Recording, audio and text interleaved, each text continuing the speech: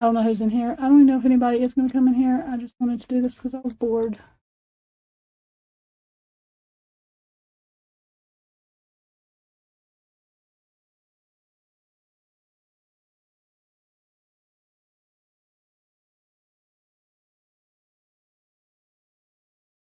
Hey, soul child, you may be the only one in here.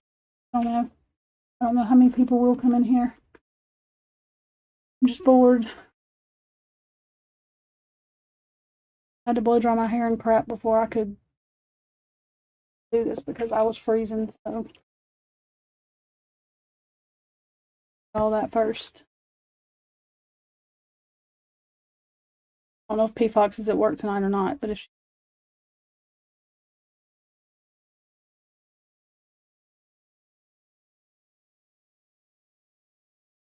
girl, I don't even care. Didn't talk to myself. Still, I'm just playing.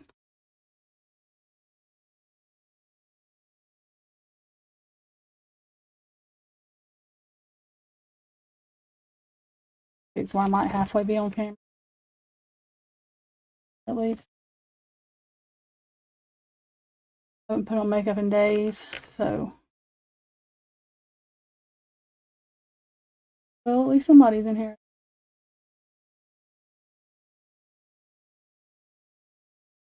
It depends. It's Friday night. Sometimes a bunch of people come and sometimes they don't. Really announce it.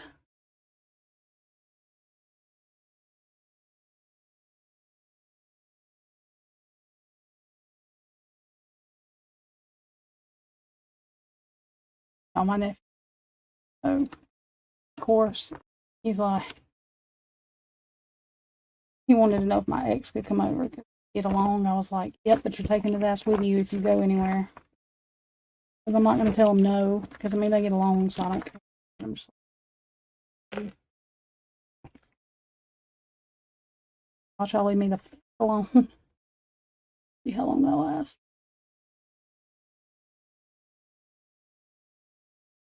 He was so loud. 25, to be 25 again.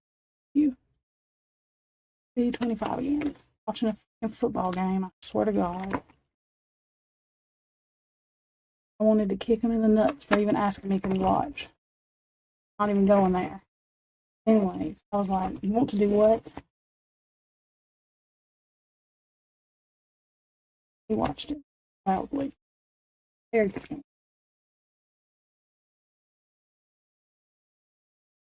Ridiculous, loudly.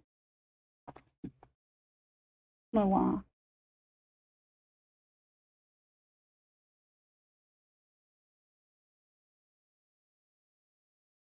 Don't ask me. He said, I want to do something. Go out. I said, I'm not going out with 25. Child, I don't know. I mean, I was a teenager when he was born, but I raised him till the time he was 5. Because my sister's here. Not really, but anyway, she just wanted a baby forever, and then when she got one, she acted a fool. So I said, unfortunately, you're fucking man. Sorry. He didn't like that. I'm different. I said, oh, that's what that. Said, but unfortunately, I knew you was gonna grow up to be one, so it's just what it is. He thinks he's hot. He is just.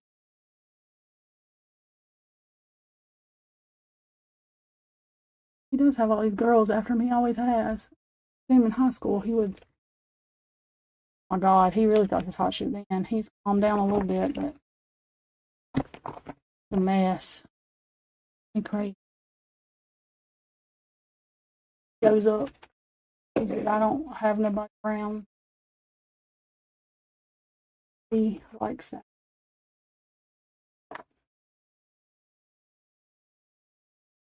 Yeah, me and my sister were close till I figured out she was a hoochie. Slept with about 3 of the guys I was dating. One of them still contact me. I'm like, are you fucking, you're sick, okay? That's gross. partake in shit like that. Disgusting. 15 years older than me. Really don't understand. Yeah, he's got it. I mean, he's a manager of apartment complex. And that's cool to do HVAC shit, whatever. But I mean, he's been on his own for a while. But getting around my stupid cringed, but I mean, I couldn't tell him no because I get along. I mean, I could, but I'm like, oh God, why not? This has not been an adventurous week enough. Let's just go ahead, finish it off with a bang. Why not? Yeah, and he's a manager of the apartment complex, like the main. Still, just I don't know. Still wild. Talking to me over the fucking game. I was like, are you literally yelling at me over this that I really don't want to hear nothing about? Did not want to hear anything. Could have shot myself and been in better pleasure. Then we started playing a fucking video game. Come out, come here, come here. He still calls me Aunt Patricia, so I'm like, oh my God, quit fucking calling me that. Quit screaming. He's like, do you see this? I'm like, yeah, what the fuck am I looking at? I don't know what I was looking at.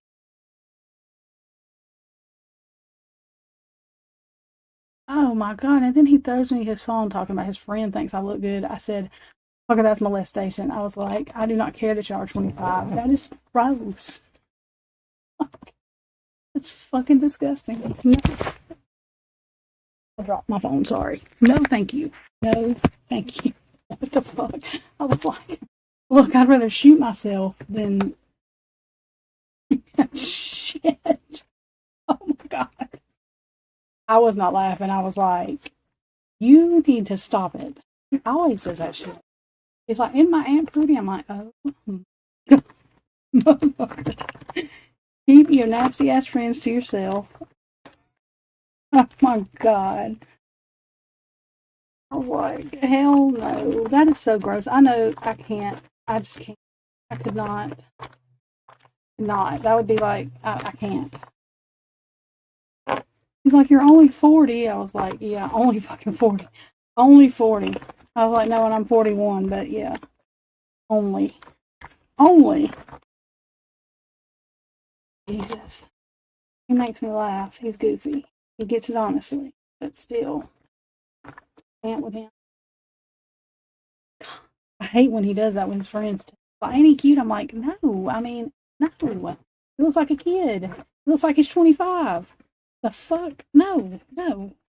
He's not cute. He's just not. No. I was like, I'm telling you what. I swear to God, it's so embarrassing. They're like, you don't quit. It drives me crazy. I do not need nothing. He's like, you just need somebody. I was like, oh, don't even say that shit. I said, I don't need a fucking kid. Oh my God. I was like, I know you're 25, but I still don't think about you and girls, and I just don't. So yeah. Mm-mm. Shit. And then he throws me the phone because he's got 5 different girls fucking calling him. I'm like, you think I'm just answering his phone for this bitch to think I'm some other girl? No. And I'm not doing it. No. He gonna have me in some shit. I keep knocking his fucking phone off. Hang on, y'all. Sorry. That was probably loud. That hit my... I'm looking for something. I don't know what I'm looking for.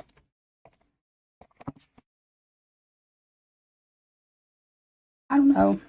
Idea. He was being serious about his friend. Girl, that's all he's thought about since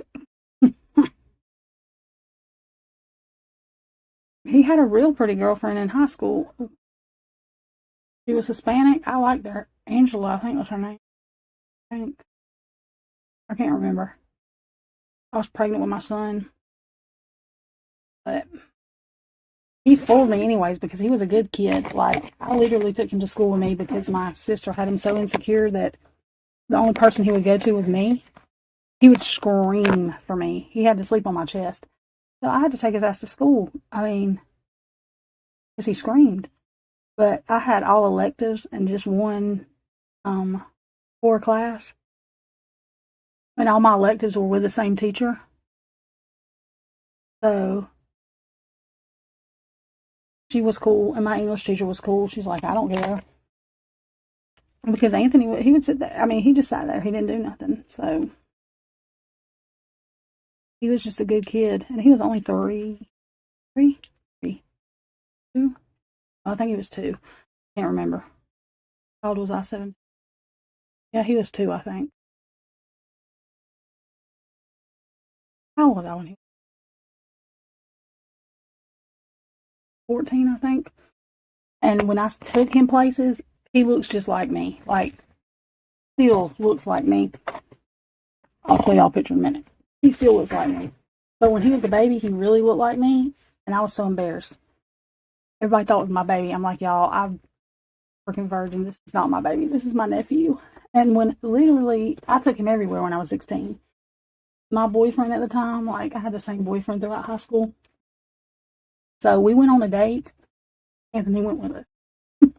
Like, it didn't matter. He went everywhere I went. So, but I never had to spank him or nothing. Like, I would be like, Anthony, don't do that. And he would just stop. Hey, Robert. But anyways, I don't know. He's always been a good kid. What the hell did I just do?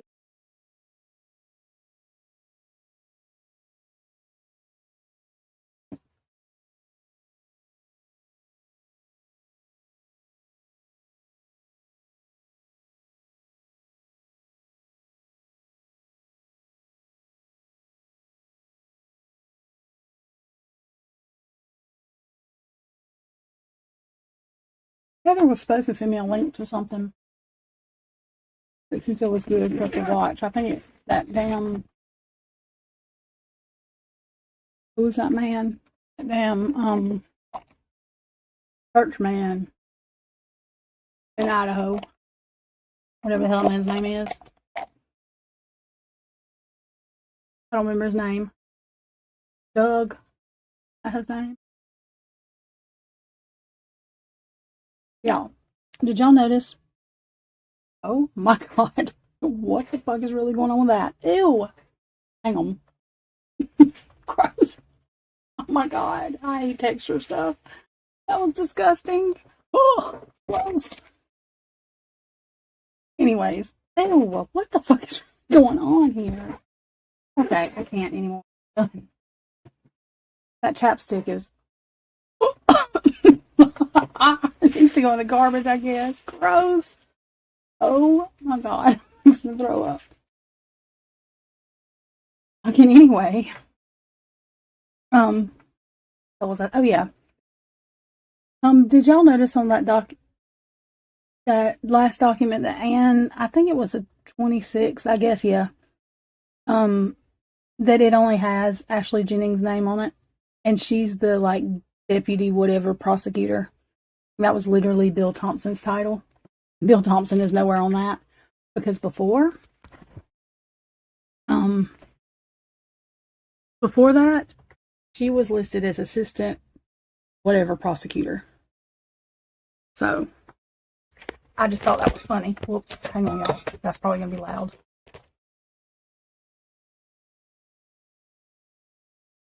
Two. On.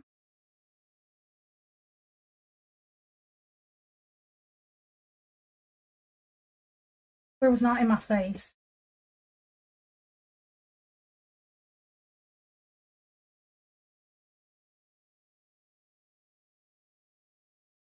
Oh yeah, I think he's gone.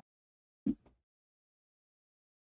mean, I would know he was gone since how Ashley deputy process, whatever his title was. So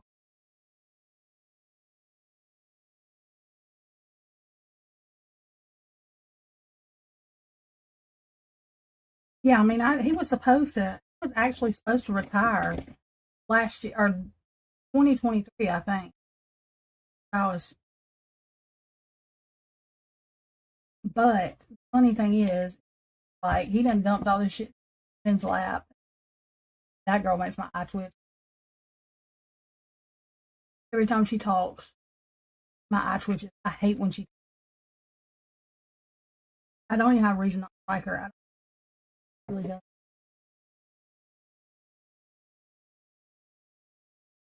I have to mute it and close caption at all. I'm sure I do that to some people. Oh, good. I mean,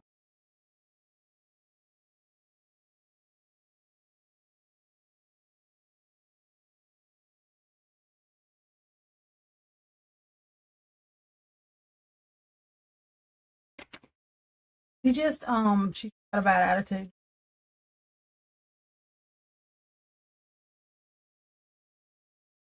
Which one? Because I have better questions.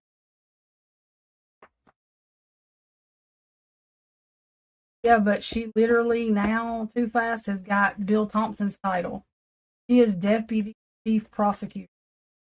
She was not that. If you look at anything that's got Bill Thompson's signature on it, she was a whatever prosecutor. Now she's not listed as prosecutor.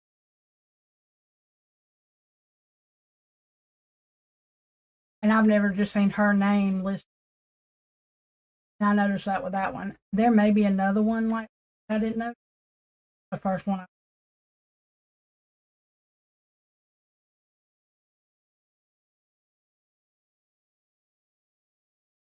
Oh, I mean, to me, they're not going to have two chief. Like, she wouldn't take over his title and then him, I don't guess, go down to a lower position because that would be. I just well just.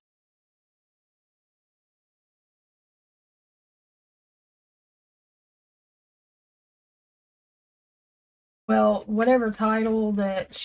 that he had, whatever title he had, she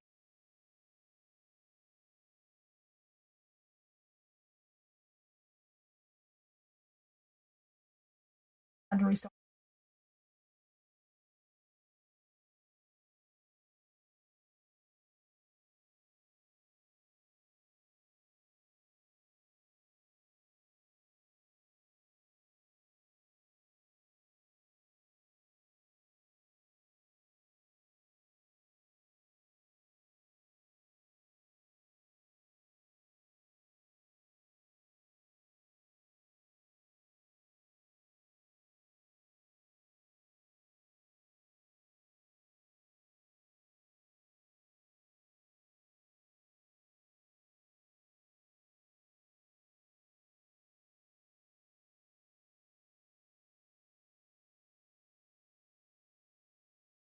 I don't really like when they're quiet.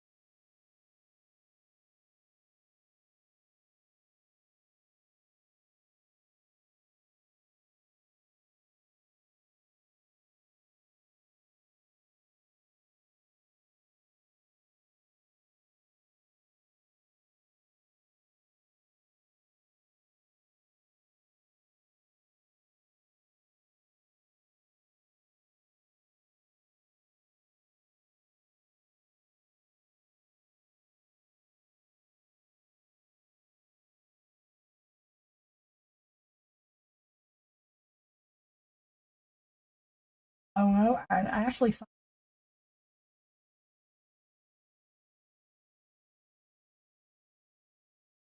a date for.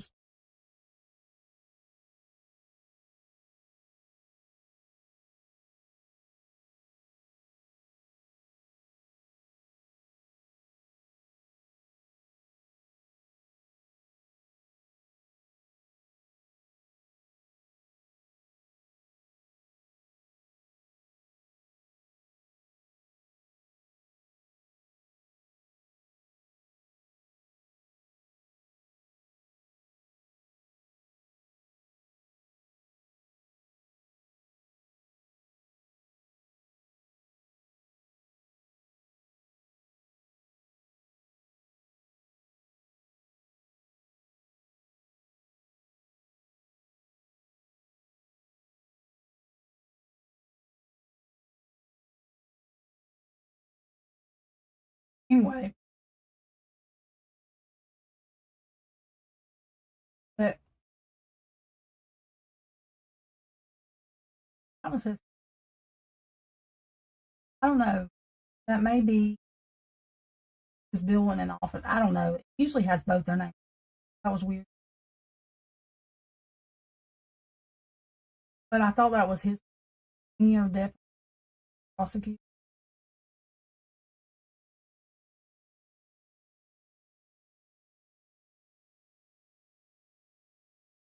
It's just, you can't hear me. Hang on. Now can you hear me? I was trying not to yet.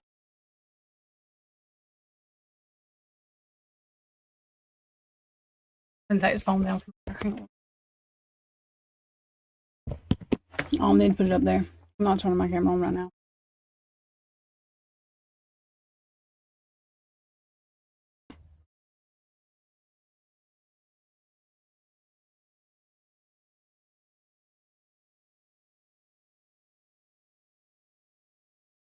Yeah, I don't think that Bill and them are going to, I don't think Ashley's going to, I mean, in my opinion, I don't think Ashley's going to, I mean, I guess she might be at the trial, but I think they're trying to hand it all over to the,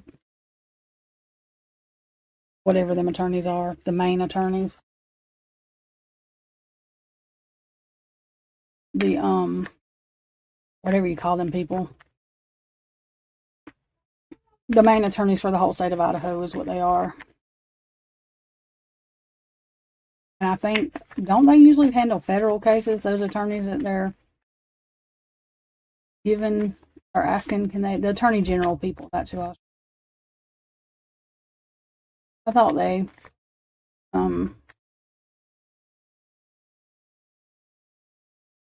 did that for federal. I thought they usually did federal, but I could be wrong with that too. Hell, I don't know.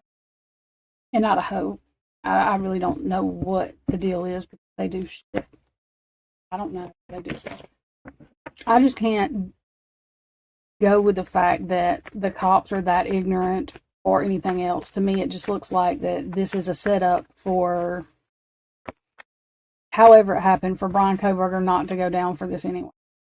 I mean, that's just what it looks like to me. I just can't. I understand that they're not trained or whatever. They hadn't had murders, but this shit, that's just ridiculous. Like, if the FBI didn't change the car year, they're not coming to testify for the state on the freaking year they put for the car. If the FBI did not feel comfortable changing it, why would they think that the FBI is going to come testify for them when they changed the year of the car if the FBI didn't change it? Who was a witness? A witness to what?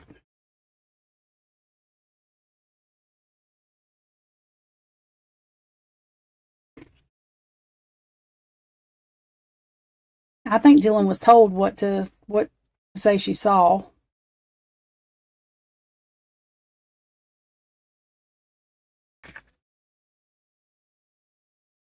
And I'm also not convinced that, and I mean, I don't know if the man's innocent or not. Okay, good night, Kiki. Thank you for coming by. I know it's late. I always do get bored at night. I have nothing else to do.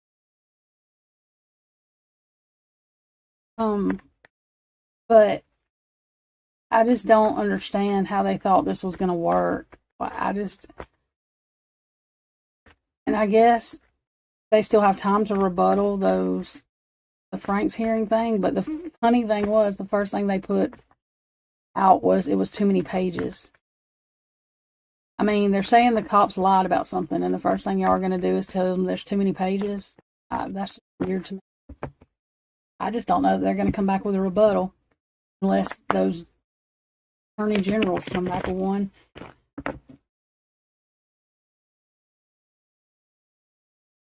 I don't know.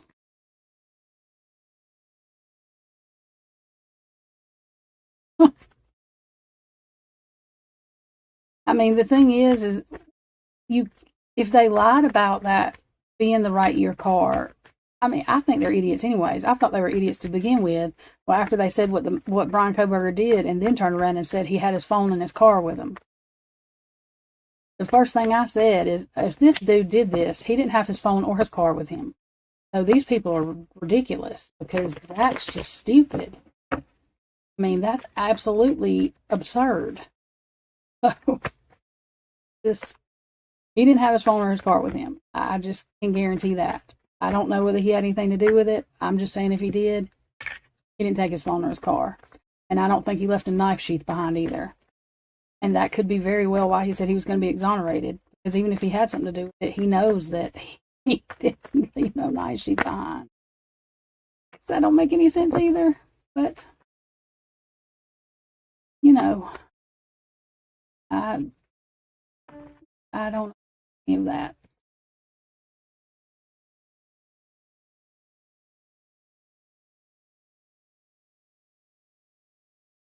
I don't think he actually did any kind of physical anything as far as the crime itself anyway. I mean, I just have a feeling he knows something. I don't know how he knows it. He could be because he was investigating something, or it could be because, I don't know. But it's just weird. He's sitting there very patiently, and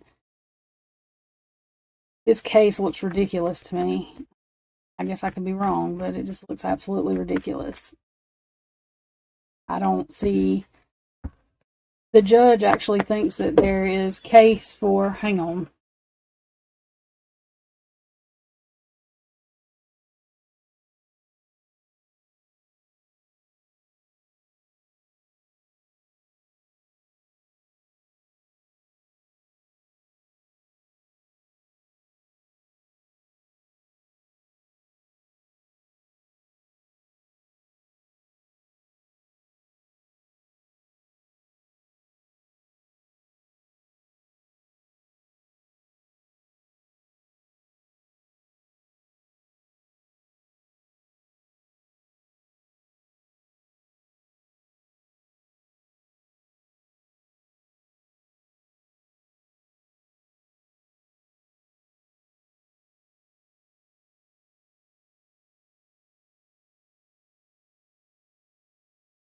Okay, sorry, y'all.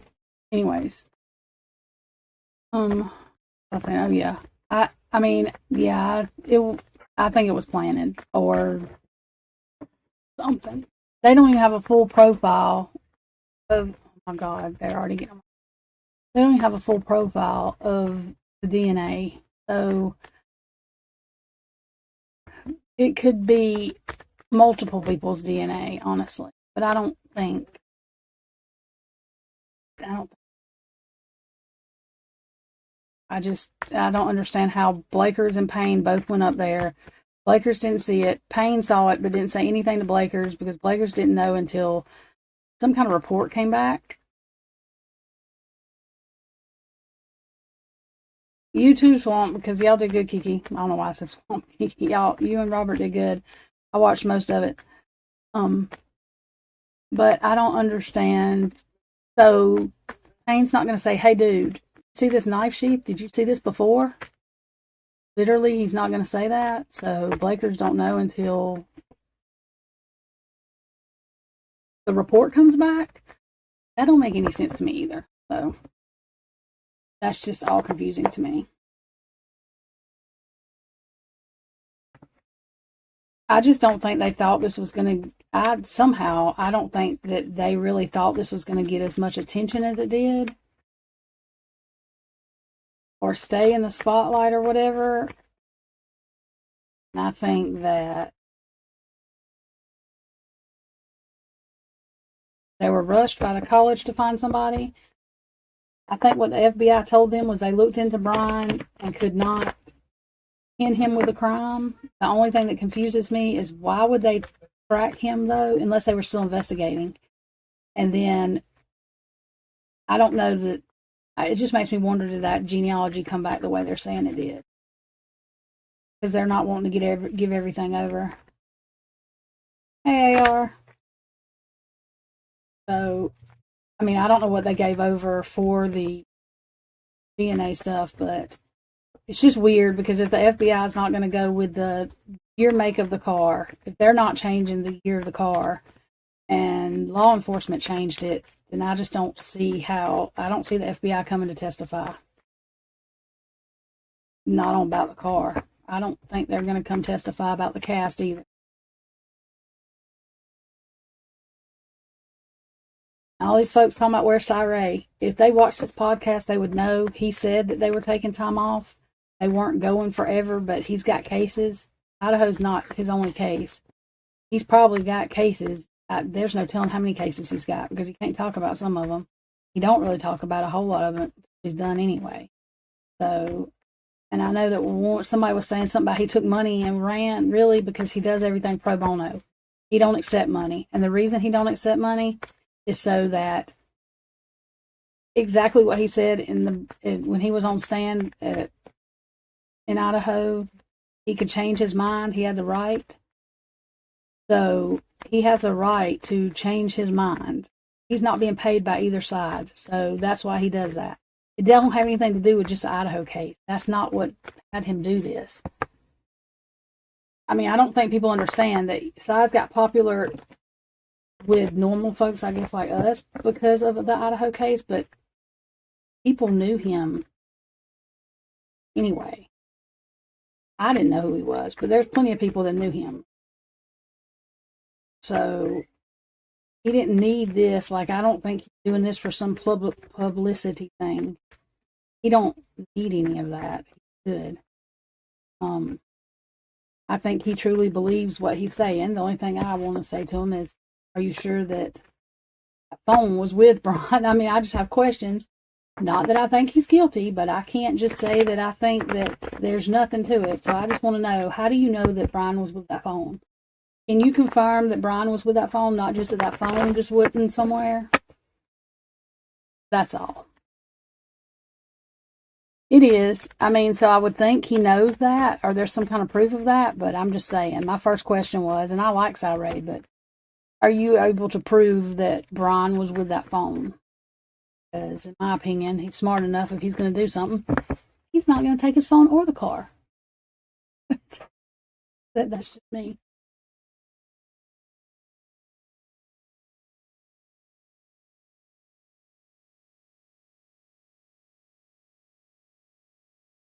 I mean, I think they violated his right. I mean, I honestly think that if he even had anything to do with it, it's not going to matter, that he's going to get off anyway, because I think they violated his rights.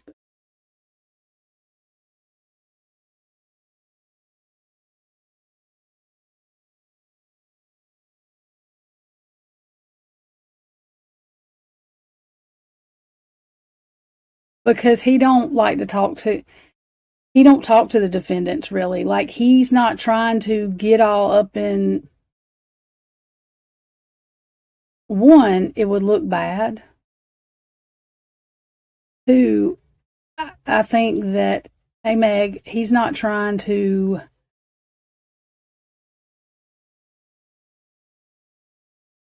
it's not, he don't want to, I don't think he's not in it to know Brian.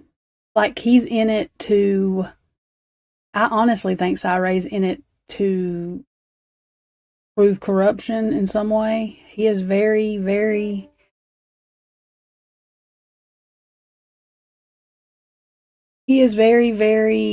against corruption and stuff. And I think that this has a bigger implication of, this looks more like the crap he's trying to stop from happening, because if not, then it can pose a problem to this geofencing they do and all of the stuff that they do to help catch bad people by them abusing this kind of stuff. They have to be careful with that.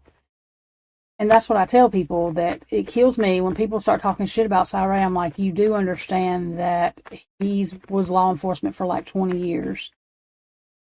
That Ray is not ever testified on the defense. So apparently he literally really believes that, that Brian it was not there, or at least the phone wasn't. I mean, but in my opinion, I would think Ray would, I mean, I don't know, but I would think that he would have proof enough that he don't really think Brian was there. I don't think he would testify on the defense if he thought that Brian was there at all. That's my opinion of it. But I don't think he wants to get to know the defendant because he don't want to be, he does not want to have anything except what he needs to have on his mind. He don't want to be thrown in any way. He wants to use the information and that's it. And I think that's why. He doesn't have a need to talk to Brian. Why, because what he's doing, he don't need to talk to Brian because he don't care what Brian says. He don't care what the prosecution says. He don't care what Ann says. He wants the data. He wants the information, and that's what he's going to testify to. Not what Brian said, not what Ann said, not what the prosecution said. What is literally on the cast report. And Heather made a good point. Ann could get the cast report. She don't have to get it from the prosecution.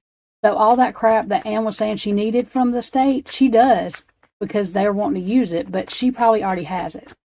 So I'm sure Cy has already seen everything he needs to see. But I don't know that for sure. But I would think Ann could get whatever it is she needed, that she could ask for. She could request it. I guess. I would think the defense can. I don't know if AR is still in here. He can probably answer that. I would think that the defense attorney could request stuff like that too.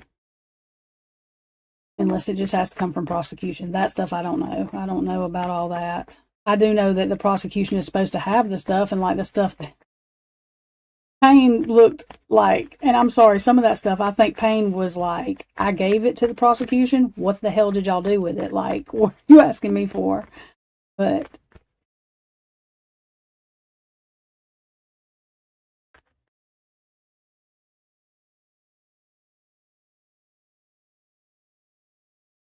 are you talking, Frosty, are you talking about him talking to Brian, though? Because he said on his podcast that somebody asked him something about talking to the people, and he answered it. But, I mean, it is weird, I guess, but I kind of get why he wouldn't talk to the defense. I mean, talk to Brian or talk to anybody. Because he's there as an expert, and he's not there to... I mean, like Ann Taylor has talked to Brian, that's his lawyer, but Ray don't, and it probably... I mean, I really don't know his whole reason for it. We would have to ask him. I would think that it... Just, I don't know. With them saying not ever, I don't know. I don't think it's anything against Brian. I think it's just how he does how he does. He don't even like talking to the family. Like, he will because families have called him, but he's uncomfortable, he said, doing that because then it makes it, that's what it was. He said it makes it real, not that it's not real, but it makes it emotional to him. So I think he tries not to get involved in anything except so that he's able to, yeah, he really don't have a reason to speak to him. That's what I was saying. But he tries to keep it professional, I guess. I can't say what I'm going to say. The words ain't coming out. I don't think well, it's not that they didn't use the correct version. The FBI can track that stuff. And I don't think the FBI tracked what Moscow decided they tracked. Clearly, that's what it looks like to me. It looks like to me that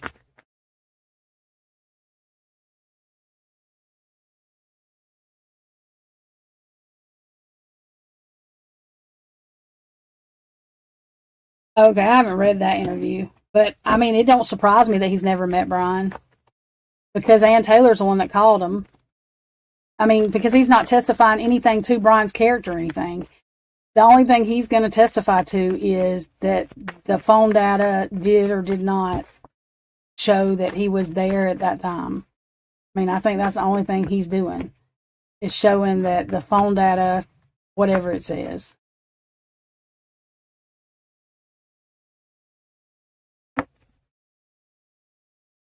Frosty's talking about there's a Frosty. If you get the link or whatever, I don't know if it'll let you put it in here, but just tell us where to go to find that, and I'll pull it up and we'll read it. I didn't even know he did an interview like that.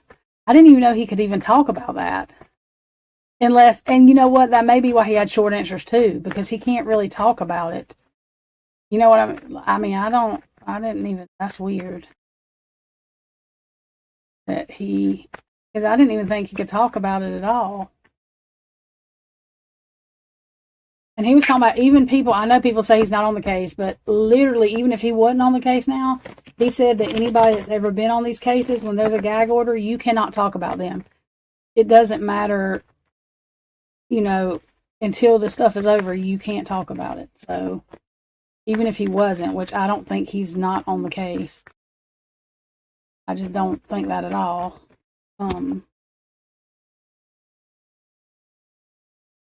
But I don't see a reason for him to meet Brian because he's not asking Brian where Brian was. He don't need to ask Brian. He can tell Brian where Brian was, or where his phone was at least.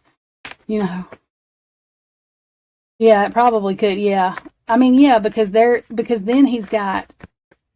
Then somebody can say, "Well, you've talked to him, so you know, anything. Y'all see what gets said." God forbid, if Cyree was to ever be seen talking to Brian, it would be over with. Like, I don't even know what would happen.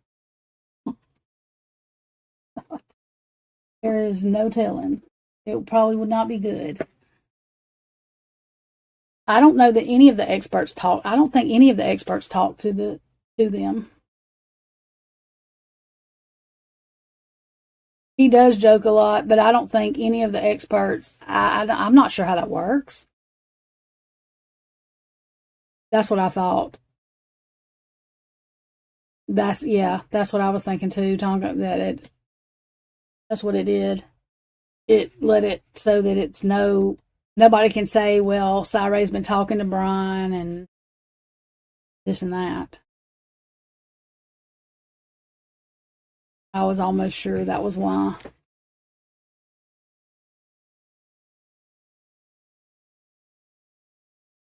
Gonna do something, y'all. I don't know what I was gonna do. I just went blank. Yep, no idea what I was about to say.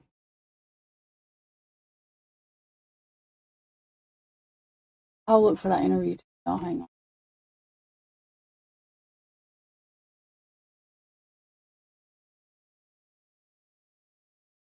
Say, I don't know what it was.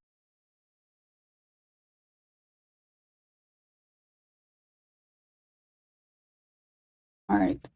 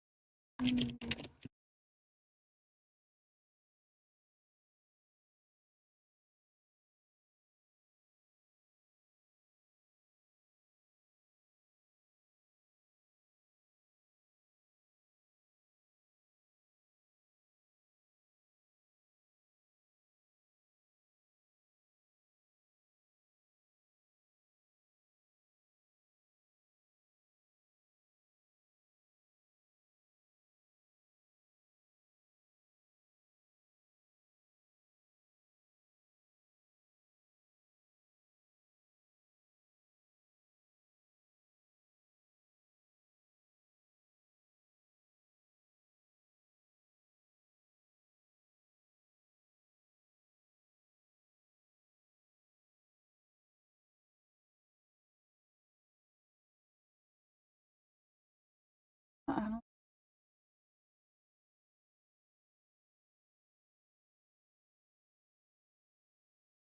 not seeing.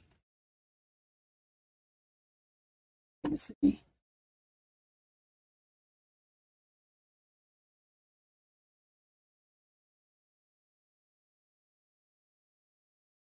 I do that every day, all day. I can never remember what I'm saying. I do it all the time. All the time.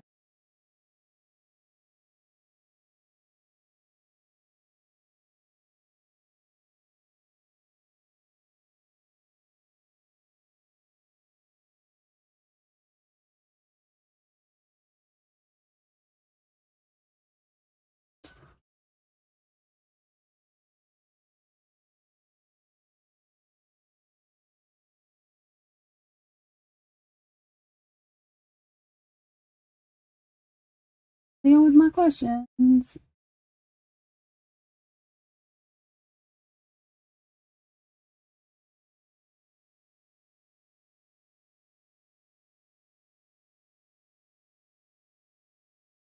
No.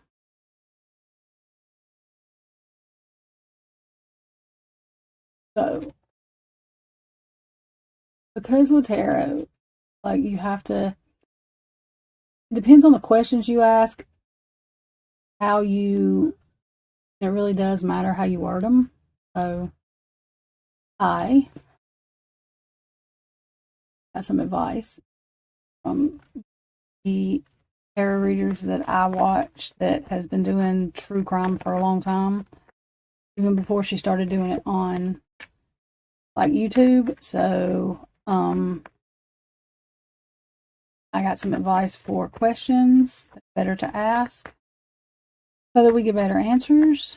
So I'm going to do that tonight. I don't know what else to do. There's really no documents to go over.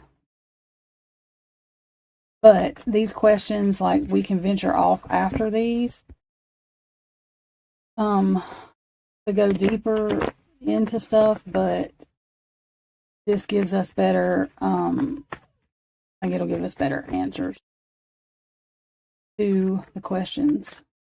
So that's what I wanted to do, because last time, like, I was doing it, but it's hard for me to come up with the right question, especially live doing it.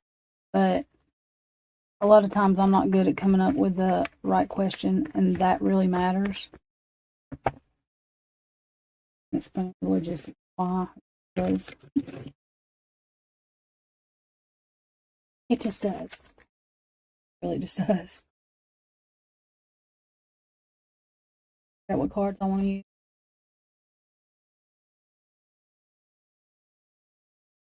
Other camera. I just didn't turn on my face camera because I have to keep it down here where y'all can hear me, because I microphone sword up on accident. The whole thing out. But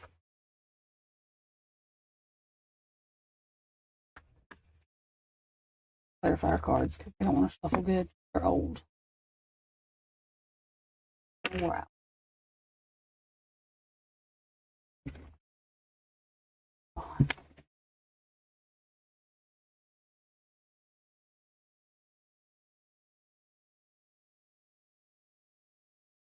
Cards are full. While I'm doing it. But I think these are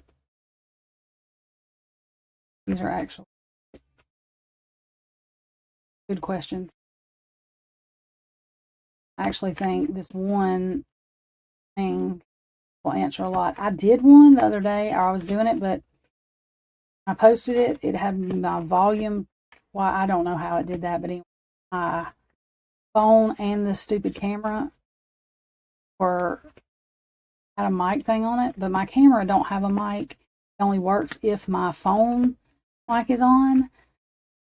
But if you don't turn it off, it still puts double volume out. So it was a mess. So I just, screw it. I'll do it again. It's easier for me to do on the live, and then I can just cut it, like copy it or whatever, and put it up for anybody that don't watch the live or don't want to and just wants to. Say I do that. I never end up doing it. But I edit at it. I'm not good at creative stuff. When I do it, it takes me a lot of time. A lot of time. I'm just not good at it. I'm not patient. I'm just not patient. Really have to work at it to be good. I'm still not great at it. Make it look decent most of the time. It's all good though.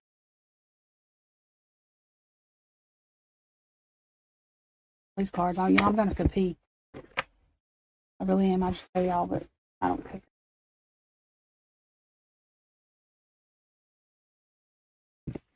Okay.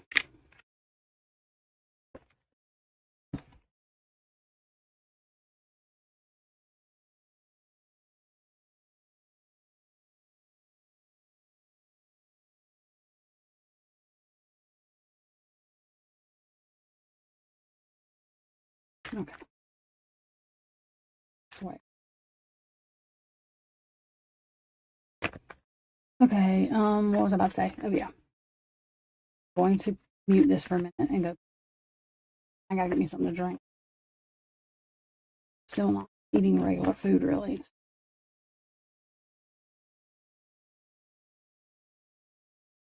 But I have to drink stuff.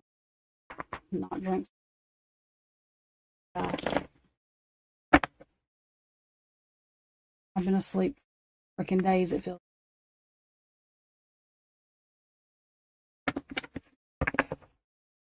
It's my time anyway. Okay. All right, y'all. I'm muting this to go pee and I'll be right back.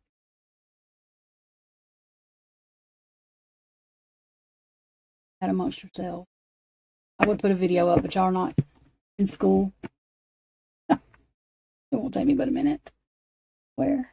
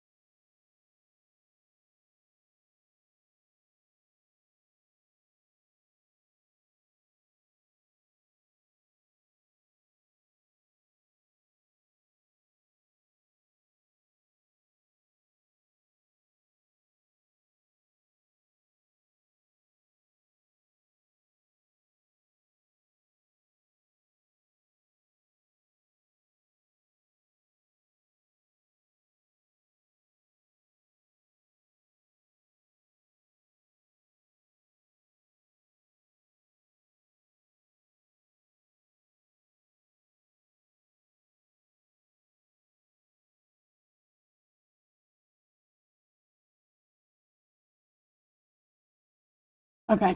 Sorry, y'all. Always nice just to walk in your living room.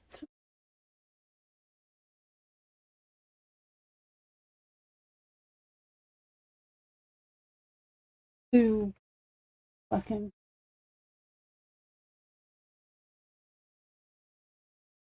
your nephew. The only reason you've done it is because your nephew gets along with him. Punch somebody in the face, but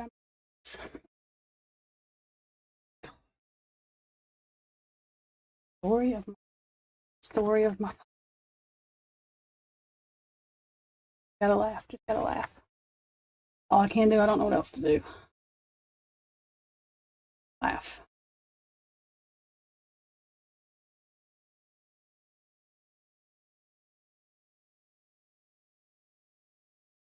Where's my camera?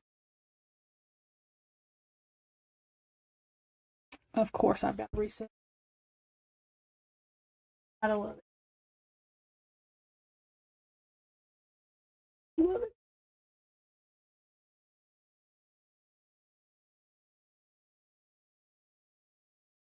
Where is that?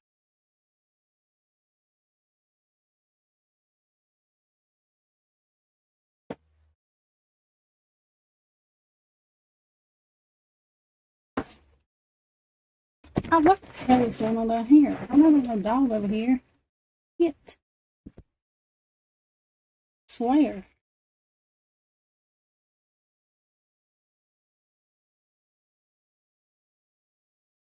Second, y'all got to read my camera. And I'm probably because I haven't used it.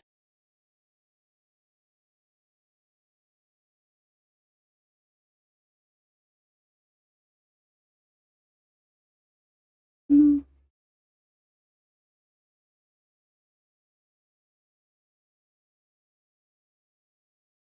Mm.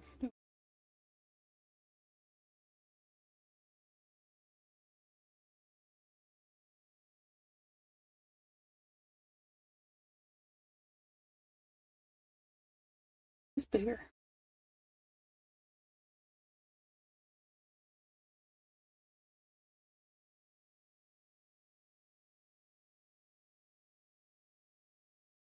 Oh, what's up?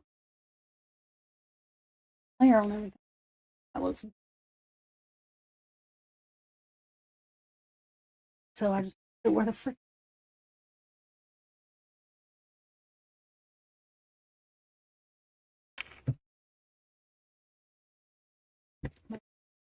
A little bit better.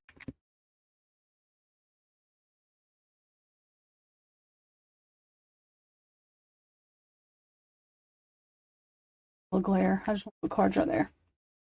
Okay. Yeah, I love sign carry.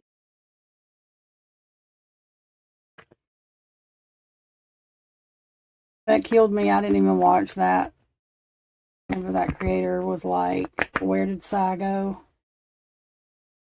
I was like, people should research before they just assume. I didn't hear anything about money. I was told that they were saying something about that. I was like, well, I only knew.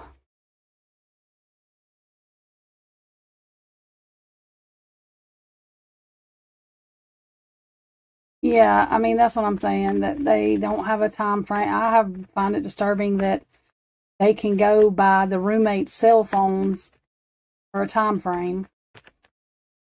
That's a little weird. Why would you be able to go by their cell phones for a time frame?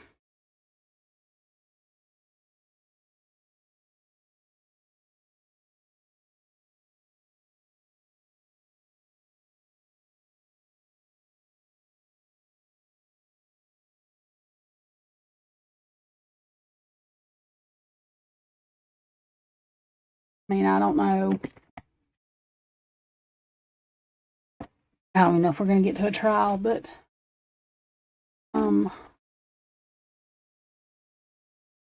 school life.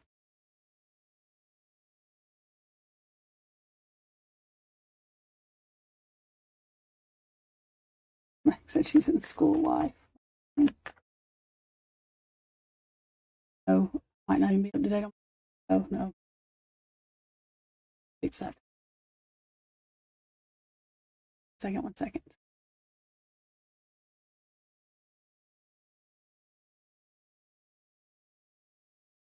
Yeah, I didn't watch it either. I can't. I just get too aggravated. I used to watch Drunk Turkey. I don't watch him because I don't think he believes what he said. I just don't. But maybe he does.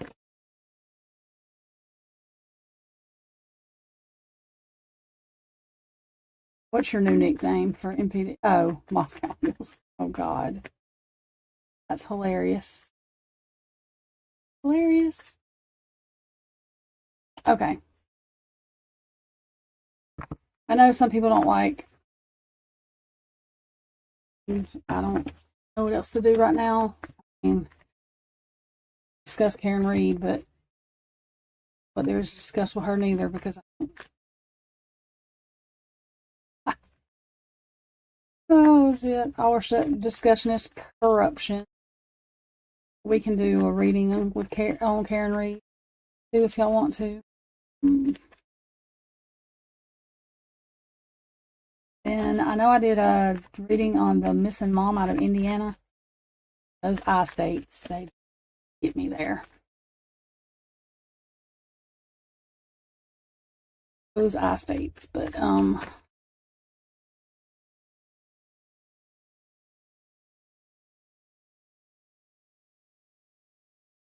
what about Steve G's other daughter, Sam?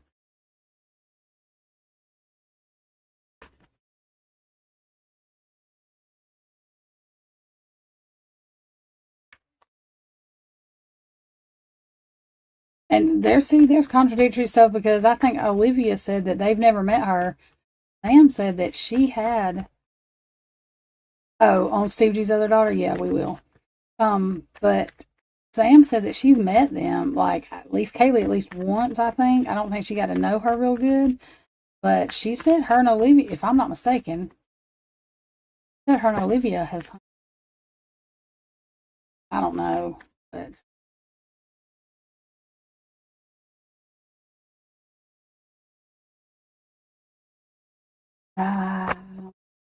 read stuff is another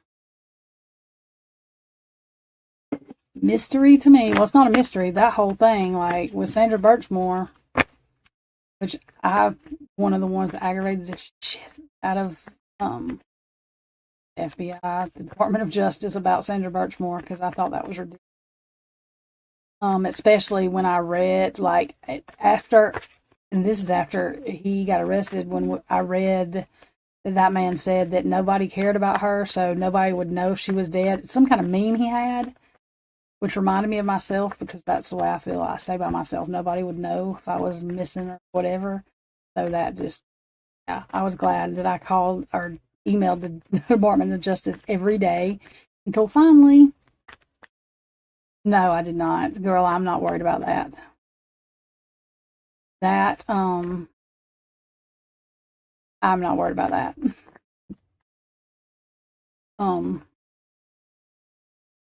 That ship sailed, girl. I do not have time for no.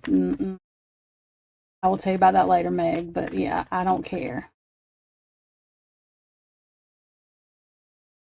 I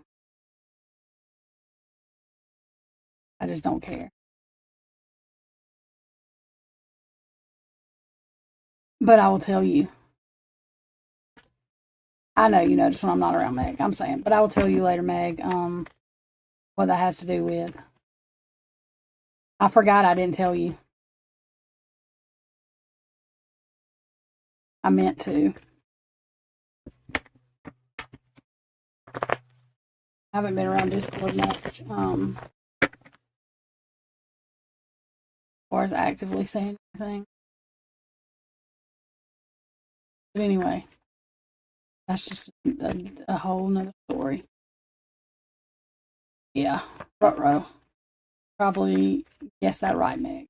Rutro. It's all good though. I'm fine. Unannounced too. Oh God. Unannounced to the fucker that thinks I'm not. I am. So, yeah, I'm fine. Anyway.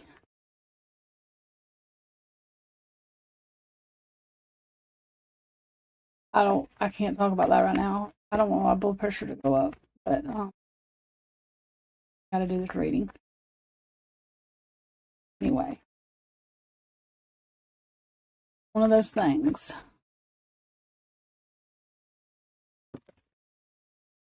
It's something.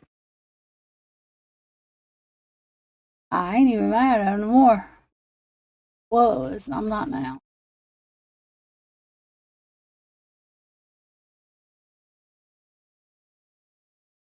I'm not finna stay upset. It ain't worth my energy. Not worth it.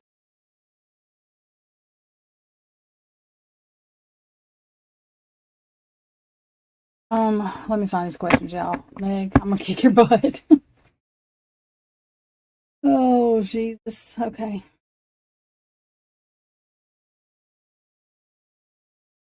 Okay. Y'all cannot see chat while I'm looking at these, and plus I don't like to see chat while I'm looking at these. I will get off. So if I see somebody posting like over and over, then I'll know somebody needs something. But I'll look at it like every few minutes, make sure it's not. Oh, Meg, I'm just messing with you. You didn't do nothing. I'm good. I really am.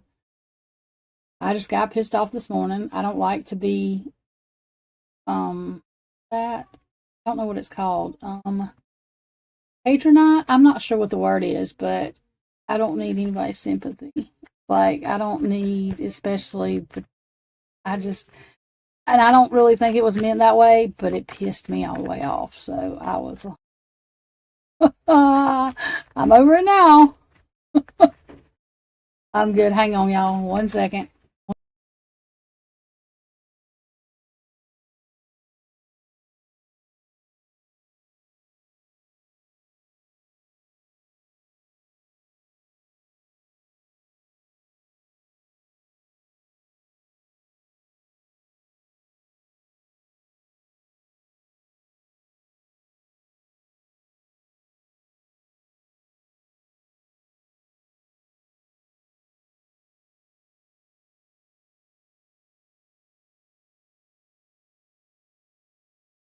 Oh my God. And then I have my fucking ex here with fucking nephew. Now he thinks he can, like, he fucking, God. My nephew better be glad I love him. Oh, girl. No. Yeah, it ain't going up really. I'm not mad. I was mad this morning. I'm not mad now. Well, it happens. I think the person was trying to be nice, but it pissed me off. I didn't take it as being nice. I don't know what I took it as, but I probably didn't take it right, but it pissed me off. So, um, oh God. Oh God. Made me mad. I'm not mad now.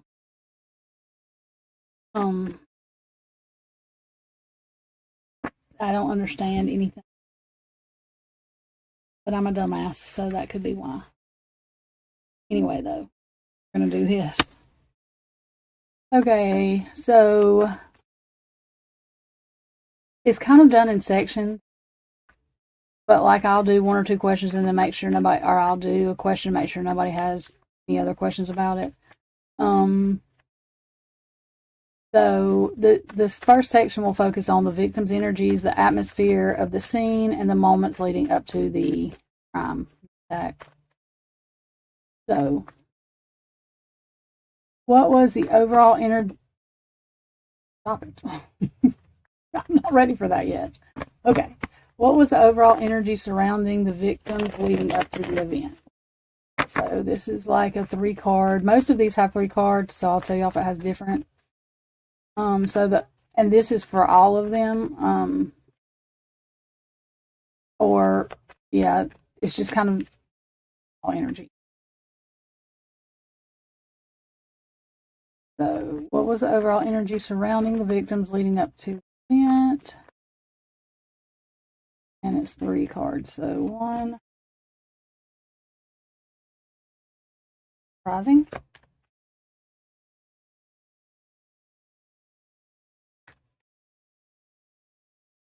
2,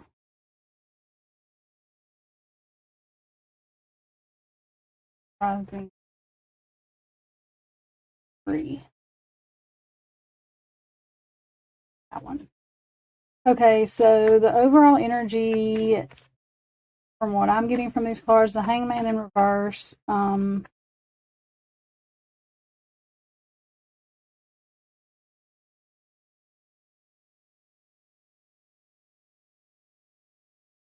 So when it's upright, either way, it can mean a sacrifice, which is what I get.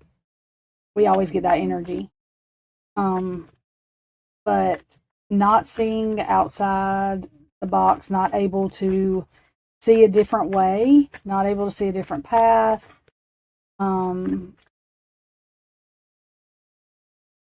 can also be a delay in something, or a halt in something. The Four of Cups is like apathy or not wanting what's being offered. Like you see the cloud. So funny to me, that cloud with that hand. Heather sent me something, I can't remember what it says, but it's hilarious. I love it. But handing or trying to hand him a cup that he's just like got his arms crossed and he don't want to accept it.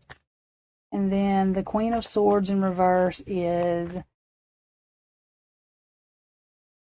the energy of someone who's not telling the truth, who is sharp with their words, maybe rude with their words, very cold-hearted, not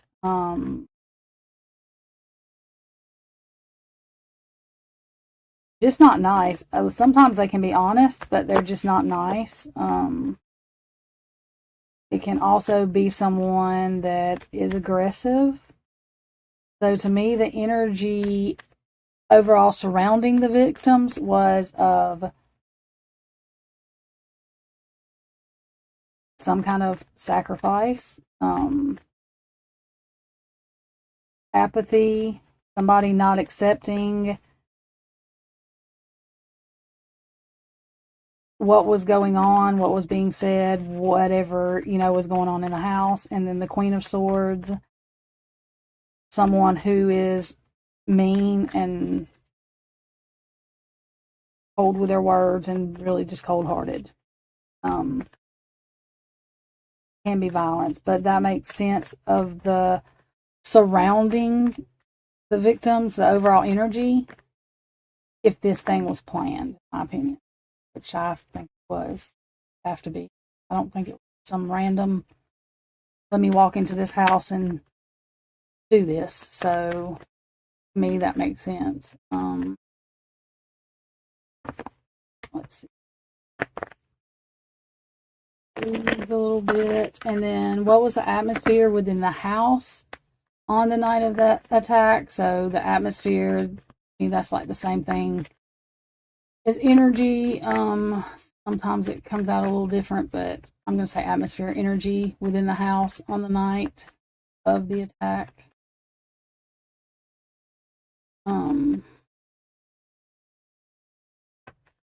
So like between them and the other two roommates. So what was the atmosphere within the house on the night of the attack? We'll take that one. Queen of Wands, so somebody talking. Queen of Wands is social. Most of the time it's somebody that people listen to, that they like to listen to. Upright, so that could be the talking that was going on. What comes out with it?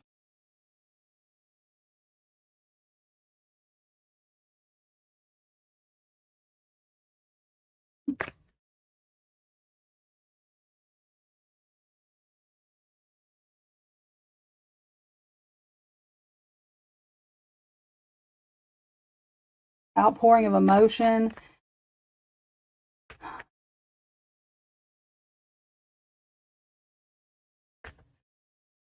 Upright, it can be love, but trying to move away from trouble. So to me, this looks like there was talking, people being nice, trying to move away from trouble. So in my opinion, it looks like there had been fighting. You know what I mean? Like some kind of, get some clarifiers. Some kind of fighting or something, and then somebody trying to smooth something over, pouring out their emotion. That could be talking, their feelings. Cups come out, so that's self-look, pride, accomplishment. Somebody, and see, that's what makes me nervous. They thought things were okay because of somebody making them think it was, which that also, Nine of Cups can be somebody getting what they want, so we'll clarify that too in a minute. Okay. A couple of clarifiers for this.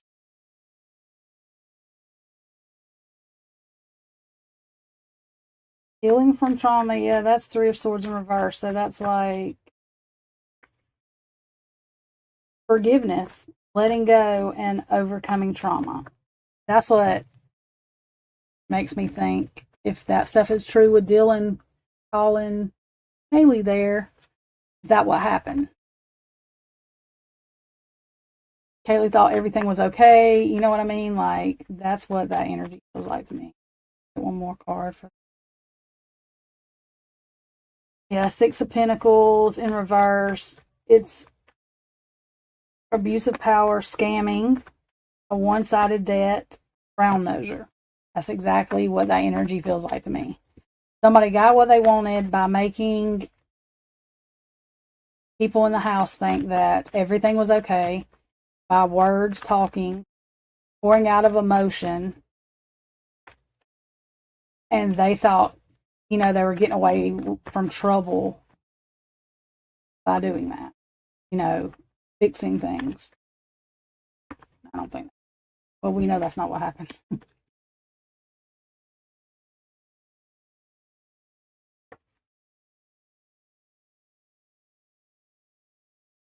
That's crazy to me.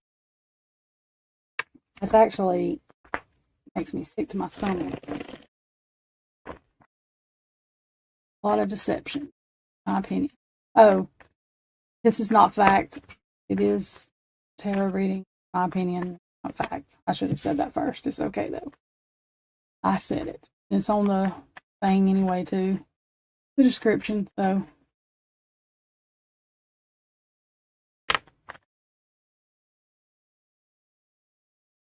Okay, the next question is, what were the victim's state of mind or emotions during the hours before the attack?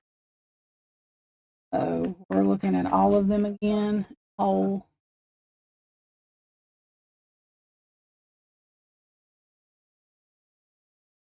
Yeah, yeah, I think it was her. I mean, it could have been both of them. It gets more involved. The other questions down below gets more involved, and specifically about their involvement, if there was any. So, she was able to give me good examples so that I could come up with pretty good questions. So, and then I went over like how many cards, and she pretty much went over and told me what she would do. So that's what I did. Okay, so what were the victim's state of mind or emotions during the hours before the attack? This is 3 cards. This is just like as a whole. So, Ten of Pentacles in reverse.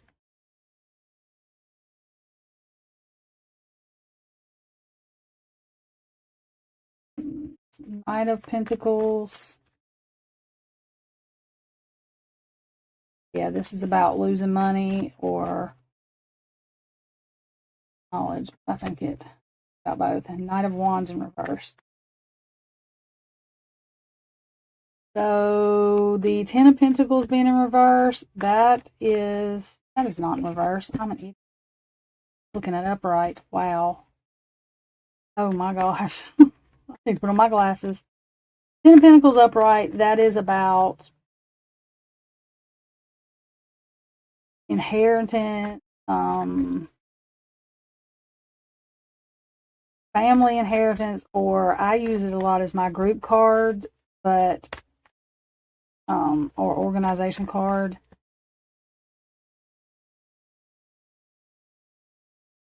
But at this point, with it being like that, the energy's felt that it's whole and they're not losing money, which makes me feel like I did a while ago with other cards. They thought everything was fixed. Knight of Pentacles, a slow, loyal energy. So they thought somebody was being loyal. Knight of Wands in reverse, though, that could be with Ethan and Xana being at that party and them fighting. That can be what that is. So there was a sense of a little bit of security there, but there was still a sense of some kind of aggression or someone coming in aggressive.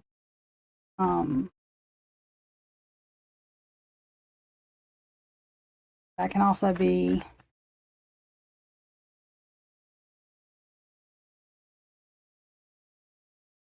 immature aggressive energy is what I get from that. Hey, Heather. I just do to this. Wait a minute, y'all, because I just messed this up. I hate when this.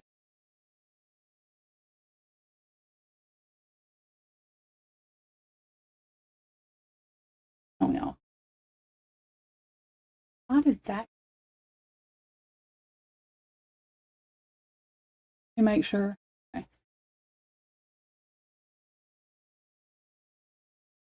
Heather, if you send me the link to that you were saying about watching that with Doug and his kids or whatever you was talking about, then I will watch it. No, I haven't done Olivia yet. We can do her too.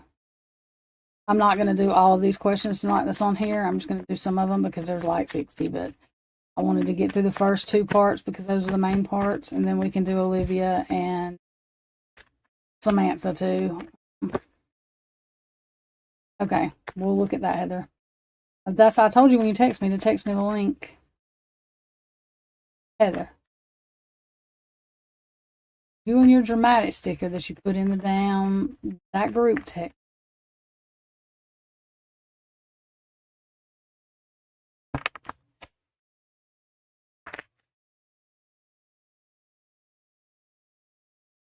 Oh, well, keep your damn phone on Do Not Disturb.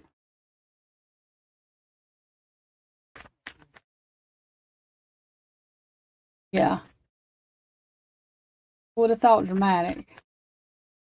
Had you been with me? I woke up to that damn text I got because I was pissed. I was pissed.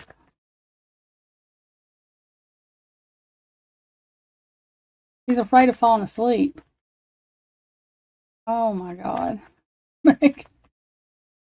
Good Lord, good girl. Anyways, let me get back to this reading because I can't be messing up my energy. Gotta laugh. Oh shit. Okay. I can't. Not today. Let's see. Did any of the victims sense danger beforehand? Oh yeah, it may, Meg. What? Heather? Hang on, y'all.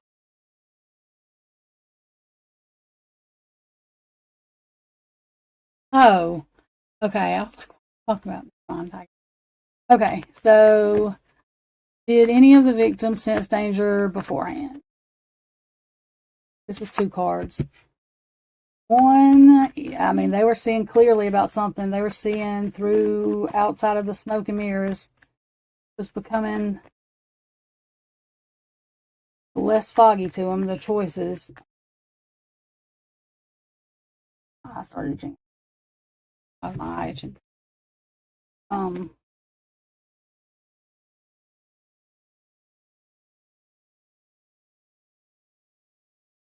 There was something becoming more clear to them, but no, I don't think that they. Because 6 of Wands upright is like public knowledge in reverse.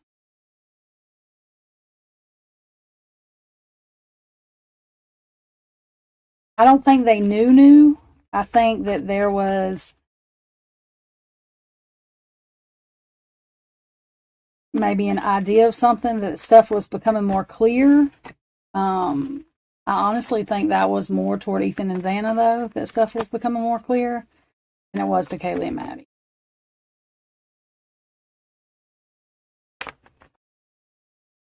That's just the way I feel about that. I could be wrong about that too, but how I feel.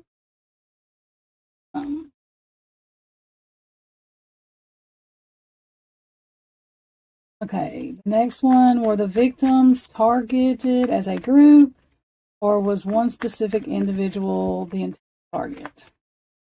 This one may be hard to read. 3 cards to this one. How this comes out.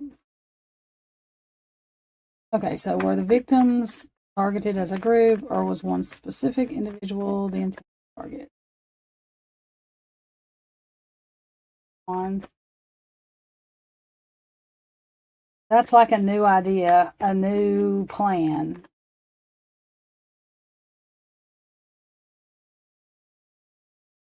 That's fighting. That can be mental or physical. It's probably both, but I think there was a spiritual battle going on too, so I think it was, well, not really mental, spiritual and physical. Plan.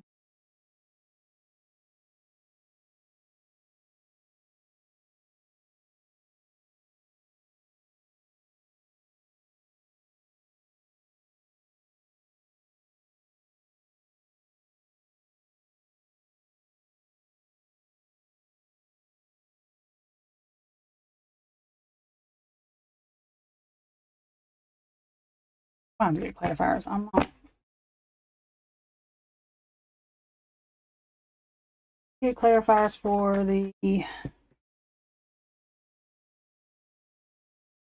Ace of Wands. It coming out first tells me that, I don't know. Let me see. Clarifier for Ace of Wands. That's one. Health. That's nice. I don't like it. Yeah, breakup. Like, it was one, but it was changed. What about the UI plumber wrench? Oh, revenge. So, yeah, I think it was.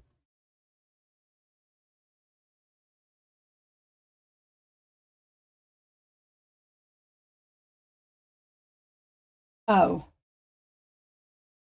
Oh my God. Anyway. So I think it may have started with, I mean, I just don't think it was one. I think it started with one, but the whatever happened for it to grow to, I literally think they were all 4 targets for one reason or another, but I could be wrong with that too. Those cards coming out, mental health, breakup, and revenge, that's what it looks like to me. Why not just take it out on what that looks like to me?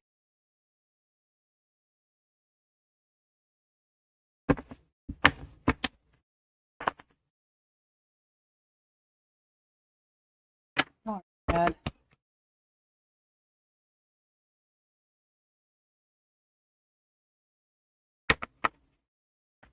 Heather. Okay, we're gonna do the second part, and we'll do Olivia, and we'll watch that thing that Heather and Samantha. Watch that thing Heather has. Said it was good. Okay, so the second is the perpetrator, perpetrators. And I did this in the sense that there's a part about the submission, the oppressions and all that good stuff too. I don't know if it's in this part. What are you saying, Heather? It's what? Oh, it's 23 degrees. Oh, well, Heather, do you know what it is here? Man, this football shit does not get off of my phone. Heather, my nephew came in and said, hey, we have to watch the Utah game tonight. I watch him in his balls. Just, you know that. I was like, what the fuck did you just say to me? What did you just say to me? Yeah. It was great. Not really.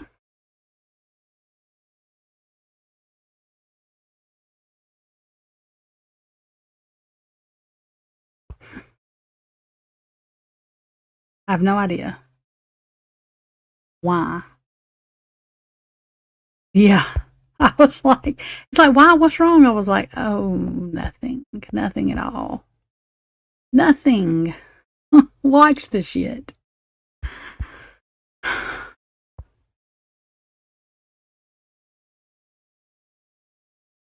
What the hell was I doing?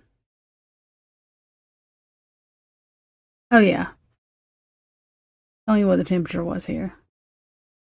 I forgot what I was doing.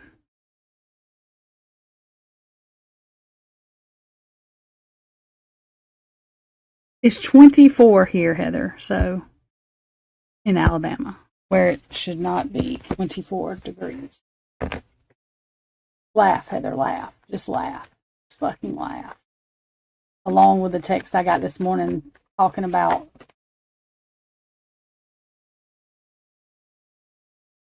Christ. I can't help you get over me, or some shit. I was like, you sure are full of yourself, aren't you? Exactly what I said. Well, that and some choice words, but it's okay. Needless to say, he ain't responding. I probably wouldn't either after I said what I said. Mad. Anyways, I really don't think he was meaning to be mean. However, I didn't take it that way. I was pissed.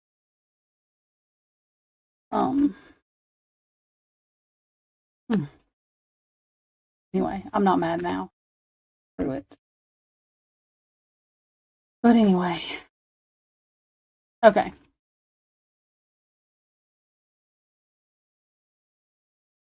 What can the cards reveal about the personality or energy of the perpetrator?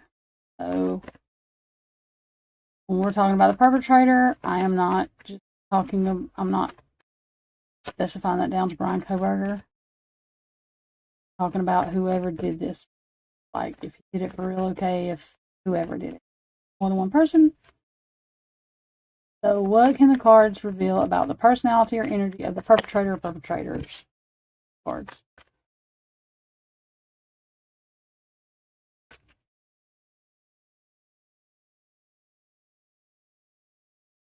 So at least one of them is probably someone that somebody knows. Because Queen of Wands is social.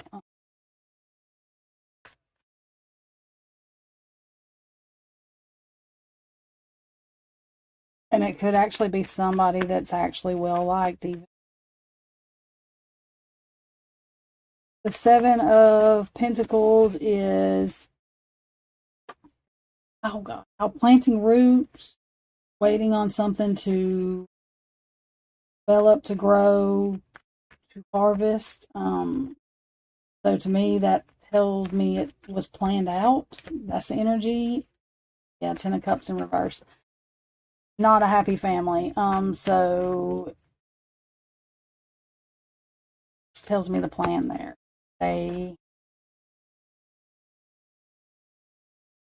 energy of what they were going to do, that they knew what they were going to cause in that house.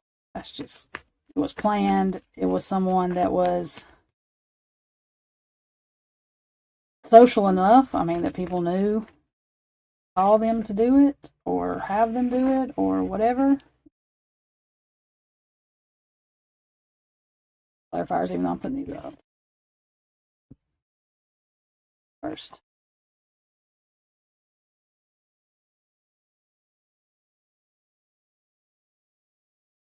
Clarifiers for the cards I just put out.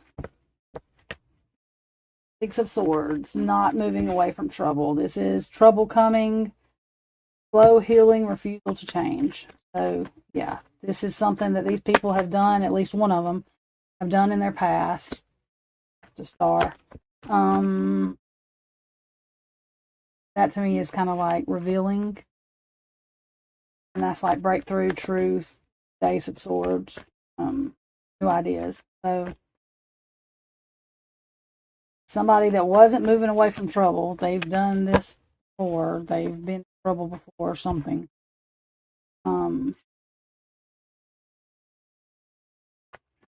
What I felt.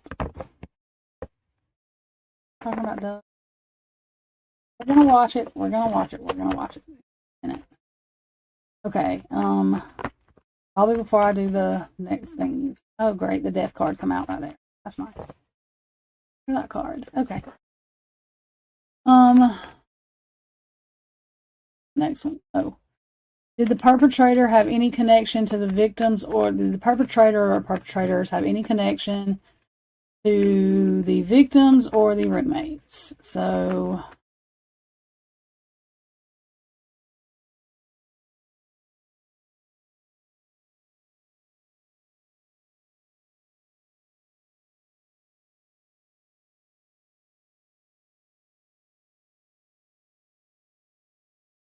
One word.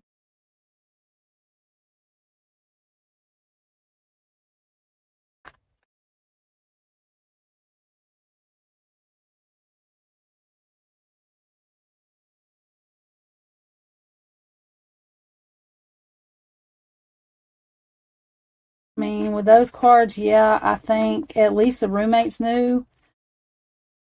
And I think that the victims may not have known all, or it's a fighting card. Their resilience was down. It makes me wonder if there's somebody that didn't come in that makes me think of Dylan's boyfriend, really. But anyway, that they might not have trusted all the way, but they didn't know was going to actually hurt them. At least, you know what I mean? I don't know that they knew all of the people that were involved, maybe, but I think of Dylan's boyfriend. So we'll get to that.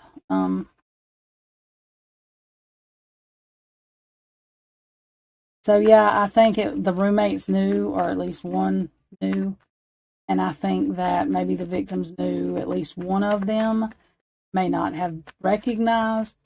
You know what I mean? I don't know exactly what happened. So, but I think that one of them at least was known. Heather, are you saying my damn name? What, girl? Yes, Heather, what?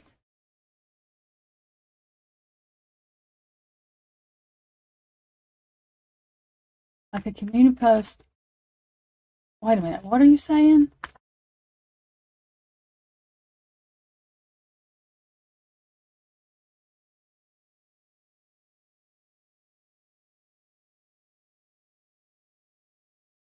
Oh, he said, I didn't know he said that. That the dark haired victim, Hosanna, saw the perp in the truck.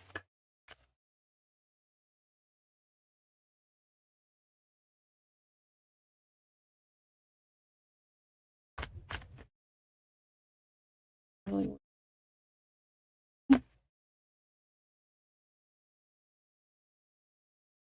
Well, that would be the devil that she did not know. And that's the betrayal win no matter what card. Like, well, that's what I'm saying. Like, the devil you didn't know was the devil. So when she saw him, she didn't know he was the devil, but was whoever that is. That's what that card says. This is win with, I mean, no matter what the cost. Like,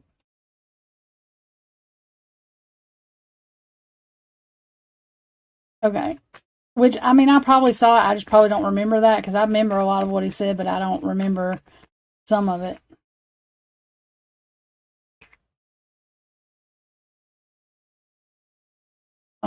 But I know that Todd said he didn't think that he saw, but see, Todd said he saw Brian there, though. That's the thing. He don't know what Brian was doing, but he said he saw Brian there, but he wasn't the one doing the crime. He don't know what Brian was doing. It was weird energy, he said. That's the thing. Yeah, he did say there was 3 of them, and one of them was like a mechanic or something that had bad teeth. I remember that. I do remember that. He did say that. Um,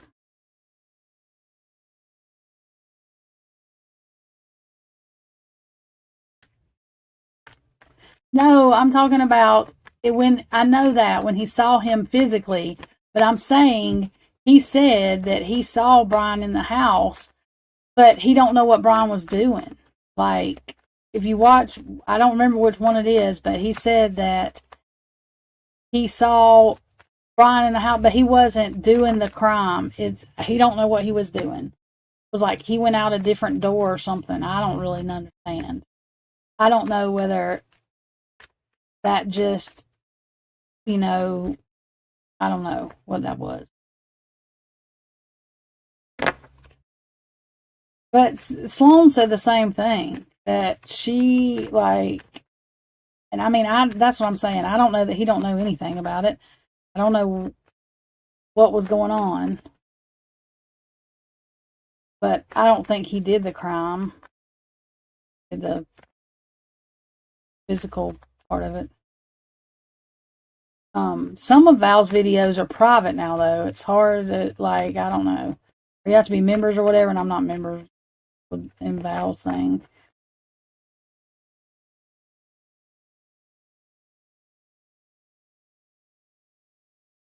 I'll find it because I think that one's still public. It may not be on his. No, it's not his and Val's. It's his and the other girl. It's not his and Val's. It's him and the other girl. The I don't remember what the heck it is. That other girl, she's real sweet. I like her.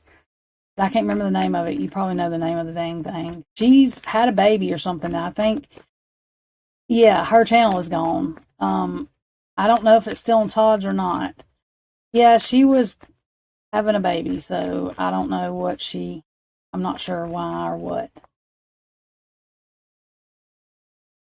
Yeah, Todd Siegel is like he don't just work.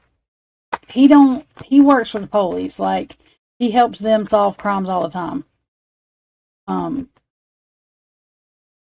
he does a lot. So yeah, between him and Sloan Bella, Sloan is right. I mean, and she'll tell you she's not right all the time, but she's right more times than not. She's been doing it forever, just like Todd has though too. So, um, yeah, he does. He helps find lost animals. It's crazy to me the way he does that. It's so weird. But I like him, and I liked him the first time I saw him. He doesn't kid around about it. Like he's dead serious. What he does, you can just tell that he does serious stuff. I like him. Okay. So was this tech? We know that it was premeditated. I'm not even. What motivated the perpetrators to commit this crime?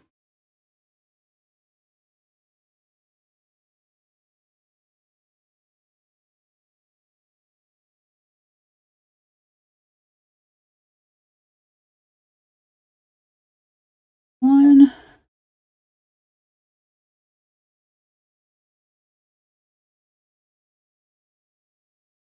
So the hermit can be higher knowledge. It doesn't have to be just alone.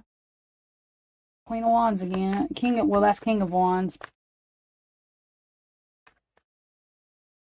Oh. Higher knowledge from the King of Wands.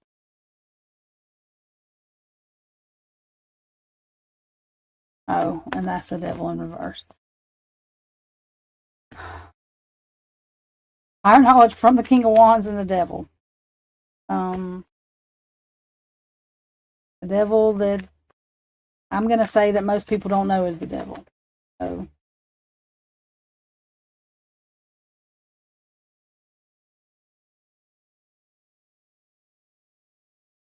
medium. Is that with that dude that does them celebrity things?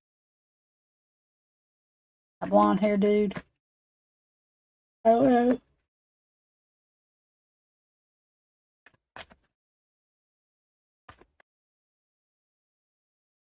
I have no idea, girl. No.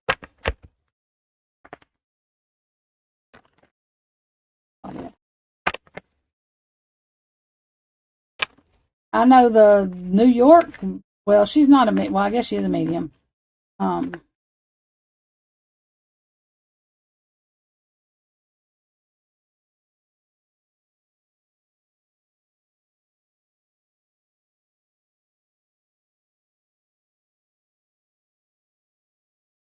I've never seen that. She did one on the Idaho meeting, the Idaho thing.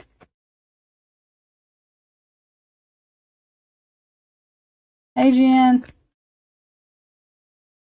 I didn't know she did one.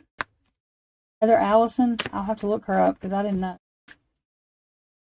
about her. Okay.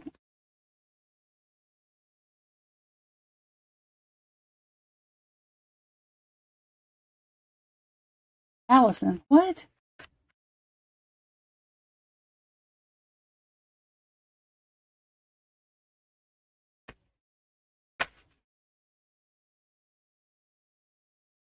Her name is Heather Allison.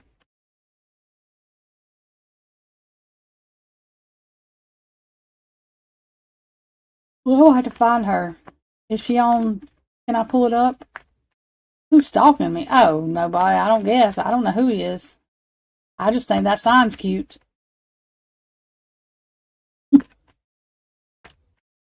I don't care who's stalking me. Stalk away. Stalk away. Oh, wait. Allison Heather? Wait a minute. I'm so confused. What is the woman's name? What? I'm confused. Y'all. Come on now. Come on now. Come on now.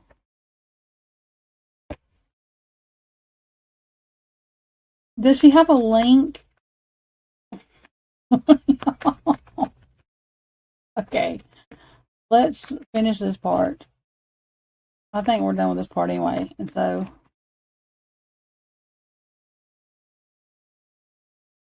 oh, me neither, Jen. Me neither. As mean as I wanted to be. Not as mean as I wanted to be anyway in my life. But, yeah. Yeah. I haven't been as mean as I wanted to be. Now I don't want to be mean anymore because I'm just over it. But you're too mean. Wait a minute. Did I read that wrong? They're telling you that you're too mean, Jen? Oh, well. Alrighty then. They just don't know, do they?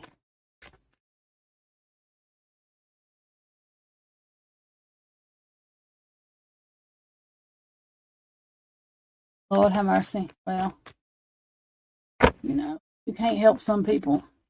Okay, let's see. Oh, well, you know.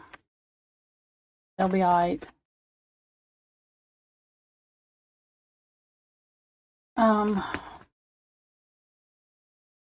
I didn't really think it was mean, but I don't know.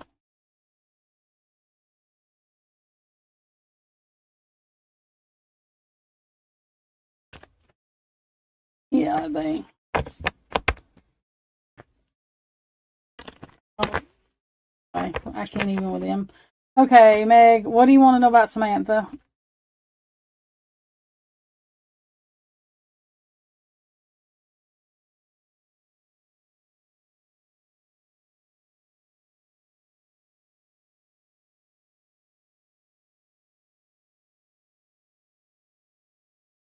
They should be immediately fired. What should happen? That's what should happen, in my opinion.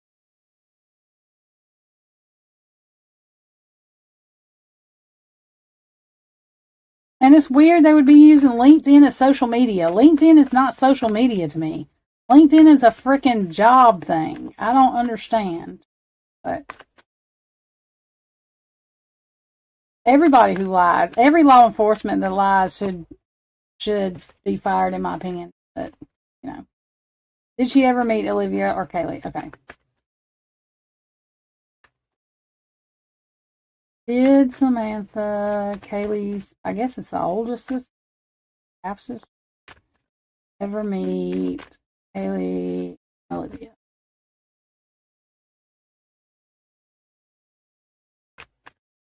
That was the broken home thing that come up, which you already know that. Well, they should be allowed to lie. That's yeah.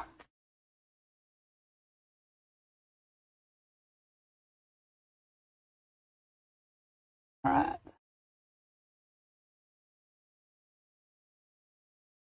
So that card says yeah.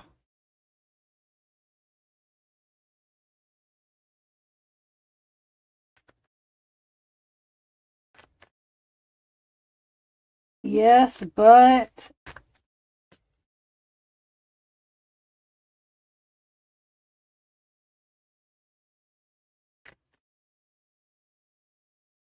that's like could not let somebody know plan. I'm sure it's her. Yep.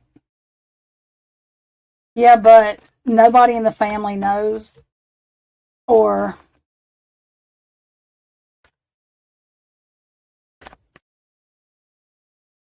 I might say her dad knows maybe, but not gonna balance it out and tell them, because that's like balance, that's like imbalance. So yes, I think she has. I think that there's certain people in the family that don't know, which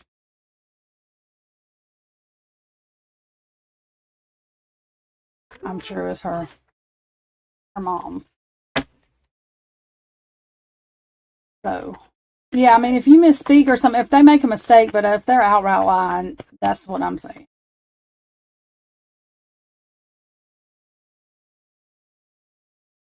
That's the home. So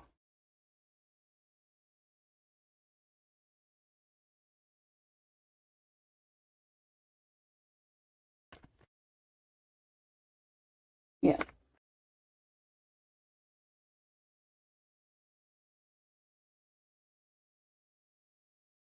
It was, yeah, they had to keep that knowledge because it would cause fighting within the house. That's literally what that meant. So yes, I think she met them. And she had said she, like Olivia, she had been around more than once, but I think Kaylee she'd only met once or twice. So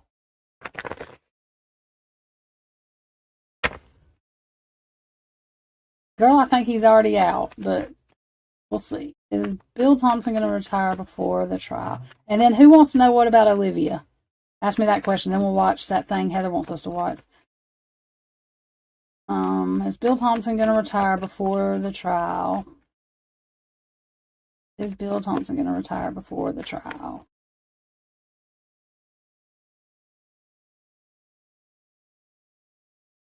That's released. So yeah, he's being released from being trapped. That's literally what that says.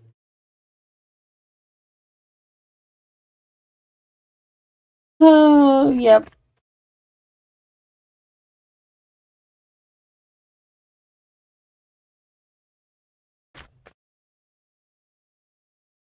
Okay, what do you want to know about Olivia? Yeah. Avoiding having to tell the truth, come in, and the Knight of Wands in reverse. That's backtracking, not having to come in.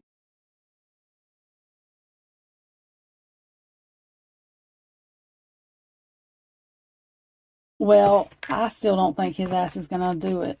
I think he's still going to back out. If he's not going to retire, he's backing out of the trial, having to do it. Okay. What is Olivia in relation to this Idaho 4 crime? Haley's sister. What, if anything? God, Lally.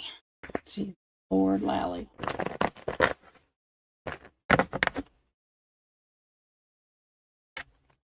I mean, I guess I'm not really sure how that works. he has that violation, though. I would think that he can't testify anyway, or I don't know how that works with a prosecutor.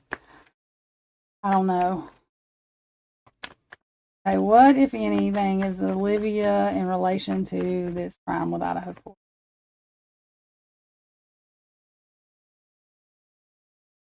Why, Jen? I know that's what Meg said, I think, or somebody said, or Christy said it. That's awful. How do they? I don't even know. I can't even with that. Okay. What, if anything, does Olivia have to do with this crime? What, if anything, does Olivia have to do with this crime? Again, y'all, this is just my opinion, not fact.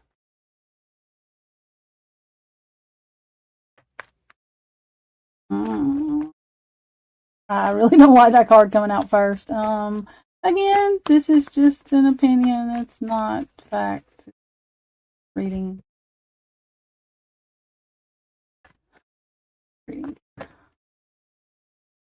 Okay, well, that says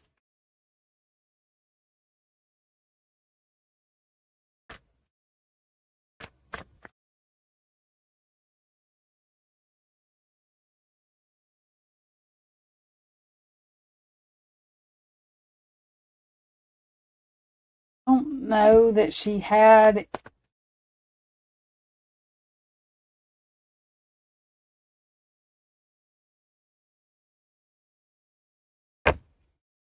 that says getting over something, not really heartbroken about it.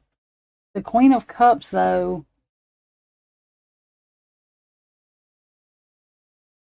upright, but because those two, that's betrayal, so.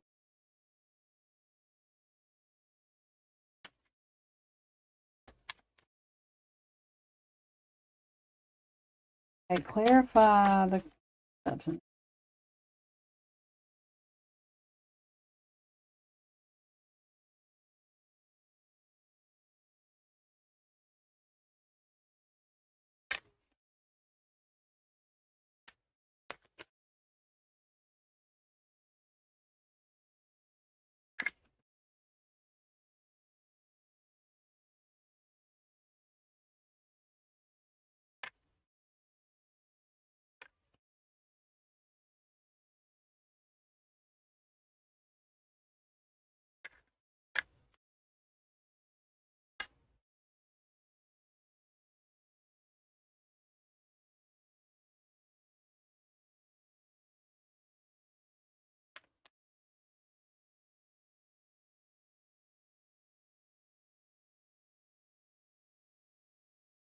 Okay. There's something she knows. This is like a one-sided debt. World leader, Project Bluebeam in reverse. Portal in reverse will be coming to light. Project Bluebeam.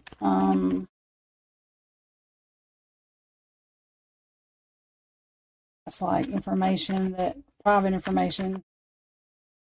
Because Project Bluebeam is something that the government thinks they have, nobody knows about, but it's in reverse. So I don't know that she's involved, but there's something she knows about with a one-sided debt, and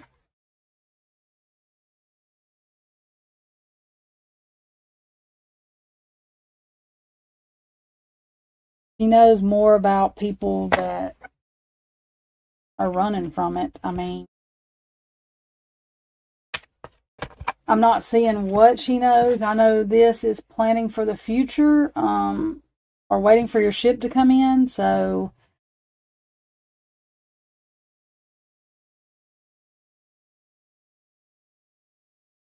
I'm not going to say she didn't love her sister. The Queen of Cups in the middle, it's not. I think there was a lot of betrayal and some kind of jealousy or some kind. So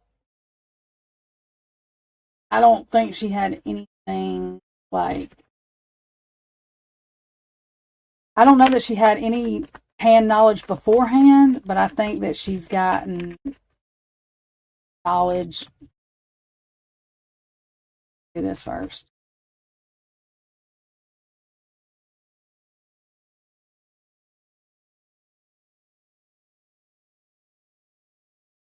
That could be, see, High Priestess, there's secrets that are going to come out, but she knows something. That's what I was saying. She knows something. There's something she knows that she's not telling right now, or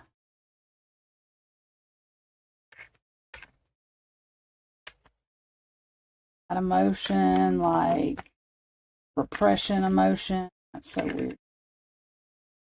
That freaking card keeps coming out. Brilliant, battle worn. So, yeah, this card is public. So, not sharing it, but going to share it. So, we're going to find out whatever it is that she either knows or whatever. I don't think it's for us to know right now because I'm not getting exactly like, you know, that she was involved or what exactly she knows. But I think there's something she knows.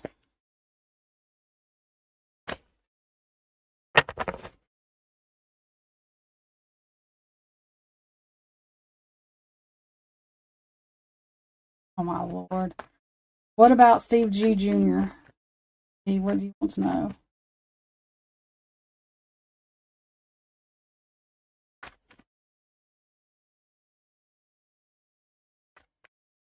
It could be.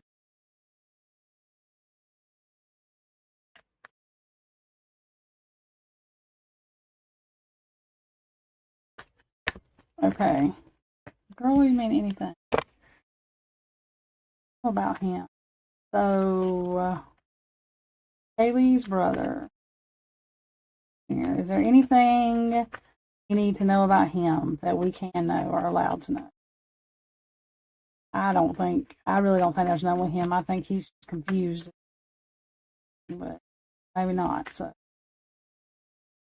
there anything we need to know about Haley's brother?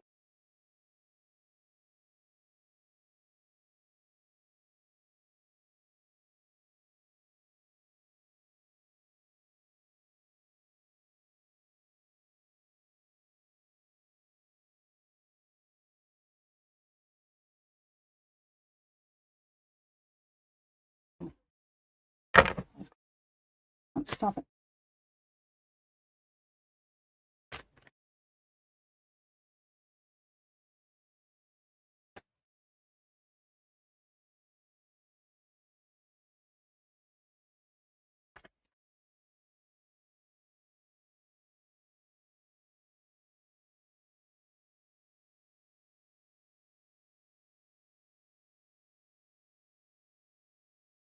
Oh, I don't think there's, because both of those are like the happy family card. That's the passion creative card. I think he is passionate about finding out what happened to his sister because he thinks it will keep his family together or whole. I don't think that I think he's confused.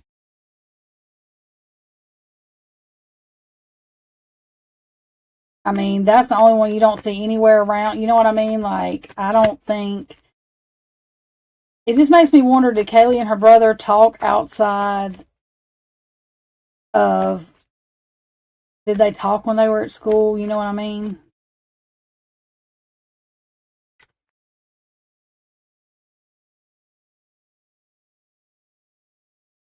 Um, let's see. What was the energy between Kaylee and her brother the week leading up to her death? What was the energy between Kaylee and Steve G. Jr.? So Kaylee's energy.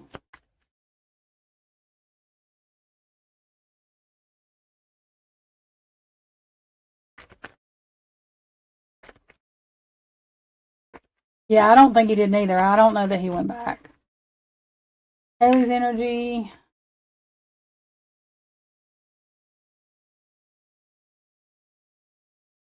That's kind of like.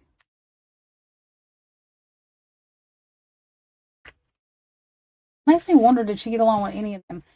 That's kind of like, I don't want to say snobby energy, but like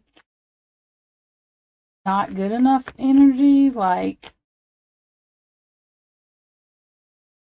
hang on, let me pull his energy. His energy.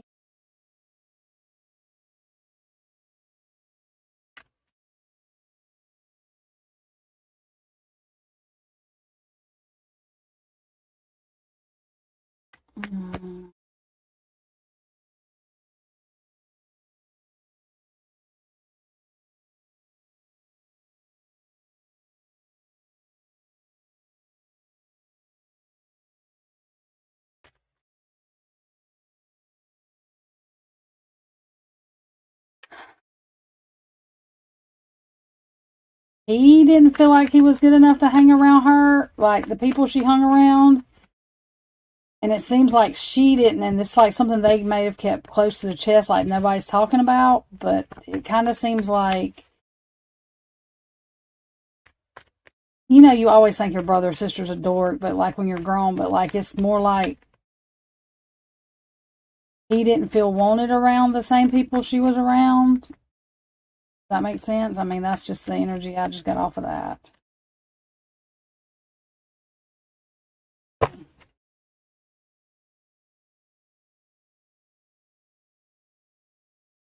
It's like fighting. So whether it was mentally, and I think that was more mentally, I don't know that maybe.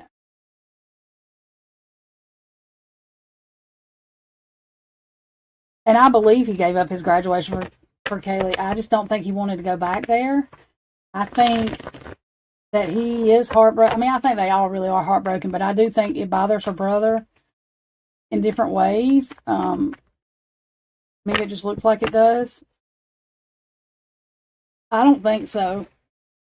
Meg, I don't think so at all. That's what I'm saying. I think they had totally different friend groups, completely different friend groups. And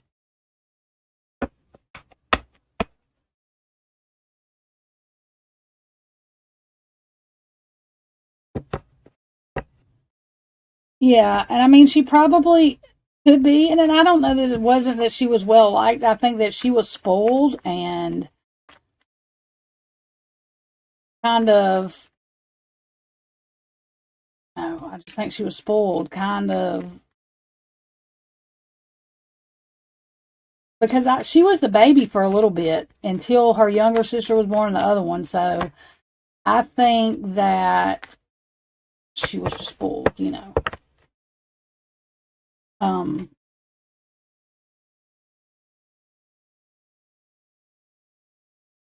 Yeah, she probably was that too.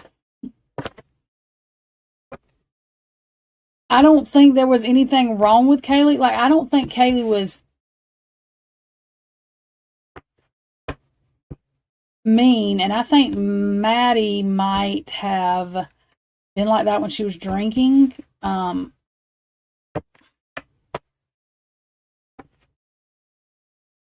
don't know. I get different energy from Maddie a lot of times. I'm not sure exactly. Kaylee's energy is bigger than life. Maddie's energy is reserved sometimes, but when she does, a lot of times she's mad. You know what I mean? Like, the only time that I get her energy a whole lot is when she has something to say and she's usually mad. So I'm not going to say that they were any evil. You know what I mean? I'm sure they made mistakes or whatever. I'm just saying that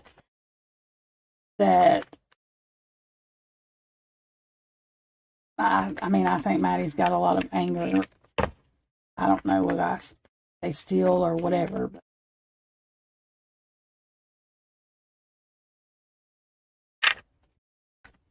yeah, I mean, and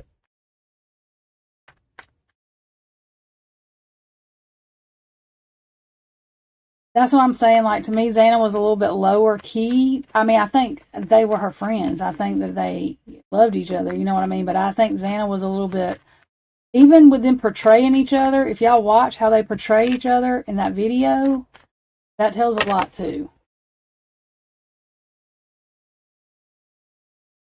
Yeah, and her confidence could be taken the wrong way, and sometimes she might have come off snobby.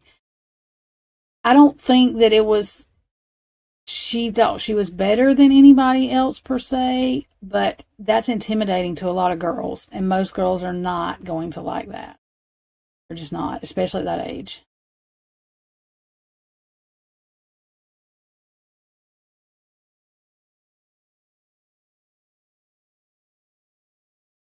Yeah, and that's what I'm saying. But I think Kaylee's confidence had went down since she gained weight and stuff. That thing that she wrote, like, I think her confidence was not as high as it was. I just don't. I think she was having a problem with her confidence, and that could have caused problems with her and Jack. I mean, that could have caused problems with all kind of different stuff. when you're that age and, whatever. But I feel like that she was not as confident as she might have used to been in herself. And I think some of them people that were mean to her took advantage of her not being as confident in herself as was before. So I also, some reason, I'm not saying that they were fighting whenever she went up there, but I think her and Maddie had been fighting about something too. I really think that her and Maddie had been fighting about something was going on, I think, with her and Maddie. Yeah, I think I think Maddie was, there was with Kaylee too, but I think there was something with Maddie there too with Dylan, and I don't know about Bethany, but I think Dylan definitely. It makes me wonder if Quinn didn't hit on one of them or something. I don't know though. Yeah, I think her and Maddie had been, because you see that their family says, and it doesn't matter. Friends do that. What I'm saying is, I think her and Maddie had been, or something had happened. I don't know what. I just feel that way. I don't think it was like some big, huge anything. I just think there was something going on. There was something.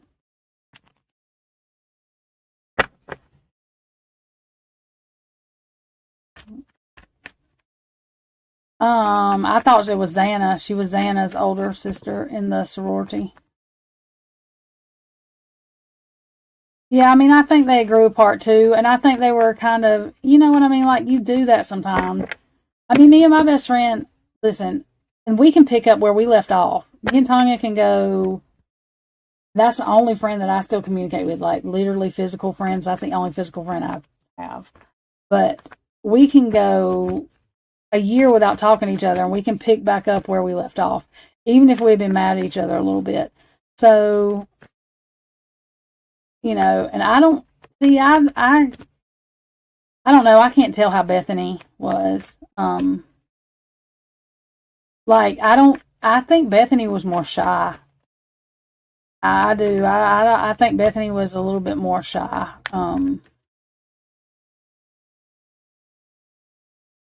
I don't get the feeling that she thought she was better than the rest of them. I don't get the feeling of any of them, really. I get the feeling that Dylan was jealous, but I've always had that feeling. But I don't know about Bethany. I can't figure it out with her.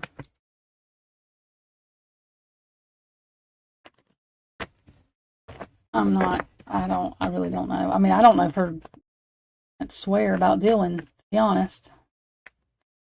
Get what I feel off of him.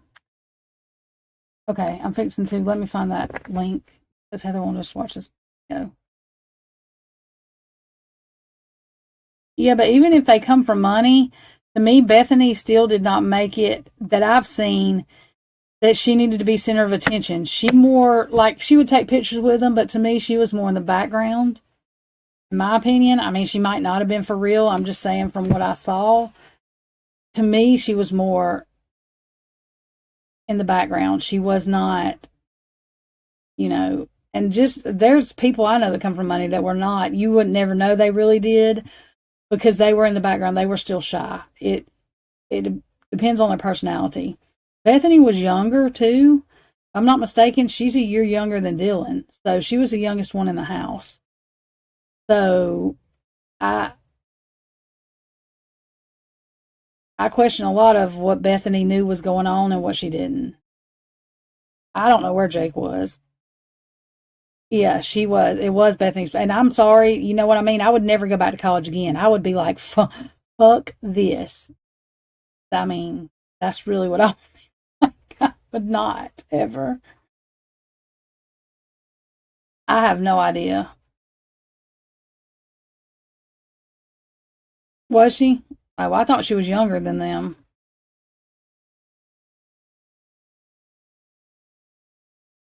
I thought she was a freshman or something. Maybe she was a sophomore. I don't know. I thought they said she was a year younger than Dylan. Maybe not, though. I still think Bethany was naive. She might not have been, but I still think she was half-ass naive. But again, me. Heather, put that link in here again so I don't have to search for it. I don't even know if I can go back up that far.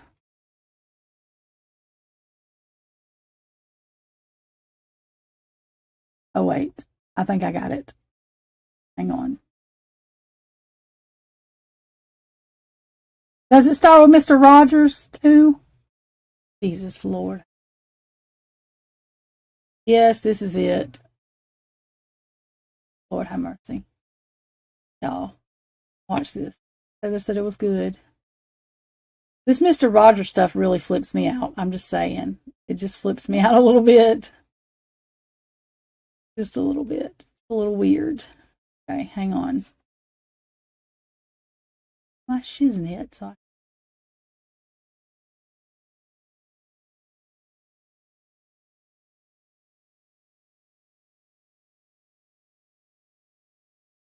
better. Sound. Oh my God. Why does that do that? All this flashing on the screen drives me nuts. What is really going on? Why is my screen flashing? Stop it. Hang on, y'all. Let my screen quit flashing. I don't even ask what that is anymore. Go with it. All good.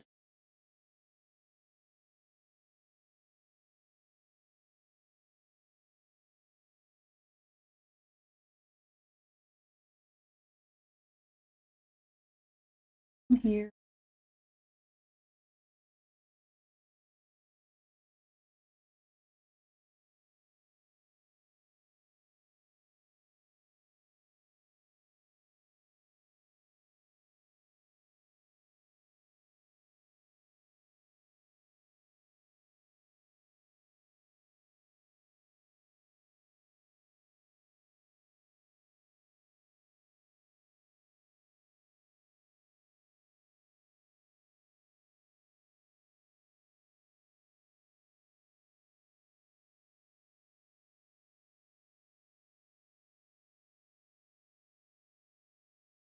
Let me mute.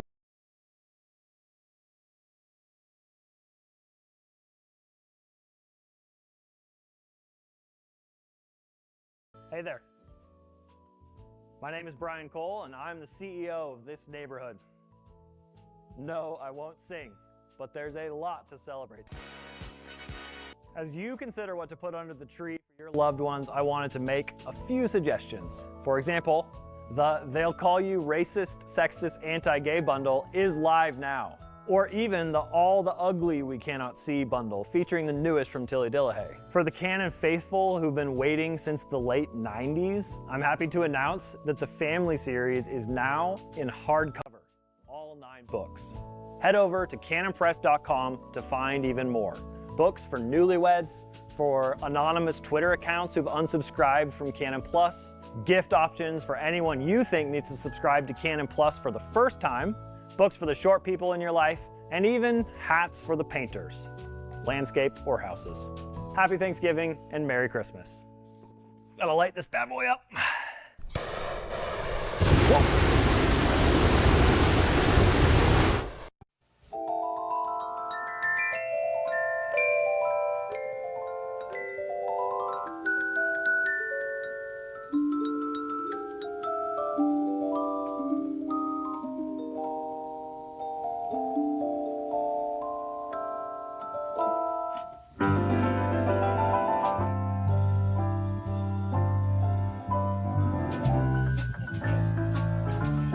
Milk.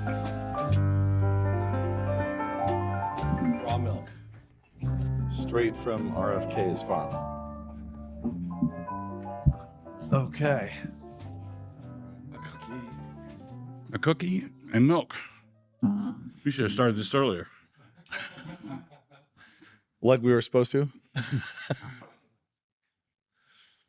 It is, I should tell the audience that my dad was here on time and I was not, but my sisters are less here on time, which is But they're coming.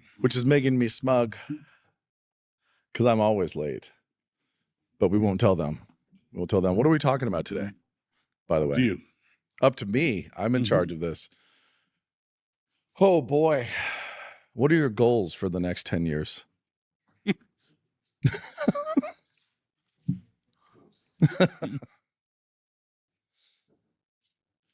Carpe crustulum. Carpe crustulum. Eat Okay. the cookie. Seize the Seize cookie. the cookie. Seize the cookie. Okay. Or I could even, this would be even better. Where do you see yourself in 10 years? Besides in glory. You're not going to go more than 10 years? No. No, you can't tell these things. So what I've been arguing for the next 2 to 4 years, I've been telling our people here that we need to work on becoming Jehoshaphat's choir. Yeah. So if we believe that worship drives everything, then we need to focus not only on worshiping, but in communicating to others the fact that worship drives everything, and to give tips and tools on how to do that more effectively. Lots of evangelical worship in America today is not adult. Yeah. It's not serious. So some of the things that you've gotten started, I like that we've got a very busy thoroughfare here in the studio today. But the ladies will join us at some point. Yes. Oh, that's not them. Still not. Where do you see ACCS and classical education?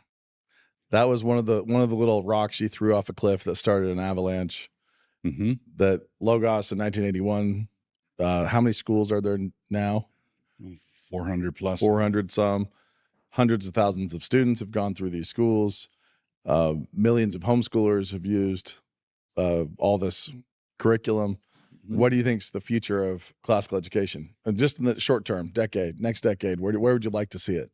Well, where I'd like to see it, and where what I think I'm going to see and where I'd like to see it are not necessarily the same. Sure. What I see happening or developing in the classical Christian school movement is what Cornelius Van Til called sort of epistemological self-consciousness, where things are hardening and coming to a point. Yeah. So some in the classical Christian school Lewis movement, talks about that in Space Trilogy as Yeah, well, and other places. He does. Dr. Dimble says in every society, there's things start to harden and come to a point. And in the classical Christian school movement, there are people who want to be friends with the world. Yeah. Right. They want, and At least with the fancy parts of the world. Yeah. And this is one of the perennial temptations for classical Christian education, because it's a superb form of education. And when you get well educated and you see the world around you, you want to go to school and you want ivy covered buildings. Fancy pants, yeah. It becomes Tony prep school. So the temptation is for K through 12 classical schools to go the Tony prep school route, and then to start currying favor with the Chamber of Commerce world, Yeah. which when it's woke means they go woke. When it's not woke, if it's semi-woke, they do that. It's like taking their signals from the world. We'll just turn them into weather vanes. Right. So, but on the other hand, I think that there's a conservative hardening in the world of ACCS that has garnered some very good lessons from the last 4 years, and they've hardened and become more dedicated to, smash mouth classical education. Okay. So denominationally, so ACCS was something that started out of here in 94 after Logos was started in 81, if I'm getting all these dates right. When was the CREC formed? Oh, golly. Late 90s, I think. Somewhere in there. Yeah. How many churches are in the denomination now? I'm pushing 150, between 100 and 150. Okay. So 10 years out, what's your vision cast for the CREC? I think there are going to be a lot more churches. So, for example, we have churches in Eastern Europe that are proliferating pretty rapidly. We have some churches in the Philippines, and that promises to explode and go big time. So we could be, frankly, overwhelmed with growth in other countries. In the United States or in North America, we've got a number in Canada also. In North America, I see really steady growth, but not supernova growth. I think the CREC internationally is going to enjoy supernova growth. And here in the States, it's going to be really respectable, steady growth. Okay. And a lot of that has to do with the CREC was one of the few denominations that acquitted itself well during COVID. It was that was a real stress test, and our men did really very well. Yeah, it was a healthy one. What would you say is, for those people who are watching, I have no idea, what's the most important distinctive of the CREC, in your opinion? Oh, man, I would say there are a handful of really important things, but I would say the most important distinctive would be fatty liver. The way you reverse it is by removing things, by subtracting things. There is no liver cleanse that's going to fix your fatty liver. And indeed, many of the liver cleanses out there will make your fatty liver worse. So if they're like, oh, you need to do this juice cleanse, 30-day juice cleanse, and that's going to fix your fatty liver. No, I can guarantee you that's going to make your fatty liver worse. If you drink fruit juice for 30 days, your fatty liver will worsen. It will not improve.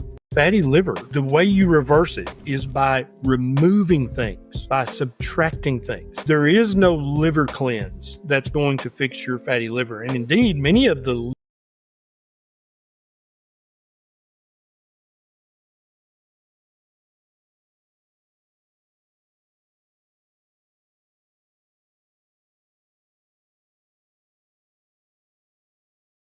before they can their first memory.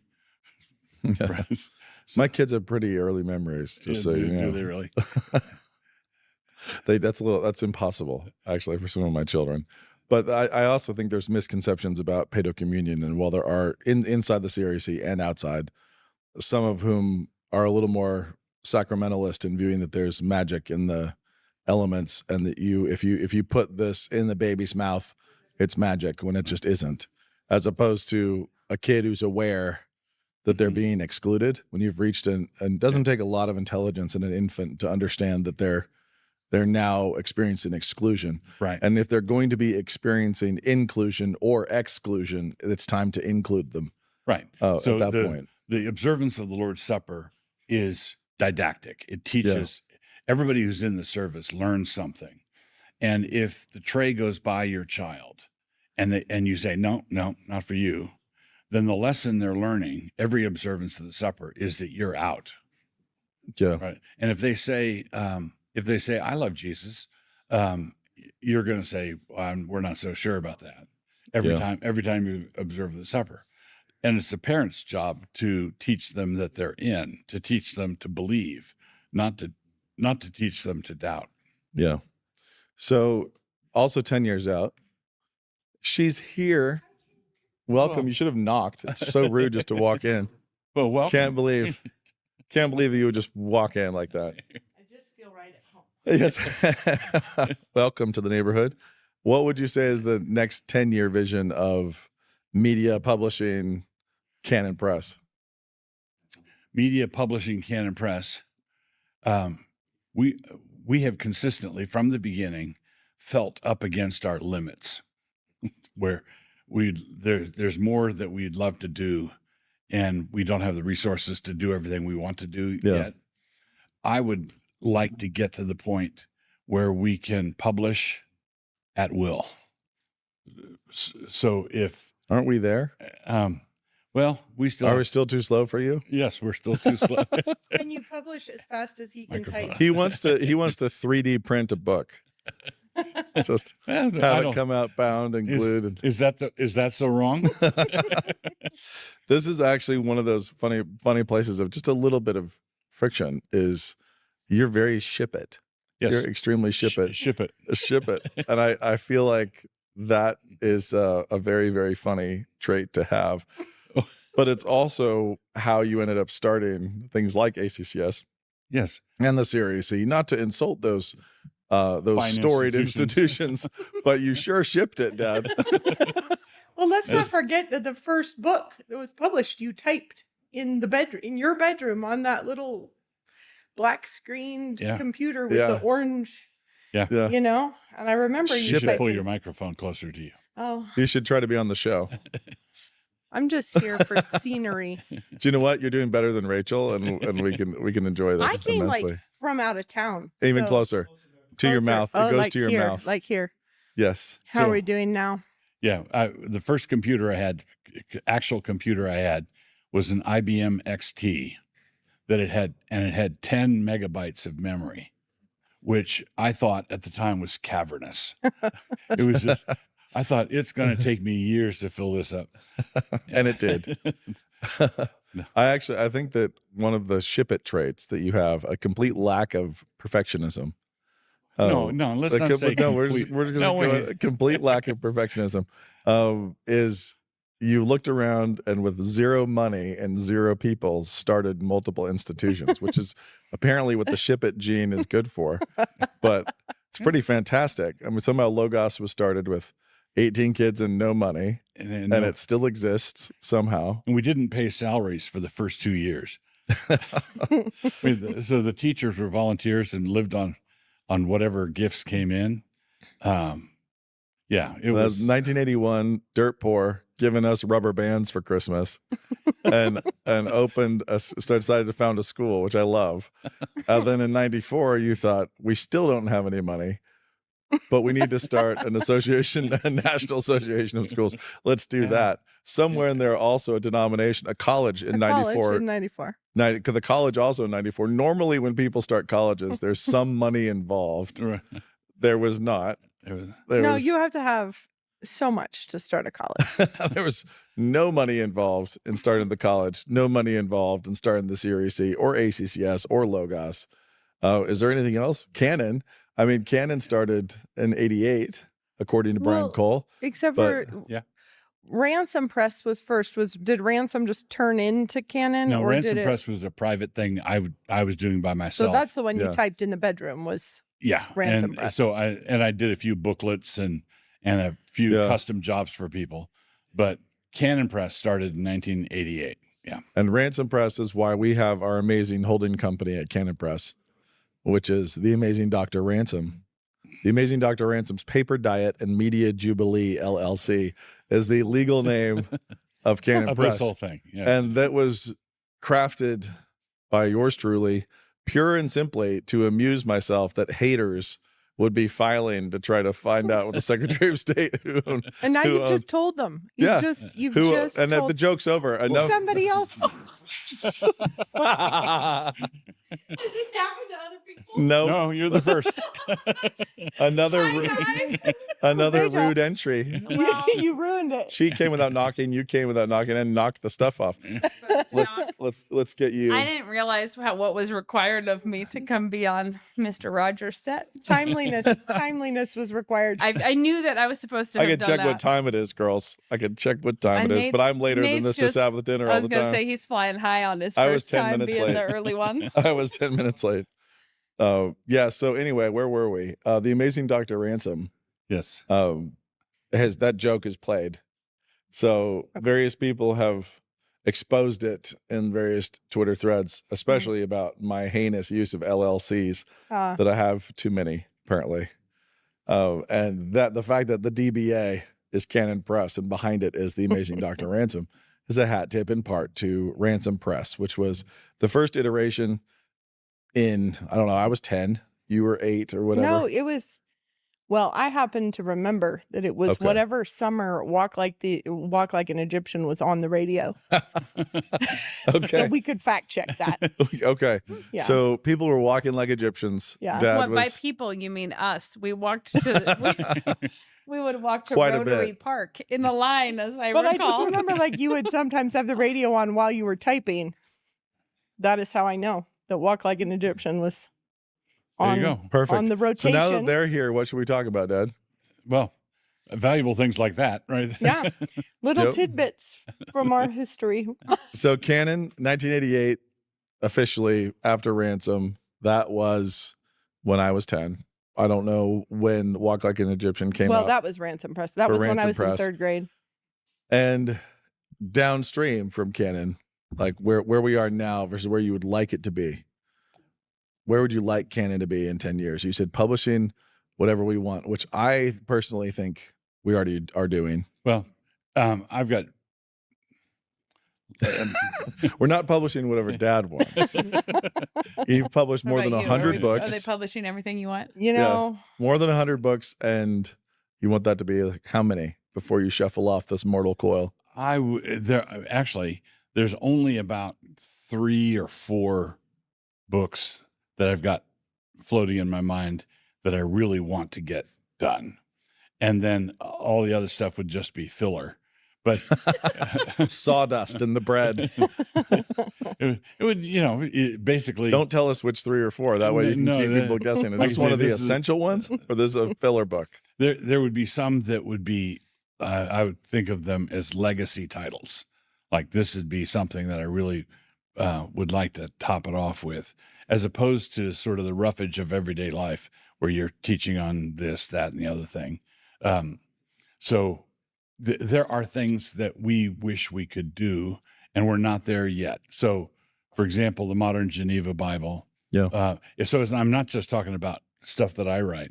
Yeah. I'm talking about becoming a publisher of choice for writers around the country.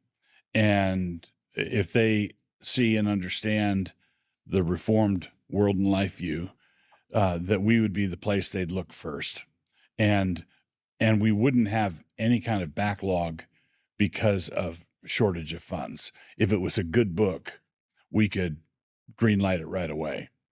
That's the sort of thing I mean. I also think that Canon Press, I'd like to see us be in the same position when it comes to documentaries, video content, movies, being able to green light things at will. If it's a good idea, we have the people, we have the money. Right now, we don't have enough people. We don't have enough money. It's just like at the beginning. Yeah. I think that my goal would be to be able to sell as many copies as we want, something, as opposed to just as opposed That's to just part of having printing. enough money. Yeah, as opposed My to goal just is that printing. we have all the good ideas. So together, like let's just have all the best ideas, and then I second that motion. Should we vote now? and then sell as many as we could possibly sell. If we put all our ideas together, we'll be. So since you guys are here, should we start talking about gender issues? Yeah. Since here? wherever Becca and I go, that's what we like to do. Yeah. If we were consistent, we would have started that before. Would you like Yes, to we talk would. about gender issues, Nate? I'm just curious. What do you think, from the two of you, are the biggest problems facing young Christian women right now? Yikes. There's a couple of them. Yeah. Young Christian men. Yeah. Yeah. That's just one of them. That's just And one vice of them. versa. The men, that's also a big issue. But the girls. I would say, I think that there's now. What do you mean by young? Just anyone? Coming of age. Social media is a big one. Young I feel like adults. that's a big deal. Yeah, of course. That I don't know that many people have a good idea what to do about I it. actually think that this is a weird. This is like probably a lot of different threads all coming together, because it's definitely related to what you're saying, which is a lot of women don't think that they should have to work, that their life is a life of laboring and working and doing things. And Do you they mean have conservative Like, yeah. I'm not talking about just. I'm talking about because broadly they're all ready to. They're all going to go off. Get I'm sorry. A career, I'm make sorry. A ton I of didn't money. mean. I didn't mean in the office. What I meant is they think I'm going to be a mother or a homemaker, and they think I'm of going to waft. And there's a lot about. Yeah, there's a lot lie. about being a mother and a homemaker that is beautiful and romantic. And what I mean is there are certain duties that are romantic. Rocking a baby to sleep is both a duty and beautiful. Like these are things that are. You could see why people put illustrations of it somewhere. But like the other day, I was talking to a friend about this when I had someone put a gallon of milk in our fridge on its side. So it went into every drawer before we found it because it was coming out the bottom of the fridge. So it was like unload the whole fridge. Well, nobody puts an illustration anywhere of cleaning all the milk out of the fridge unless they're being super fussy. Yeah, unless they're being bad. But there is this problem where women have a romantic ideal of what they're doing, and then they are actually really fragile. Like they have cultivated the idea that to be feminine is to be super fragile and not able to put up with the work, sort of. So they only want the high points and the beautiful points. And Christian women, I think, fall into this because they think they're recovering a vision for domesticity because they're wanting to play up the beautiful part of being a wife or a mother, and the Instagrammable parts. Yeah, exactly. And they're buying Hashtag into tradwife. There's a illustrator or a artist that a lot of Christian women love, and if you look at a bunch of the pictures, you'll see that it's all the time. It's a woman in her nightgown gazing out onto the front porch of a pretty house with a cup of, their paintings are kind of folk arty, but the whole thing is nothing like what actually living and working as a faithful Christian woman should be like. And I think Instagram digs in deeper in that. Like it's all a visual artistry picture of what it is and not at all a faithful rendering of what a day of work is. So women think they're getting ripped off, or their husband's doing something wrong, or their community is not supporting them enough, or they're like, when they meet real things that are hard, they think everyone else is doing something wrong. Discontent has always been a problem, I assume, since, Eve. But we do live in a moment where that's massively fueled by misunderstanding what the job is, thinking that what you see on social media is the true thing, having everyone egg you on if you get a bad attitude and tell you that that's exactly what you should do. You're so brave. Getting frustrated about your day, and so taking a breather to go look at what looks way better in other people's lives. Like, social media has facilitated the sideways glance has always been there. That lateral envy or grass is always greener. That's been true. It's just we've accelerated your ability to look sideways through all the homes of the world. I said this to someone I was talking to about it. I said, it's a lot like porn. It's always been there, but now it comes hunting for young men. They don't have to go somewhere to go purchase it. It's on the prowl. We have algorithms and bots for that. It's finding you. And I think women, the average Christian housewife would have been psychotic in the 80s. She'd have to be going to the library to get every decorating book, to flip through it, to wish she had that house, to be like, let's look at all the mudrooms I can find everywhere and how sad mine is compared to them. You could have some catalogs and some some magazines. But you'd have to be existed. fanatical to apply, to subscribe to them all, to spend all your time looking through it. And now it just comes and gets your average woman whenever she sits down to nurse a baby or whatever. She's bombarded with that. I think that's a bad one. Okay. What do you think is the cause of the political separation of the younger generations of, the young adults? Men are overwhelmingly becoming more conservative, young men, while women are becoming more liberal.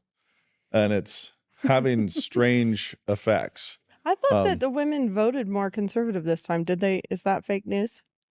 No, I think it's more conservative than maybe the previous round, but they're still way more, especially in the younger levels. So if we're talking about Gen Z, we're talking about a real fork where all the liberalism and the sensitivity. I don't know the data on that. Like, I don't know how much they're going that direction, but I do think that the feminist lie is still very, very strong, and it promises you that, I think feminism was sort of there at the beginning to say you can do anything.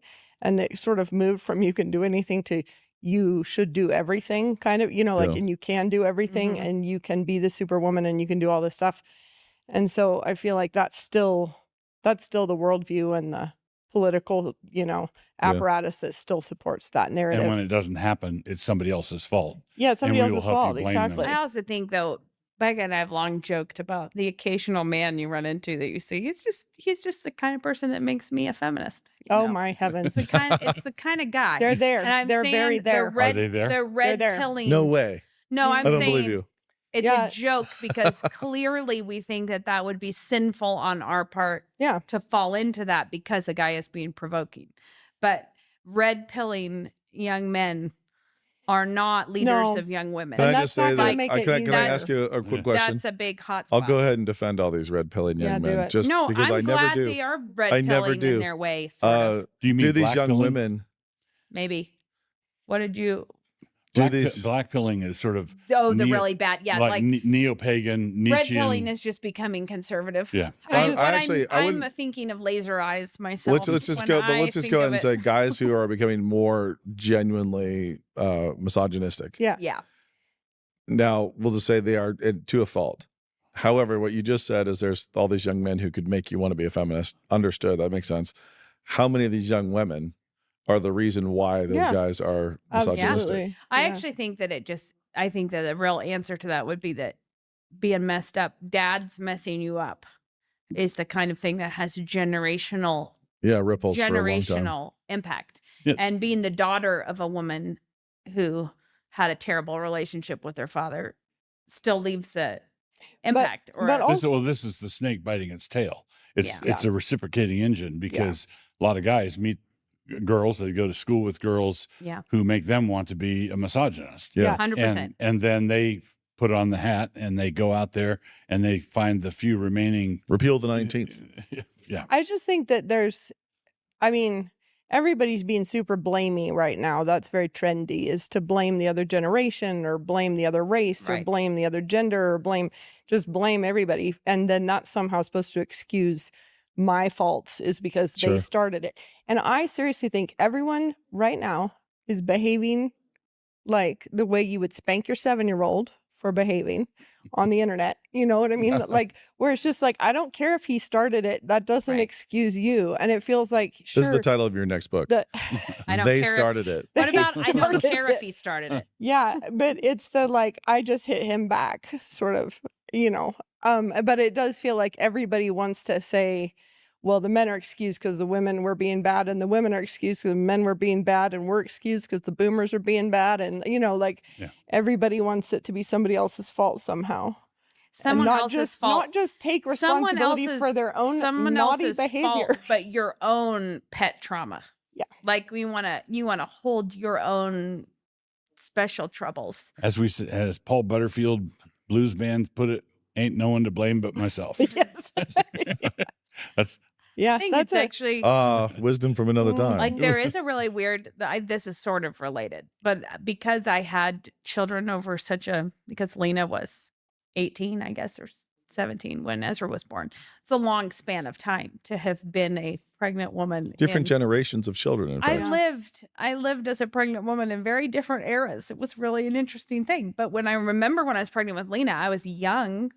I was in my early 20s, but young. And I got a lot of negative feedback about being pregnant and young from older women, from women who were themselves the professionally barren. But the ones who would be the age of my peers' mothers. So women who are like, you're wasting your life. You're like, this is a horrible decision. Just a real judgy, nasty tude about a young woman who's married and having kids. And then when I'm pregnant with Ezra and even Moses, the shocking switch to being young people commenting on it to me and saying things like, I really wish I was part of a big family. Like knowing what they had missed. I don't think when I was pregnant with Ezra, I got any comments from any older people. It was people younger than me sort of looking up to someone who had children as like, that's neat. It's really weird. Just as an aside, it's also interesting for women who are pregnant to realize that once you're pregnant in public, you are public property. Yeah, that's fair. That is That's why fair. I always admire. I never owned the shirt, but I admired the maternity shirt that said "birth control is for sissies" on it, because I feel like just going forth aggressively was sort of like Your only hope. I will make the comment first before you do. But my point is more that cultural, just the generational. That wasn't two very different movements. It was the fruit of the first one. A bunch of lonely kids, sort of like the kids that don't really have family, that don't really have any. But I think that might also be the move from you can do anything to you can do everything, because I think there's a lot of women who think they can add being a mother right in alongside being the CEO. And it's just, you know what I mean? Where I think earlier generations did see that you're going to have to pick, and they picked this. Right. They wanted me and to now have chosen everybody's a like, career, I can and now have, they're like, you could be a I can have boss everything. girl and Yeah. also have a lot of kids, whatever. Yeah. Mostly I just meant it's the same at the heart of it. It's just sin manifesting itself in through different life cycles and different. Do you think ways. that for a while, the lie of feminism, that motherhood was a joke and was nothing, it was a waste of time. Do you think that's wearing off? Because what you referred to earlier was basically young women who believe that lie but think they're supposed to do it, and they actually are kind of all for it. So the woman who's like, I don't need a college degree, I don't need to be able to think, I don't need to have an opinion, all I need to be able to do is this very, very monotonous, boring doldrum job, and I'm just going to do this. And they believe the feminist lie, but then they embrace it. They step into it. Is that part wearing off, or do you think that's as alive as ever? I feel like I think it probably depends on what crowd you start dabbling in, because I think that that's totally there. It's just they would never say it like that. Sure. You know what I mean? Yeah, I definitely did not steel man their position. No, like I think there's a lot of women, probably a much bigger crop than like when we were doing it in the 90s. There was that first run at the homesteading, homeschooling, home centric everything, you know, like home brain surgery. And that's yes. But the thing is, that's what everyone just finished deconstructing from, is that 90s one, you know, like that burned out, and all of a sudden we're doing the same thing again, but it's way more widespread and it's way more kind of trendy. Like in the 90s, it was still weird and it was still very fringe. There are a lot more liberals who homeschool now. Yeah, but I just mean like homesteading is a thing outside of just one little niche Christian group. You know, like it's a thing, and homeschooling's obviously bigger since COVID and everything. But also, there's a lot of Christians going into this thing of like, the girls don't really need a career, therefore they don't need an education. They're just here to milk the cows and have the babies and it does seem like there's. Now, I'm not trying to endorse all this, but it does seem like there's a push among quote unquote influencers who are doing the home centric thing as women, to really do all the gnarly things and like have their sourdough and have their little wood chopping wheel and have all the chasing the chickens and everything else. But now we're usually romanticized a little bit, sometimes romanticized in its difficulty, you know, like, but you're doing this amazingly difficult thing. Yeah. But it does seem like the pendulum's swinging a little. Well, I think this is, there's two kinds of fantasy.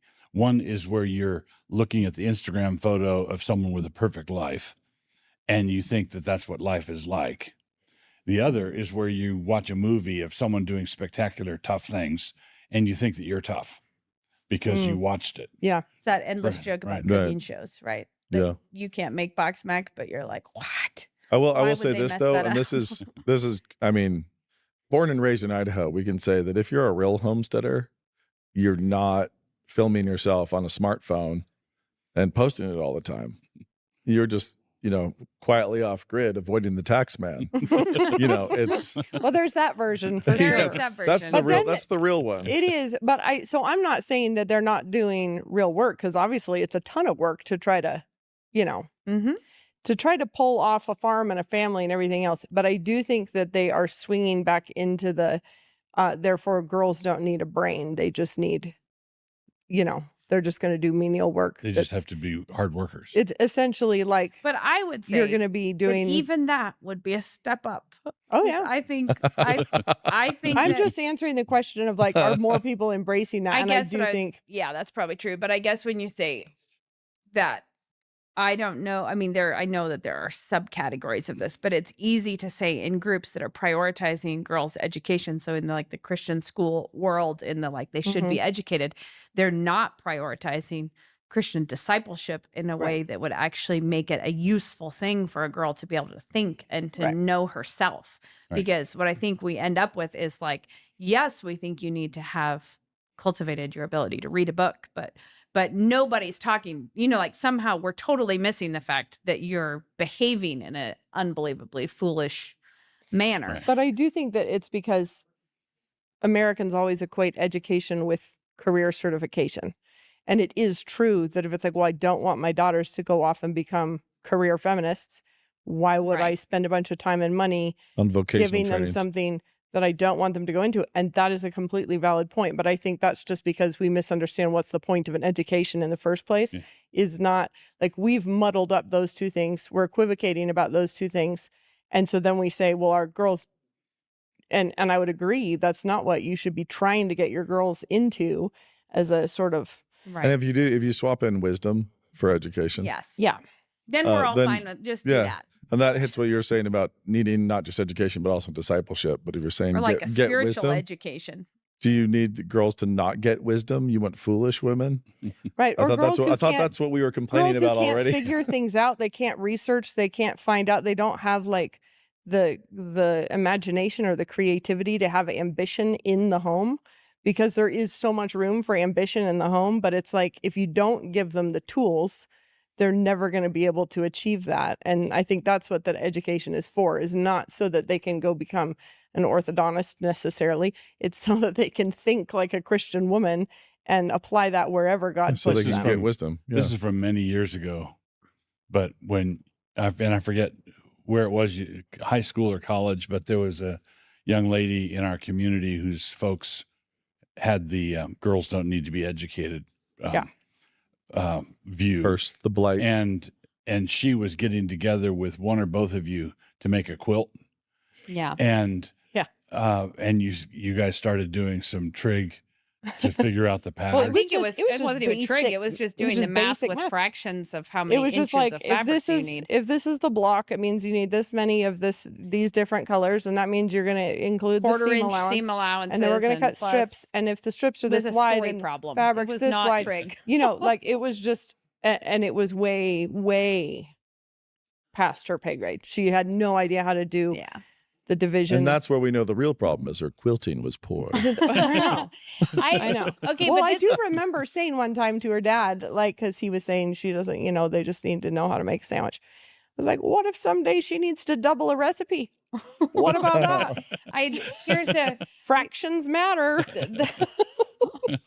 This is sad. This is sort of the same topic, but a little bit more specific to Moscow, because I think that this is a real Moscow mood thing that has come up repeatedly from people who move here or people who come and have a hard time integrating into the community. They feel like I've come to a foreign land, because they have. And I know that this is not a rule across Moscow, but it's interesting that it's come up a lot. Mm-hmm. And that is that the women here are too busy.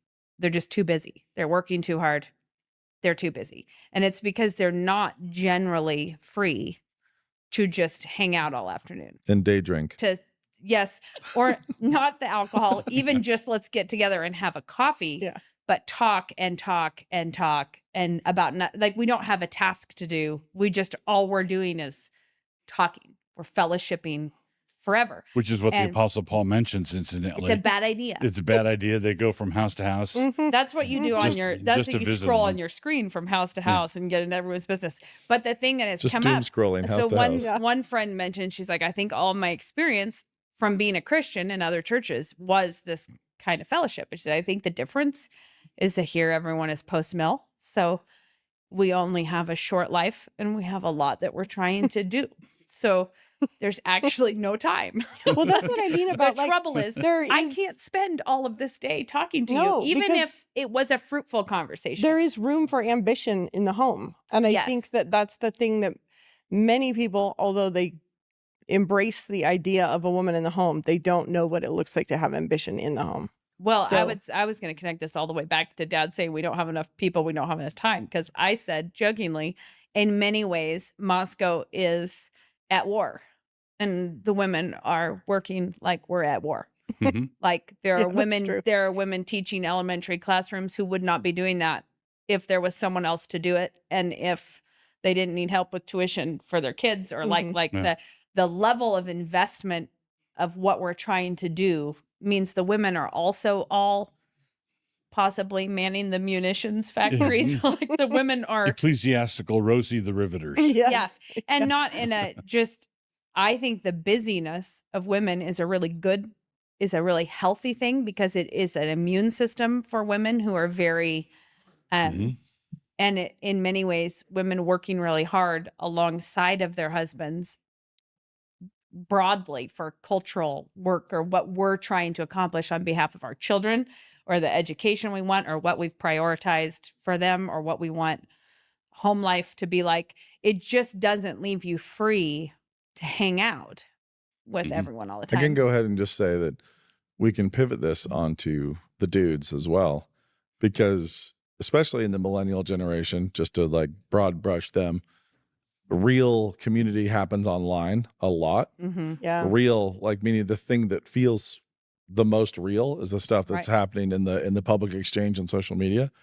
And when guys aren't busy enough, when they're not active enough, when they're not busy enough, they have plenty of time to just start lots of fires and conflict and all hang out and do these cyber hangouts, the equivalent of on Twitter or wherever, and just get themselves into all sorts of intellectual and theological and cultural trouble. But there's not being fruitful. They're not. It's like, don't you have a wife and kids? Why are you not home paying attention to them if you have all this free time? Do you not have do you not have any bills? Because I know what it's like when you have bills and you're working to pay that bill. You're trying to get work done. But also, I think it's a weird thing that I haven't thought of till just this minute, but I have heard lots of guys who are really busy in that sort of online stuff talk about like, oh, he's a really close friend. He and I, like, we talk all the time. And then it turns out he's never met this other guy. But they chat in threads all the time. And guys say that. And I don't think I've ever heard a woman say that. Like, oh, she's a really close friend of mine. But we don't like, I mean, it's like, sure, there's people, you know their name and whatever. But I've heard so many guys say like, oh yeah, he and I are really close, because I was like, but you've never met, and you might not even know his name outside of his little handle. Kind of thing is, like, it's a weird moment. It is a really weird dynamic on the online manosphere. Is a strange phenomenon. I think it's a desperate need for brothers in arms, and if you can't find them in real life and real work, then you find them in imaginary. I have thought for a long time what happens online is incredibly like Dungeons and Dragons, because everybody is gathered around a huge table and they're talking. Like a lot of the stuff that happens on Twitter is that they think they're like, in my game, I decided to be racist. Like, and so I'm going to, and it doesn't pertain to anything outside of the, like, and hopefully Christians should be so anchored in the real work of life that a lot of that stuff just seems outrageously silly. Like, I'm going to get a green wizard. I'm going to do like big on you. That'll be great. That is very, it's very interesting, because I think that you touched on it with guys seeking brotherhood and seeking brothers in arms, and which connects to daddy issues in many ways. But the brotherhood's a powerful thing. And I think I actually don't know that sisterhood, like in terms of friendship, really ever gets to that David and Jonathan thing that's possible. But different groups of guys, maybe it does, maybe it doesn't, I don't know, but different groups of guys have different ideals of what brotherhood is. And for some of them, it's pizza at 2 a.m. in their sweatpants while putting blisters on their thumbs, playing a game together that they, there's just wasting time together, just generally being unproductive. And we're all being drones. Like, they're all being drone bees together. And that's brotherhood, is just that hangout, man. Like that's just the doing nothing, and being bros together, and just being like, what would be amazing? And somebody else being like, yeah, just getting themselves into little intellectual knots. And other guys who've ever been on aggressive teams, who've ever like labored together, been in the trenches together, guys who've experienced military brotherhood, lots of different vocational brotherhood, athletic brotherhood. There's a lot of different things. And there's also that late night, like drinking Mountain Dew and eating pizza at 2 a.m. brotherhood. And you see variations of all those things online, and you see different guys seeking their different ideals. But any brotherhood is better than no brotherhood. Yep. And that's why they drift into that space. I think as a general rule, I know there are exceptions, but I think as a general rule, women are more wary of other women than men are wary of other men. Men are competitive and will compete with one another, but the competition goes deeper with the women, with the women. And I actually would say, though, because I think it's important to say that it should go. The competition also goes between women and the brother hangout, because women want to be a helpmeet to a man. Yeah. And if a man is getting if he's going nowhere and he's just hanging out with other guys and feeling like brothers in arms means fighting in comment threads. Yes. And but I mean, the problem is that many of these guys would be far better off to just have work colleagues and a wife than to have any of these bro hangout. There's definitely a sort of mythology around women's friendships, though, and I don't know how much of it is mythology and how much of it's real, but the women who are still together despite all the failed marriages, but like we're the ones who stuck it out. Like I saw We've identified the common denominator in all the 3 different marriages, and we still love each other, and we still, you know what I mean? So that's why your relationship is a problem. Like the Steel Magnolias kind of vibe. Like we've been together for much longer. But usually it's like we survived the men. The husbands come and go. And, but it's like we survived it. And so we're the tight ones. And that to seems be fair, like a thing. Apparently they did. Yeah. I mean, like when they've weathered various storms. Credit's I'll due. say here's a random tidbit on this, and I don't exactly know where it fits, but it's interesting to me. Is a buddy of mine who runs a basketball analytics company and does high level analytics, and especially focuses on chemistry between pairs and triples of players. Like amplification metrics, basically revealing which guys magnify the performance of other guys, and how they might not show any statistical improvement individually, but everyone around them goes up. And watching all these dynamics. And one of the things he told me is that 2 guys who don't like each other are capable of stepping on the court and playing very well together. They're able to do that. Now, it's not as good. Their performance will not be as good as if they're close friends. Like if they actually have a chemical brotherhood, they've really bonded. But 2 girls who do not like each other are incapable. Oh yeah, no. And he's like, one of the things that you can't really tell coaches is like when you're doing the analytics, and it's like, so you can see which girls actually can't stand each other. Yeah, it shows up. Oh yeah, because I will not pass the volleyball to her. Okay, so this is random. Which is weird. It's weird to me though. It's like the guys can genuinely dislike each other, but if they trust each other in this way and on this court, they're fine. Well, that's what you were saying. They might hate each other afterwards. The competition between women goes deeper. I think that's totally true. And men generally compartmentalize more easily. Yes, they do. Being simpletons, we do a great job at that. Yeah, men are like a dog pushing a rock. Since we're talking about friendship dynamics in general, I just would say, going back to the Moscow mood thing, one of the things that I can't remember this happening to me here, meaning in our church community. I don't remember a time that a woman would say to me, I think I hang out with other women when we're all working on something.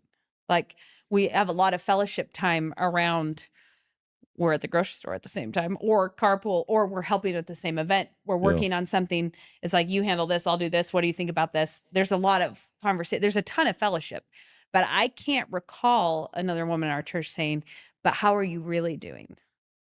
Mm-hmm. Yeah. That is a no-fly zone in some, and it's not because everyone went out and said you're not allowed to say that. But it is an interesting thing because we have twins. I know you had daughters close in age. And one of the things we always told them about is there will always be people wanting to insert themselves between you. Like if you have a close sister, there will be a third girlfriend who wants to join one of you to laugh at the other one, or to be like, find a way to get in between you, or with the twins. Or to name herself the extra aunt of your children. Just yes, or like refer to herself as an aunt to your kids. Right. Like, and when our twins were little, it was a boy and girl twins. It manifested always in someone joining the party and being like, boys aren't allowed here. Like you guys were playing, but now I'm going to kick your twin brother out, or a boy, however it happened. We would just talk about it then. But I think a woman coming up to another married woman and saying, but tell me how you're really doing, is I'm going to insert myself between you and your husband. Yeah. Like, I want to know, I want to be your girlfriend who's closer than your husband. And it is not commonly perceived in Christian circles to be anything other than a very godly impulse to find out how someone is really doing. And how can I pray for you as you struggle with that unthoughtful man you married? But there's an important distinction here, because what you're describing and what I'm happily and thankfully is not common here at all is the fishing expedition. Yes. Let's dredge up the gunk and then spend the afternoon going through it. And we'll have to spend an afternoon because we'll dredge up.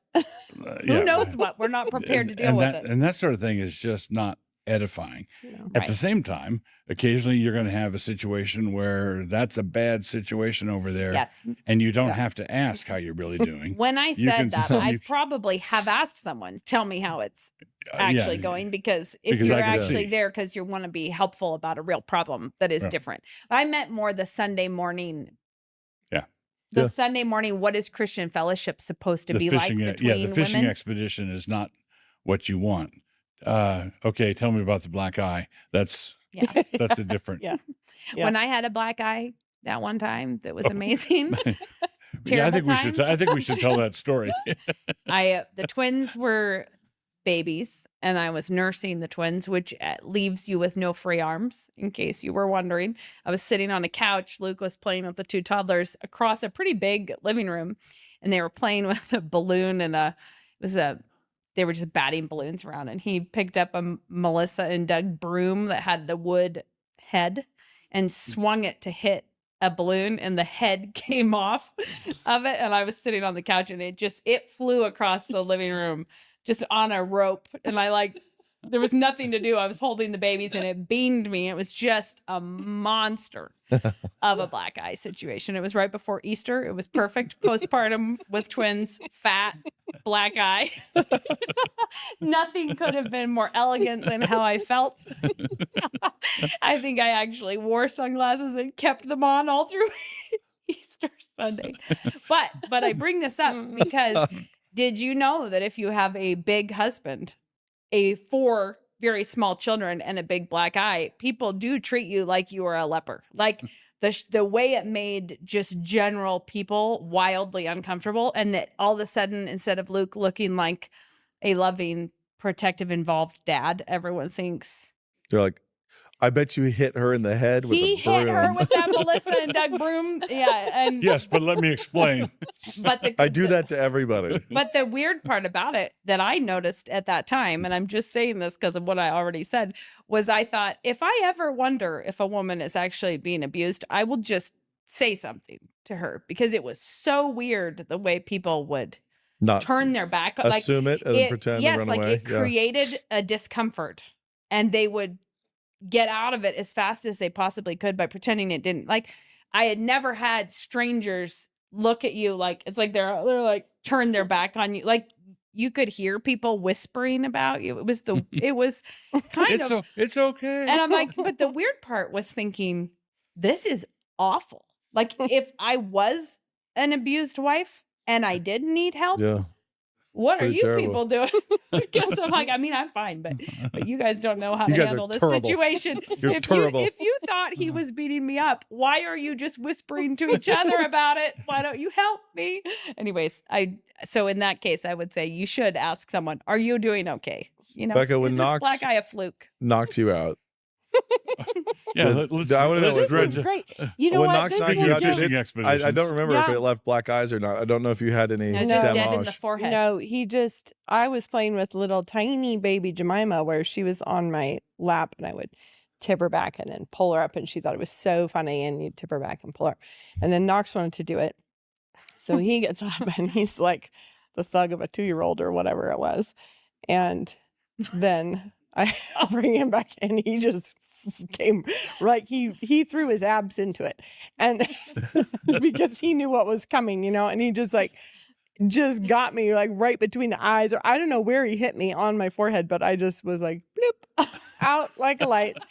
And Ben was in the kitchen and he just heard Knox out in the living room going, "Wake up, Mama, wake up, Mama." I think he's like, Mama's sleeping. Mama's And this is an inspirational painting for the artist you mentioned earlier. The woman who's just The been knocked beauty of motherhood. has just been knocked unconscious by her toddler son. I feel like this is going to give all sorts of little Fodder. sound bites You for can't- men in the family beating up the women. Knox in the was a family. toddler. Come He on was a now. Well, yeah, they're not going to include that part. Just Very, clip very out funny. the time Knox Speaking of knocked you those out. people, though, what they love most is the expeditions of what I would call metal detecting are in your life for any ping of dissatisfied woman, like, and they'll try any area that it could maybe be in. How many people have thrown you a rope? Like, Oh, we get it. Like, Yeah. well, but typically they throw you a rope saying, "We'll be here when you're ready to When you're ready, acknowledge yeah. that you're being oppressed. Come to us. We are always welcoming." But We're ready to do a podcast. But they pepper that. featuring you. Yeah, they pepper that throughout. We should just do that We sometime. should. Yeah, actually. they pepper those offers throughout, saying the worst things to you that anyone has ever said to you. Your husband doesn't even love you. He just married into your family to try to get more power or Yeah. something. And then we're here for you. I'm here for you. I don't like you. Why do you think I would want to come to you? Or they're saying you're a horrible mother. What kind of a wicked woman would let her children attend church where there's a sex offender, you know? And then it's like, just blink twice if you need us to come save you, you know? But I realized after some time, I've realized that that's actually because they're looking for any place that a woman will show any kind of anything that they could get in. It's like a pothole. Anything that any crack they could get in to disrupt the surface would give them, they want entrance. So whatever it is, if you were like, well, I disagree with the elders about that, or I wouldn't have done it that way, or I don't always like what my husband says we're going to, you know, any little. We don't make enough money. Right. Whatever it might be. Right. Yeah, exactly. Just whatever things like that. I I feel need like the new iPhone. that is how they say that people creep into households through, you know, they're actually coming through gullible women who are trying to be reasonable with the unreasonable Yeah, no, you just enemy. need a little crack to get your we should your plug wedge into. my dear Hemlock right now because it's very much that. The gullible women. Yeah. Like, how do women get tempted? Yeah. Screw tape letter style is a very good. Yeah. Mm-hmm. a very a very lot of good one. insights there. For exactly that. I think we're probably pretty close to done. So what I'll end on this, Dad. Just say, don't forget to plug the books. Oh yeah, well we'll do that. All right. As Jews who control the media, Yes. when do you think this rash of anti-Semitism that's kind of broken out every old place, all over the secular space and everywhere else, this weird rhythm that happens, when do you think that's going to be gone? When will the rash disappear? So this is, I believe that this is a spiritual problem, but we're not Gnostics, meaning that material conditions and economic conditions have a lot to do with it. Yeah. So there's a great clip from the great Thomas Sowell on why people hate Jews. And this is not, I'm leaving the theological background of the backstory and all of that out of it. There's just a simple, straightforward explanation. he said, someone asked him about anti-Semitism. What do we have to do so that people don't hate us anymore? And Thomas Sowell said, fail. And then Sowell, being educated the way he is in economic class warfare, he just went around the world and talked about economic middlemen. So, for example, the Chinese in Indonesia are hated in exactly the same way because they don't manufacture anything. So merchants who sell things, what they do is the contribution they make is not visible or tangible to people, and they generally rise to the top of, the Chinese there would be a good example. And those middleman ethnic groups are universally despised around the world. Then when you throw in the history of Jews and Christendom, Jews and early Christianity, and you throw in the fact that we've just come out of an atrocious economy under Biden, and people are aimless. It was actually a great economy. They were just bad at messaging, just to be clear. Oh, I forgot that part. Go ahead. Right. I forgot that part. Butter is not that expensive. Quite honestly, let's say that envision the best case scenario for the next Trump 4 years. Let's say he deregulates industry like a madman. Let's say we'll just assume there's an economic boom. Let's assume that there's an economic boom. I believe a lot of this goes away because what people are currently doing is they're flailing, trying to find a scapegoat. Why are things so awful? Things bad? Why are things so awful? And you can I can point to the people who voted for it and who are doing it, but it's more satisfying to stipulate someone behind the scenes pulling strings, and that feeds the impulse that Gnostics have.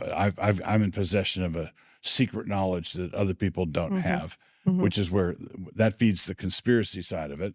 Then you're trying to find a scapegoat. Then you're not satisfied with how your life is going. And then you come across a YouTube clip of some rabbi saying some outrageous thing, and you post it, or you post it at me saying, how dare you? How dare you be in favor of this? And I'd say, well, I'm not actually. I think that's that's awful.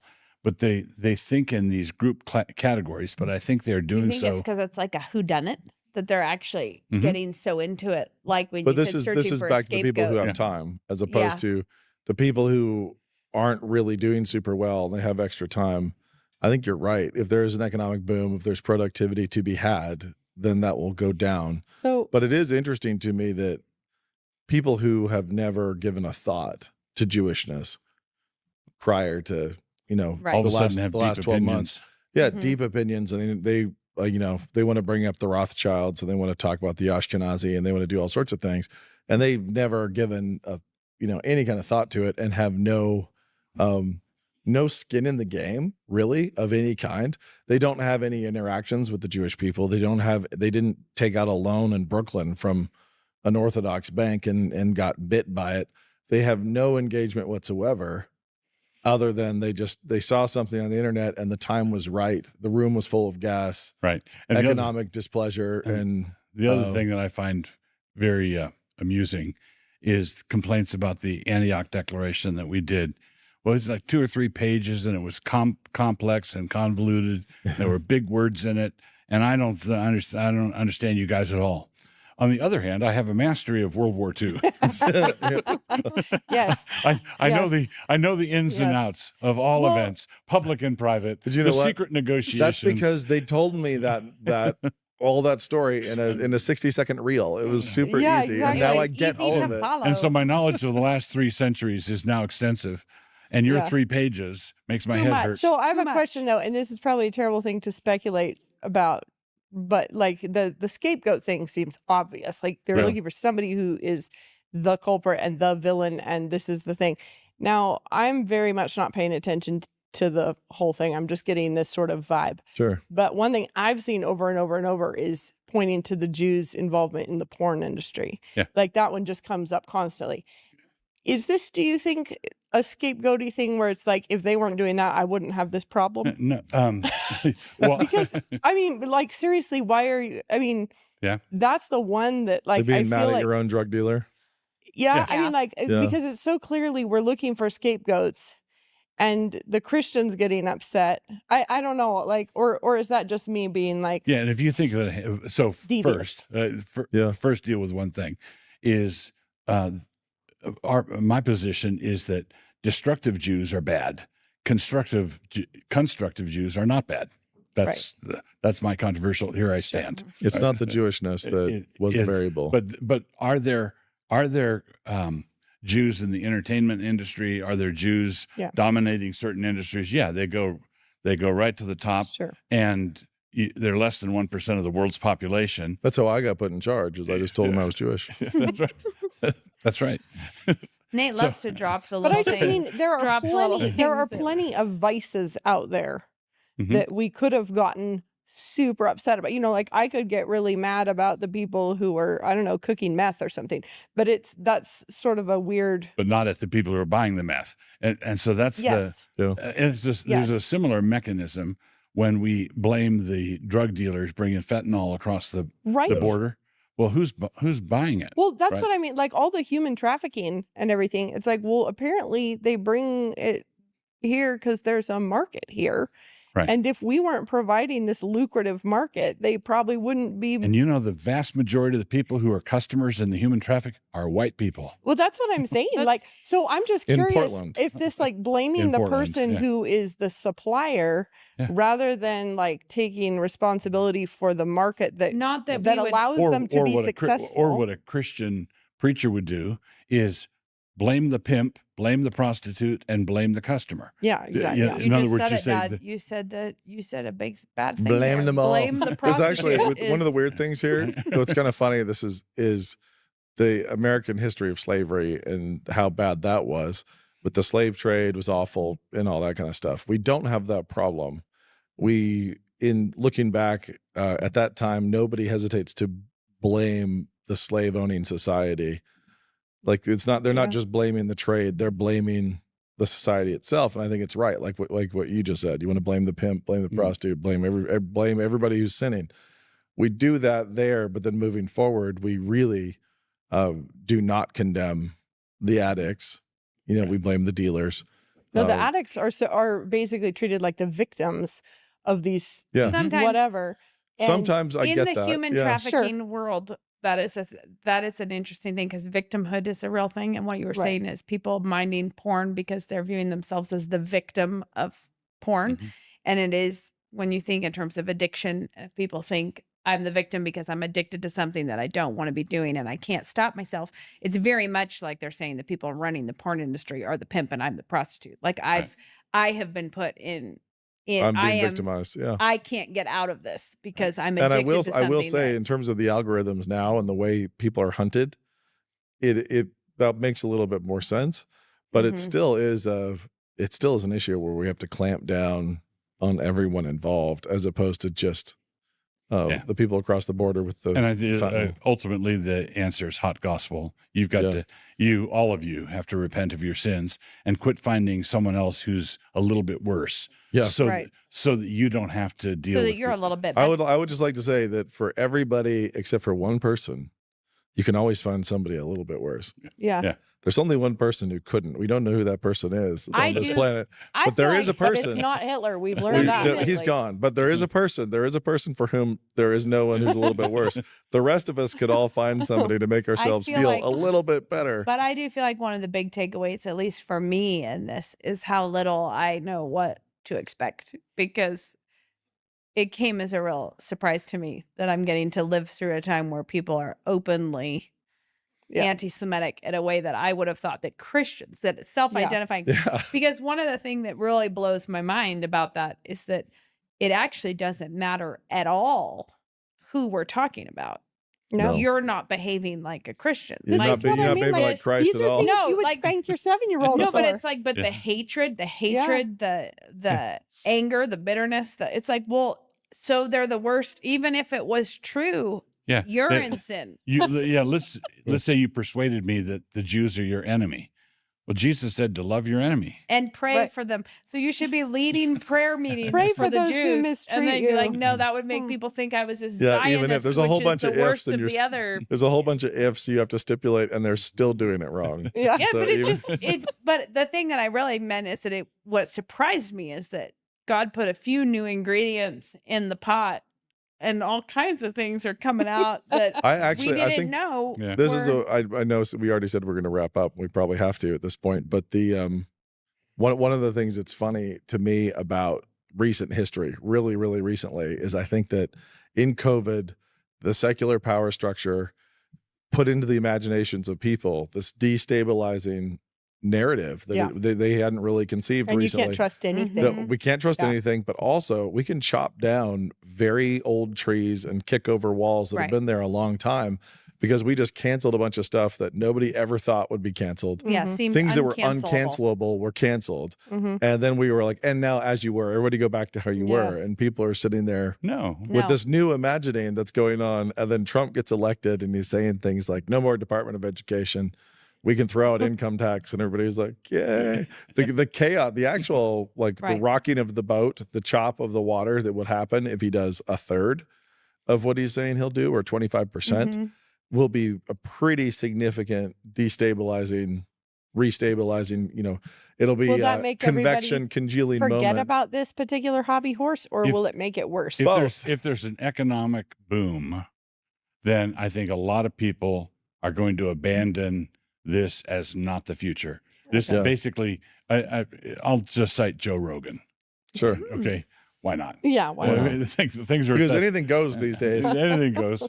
Joe Rogan said, and I think this is right: when civilizations are falling apart, people start blaming the Jews. Yeah. And It's part of the life cycle. it's part of the life cycle. Now, that's not a defense of, if you're running to your keyboard to write me this, but.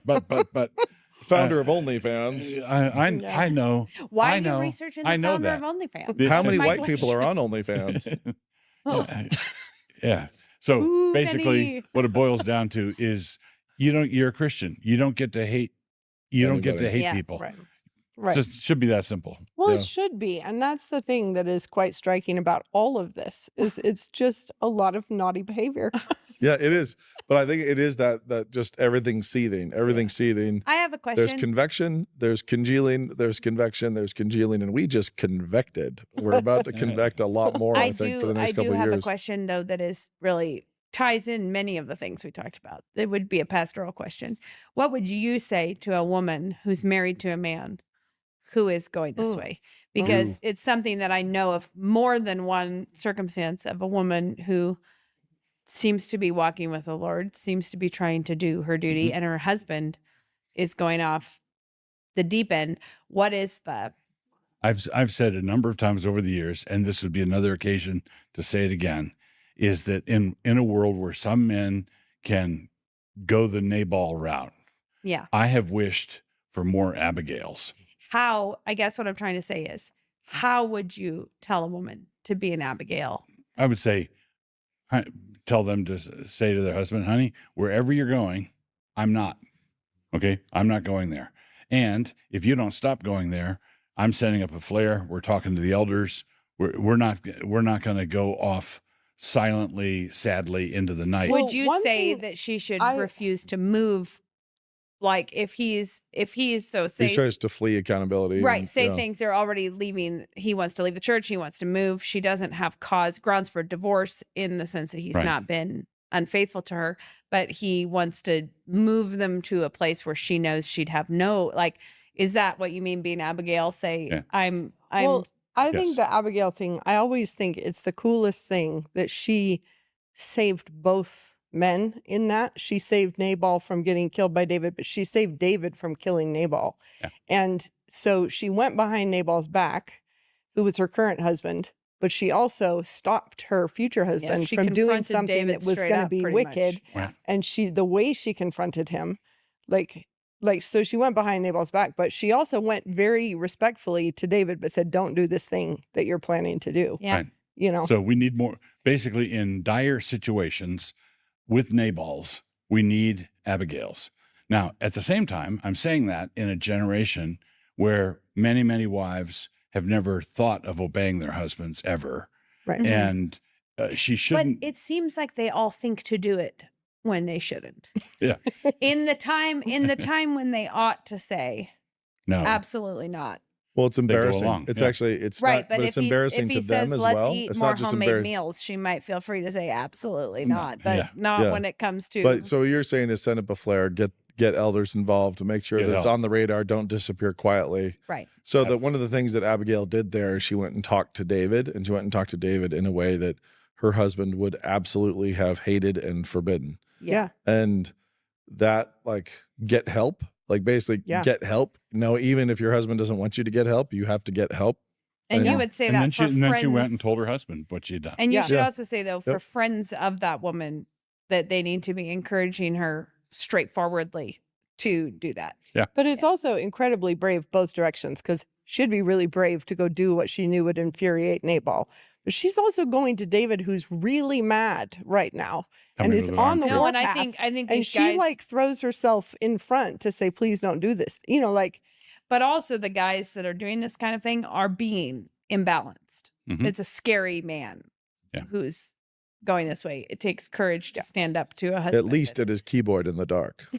No, for a woman, a fake it's- name. for a woman, a husband losing his Oh, grip sure. on reality is a terrifying. Yeah. It's just scary. So I have a lot of. We can end on that optimistic note. Wow. But I think the good news is it's all going to go away because we think Trump's going to create a time of economic Or we're going to be healing. in World War III before Trump ever we gets have some there. So it'll we be have some free Kindles. End of no quarter November. We're here at the end. We've given away a lot of books. It's been a successful November, just about every way. I mean, the only thing is we didn't burn our set. We kept our set around for a I little knocked bit. a Didn't keep the picture off pictures on the wall. Yeah. You knocked a picture off the wall. I did once in rehearsal also. oh, Nice. okay. In rehearsal. Yes, it happened. I did it for real. The Amazing Dr. Ransom's Bestiary of Adorable Fallacies, free on Kindle. I don't know which camera to look at. Let's go with that one. Free on Kindle. How long is it free on Kindle? Till Friday. Friday, till Friday. And Leadership and Emotional Sabotage by Joe Rigney, also free until Friday as well? Sunday. Okay. Get both of them if you haven't yet. The Amazing Dr. Ransom is probably one of the best books ever published in the history of publishing. So, and Leadership and Emotional Sabotage is right up there with it. If I do say so myself. I had nothing to do with it whatsoever. Those are 2 free books. And are these the last giveaways of November? That's it. Those are the last giveaways of November. So get them. Get them ASAP. Girls have to finish all the cookies. Yeah. Das ist gut. We and do. we're We'll out. jump.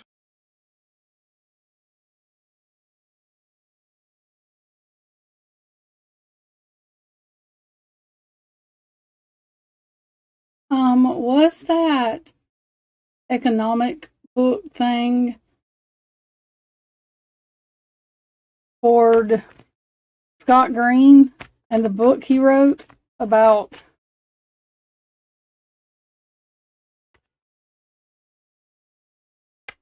whatever? Because that sounded the opposite of what Scott Green wrote.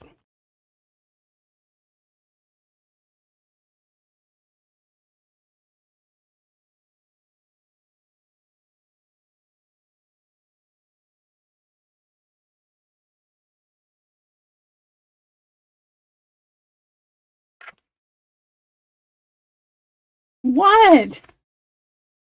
Don't laugh at me. I'm just saying. Is it what? Why are you laughing at me? Heather. You've been saying my fucking name. Heather. What?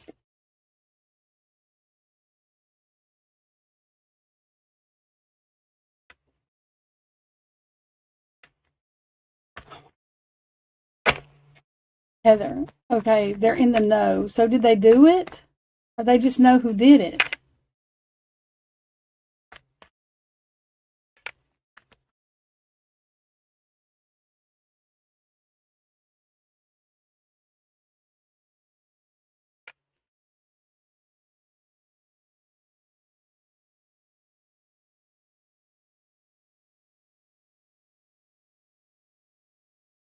I haven't watched Forensic Frenzy, so I don't even know what the hell she's been talking about, except the title of one of her things. That's all I saw.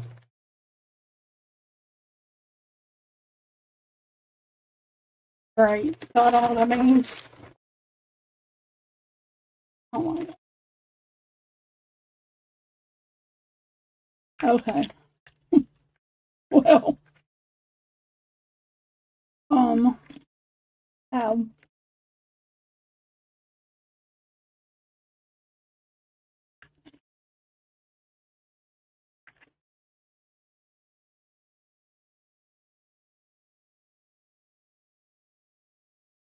think there's some weird shit going on. They're freaking me out a little bit. I think.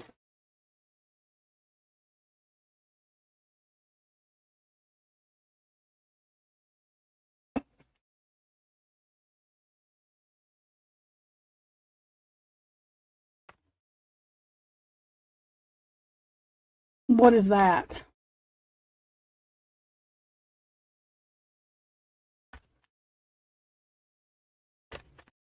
What is that, Heather?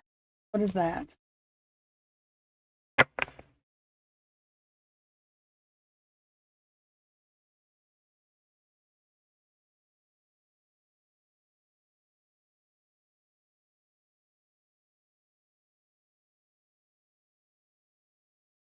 We watched this already. The No Quarter November thing. We watched that.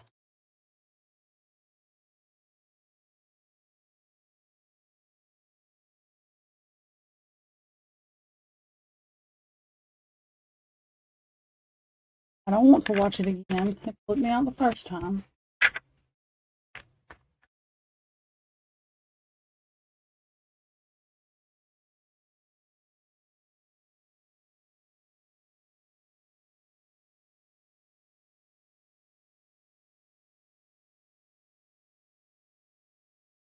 Now that I've seen The Man and His Children.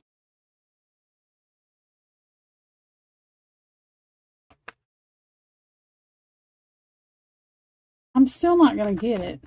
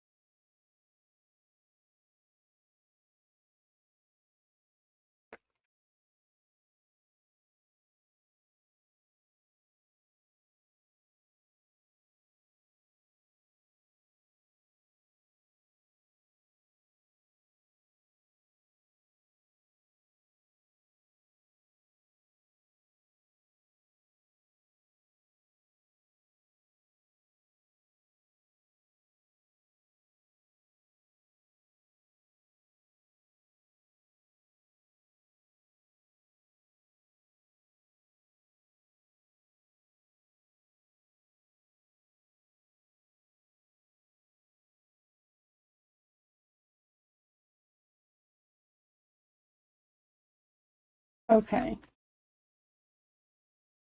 I half-assed it. I don't know, Heather. Your brain freaks me out. Okay, I have to show y'all something.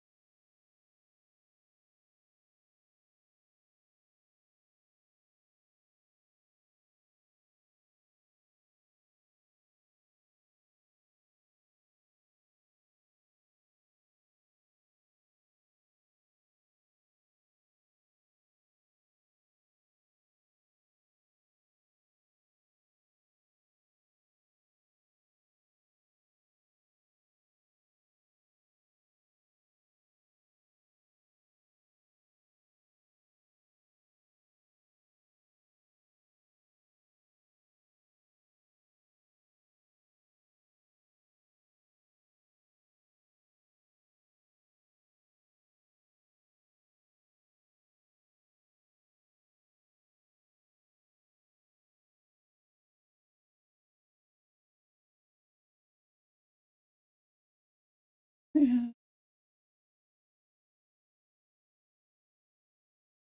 Why is this not?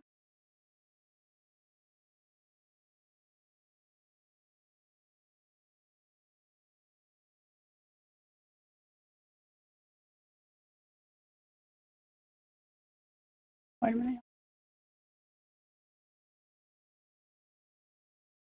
You can't hear me. You hear me now? Hang on. Yet. Hang on, this stupid thing. Pissing me off. Okay, can you hear me now? I wasn't talking. I'm looking for something.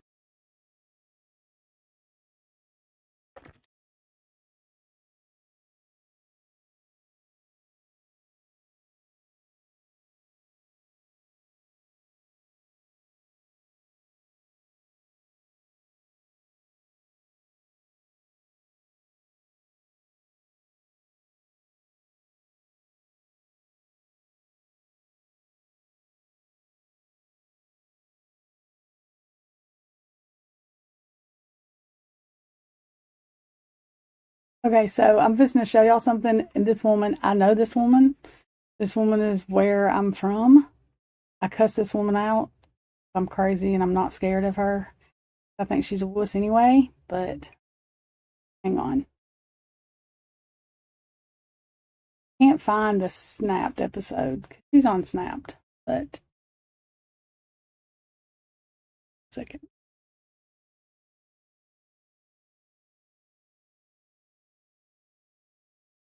I forgot about this actually.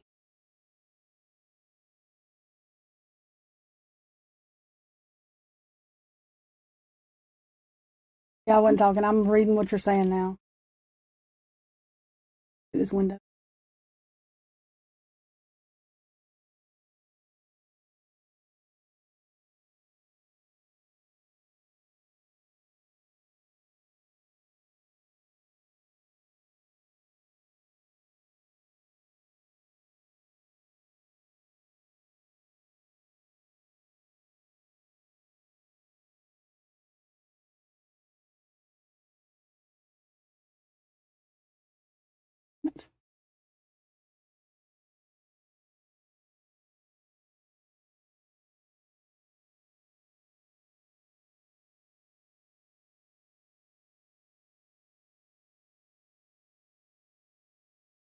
Fixed.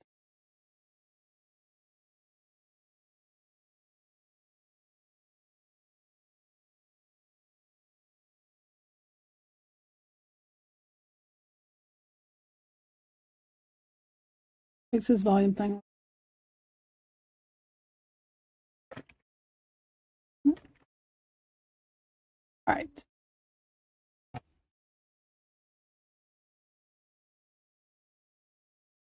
Today, anyone can monetize with ads. As part of the all-new Beehive ad network, thousands of newsletters have already monetized, and it's about to get even better. More ad opportunities, better brands, automated payments, streamlined processes, and more. And starting today, Hold please. The Cotton State. The Jazzy State.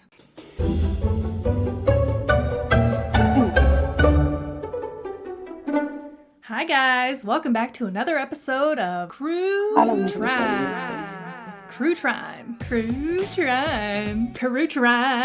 If you are new here, hello. My name is Sarah, and what I do around here is tell you a terrible story to ruin your day, and I put on my makeup while I do it. If you like that kind of thing, then make sure that you subscribe to this channel and turn on the bell notifications and alerts and all that jazz, and that way you won't miss anything. Today's terrible story was recommended by a lovely viewer named Jennifer. Hi, Jennifer. This request came in on Instagram. Go on over to Instagram and tell Jennifer I said hello.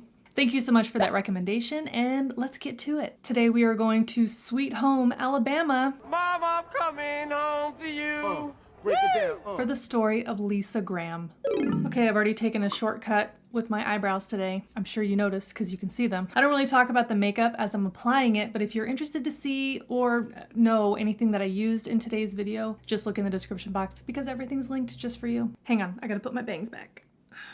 You know, I pulled my hair back out of my face with this headband, but these bangs, they got a mind of their own. On Thursday, July 5th, 2007, Ehrlich Dinkins, great name, love this name, was driving on Highway 165 near Bowdoin Road in the Alabama boonies. The nearest town was called Cottonton, which is about 30 miles south of Columbus, Georgia. Mr. Dinkins discovered the partially nude body of a 21-year-old woman named Shay Graham lying on the side of the road. She had been shot multiple times. Now, at the time that her body was discovered, they couldn't identify her because she had no ID or purse, phone, and nothing like that. It was just her. Mr. Dinkins, of course, called the police. Dr. Stephen Boudreau, a pathologist with the Alabama Department of Forensic Sciences, later, far down the road, testified that Shay had died of multiple gunshot wounds. There was a close-range gunshot that entered the right eye that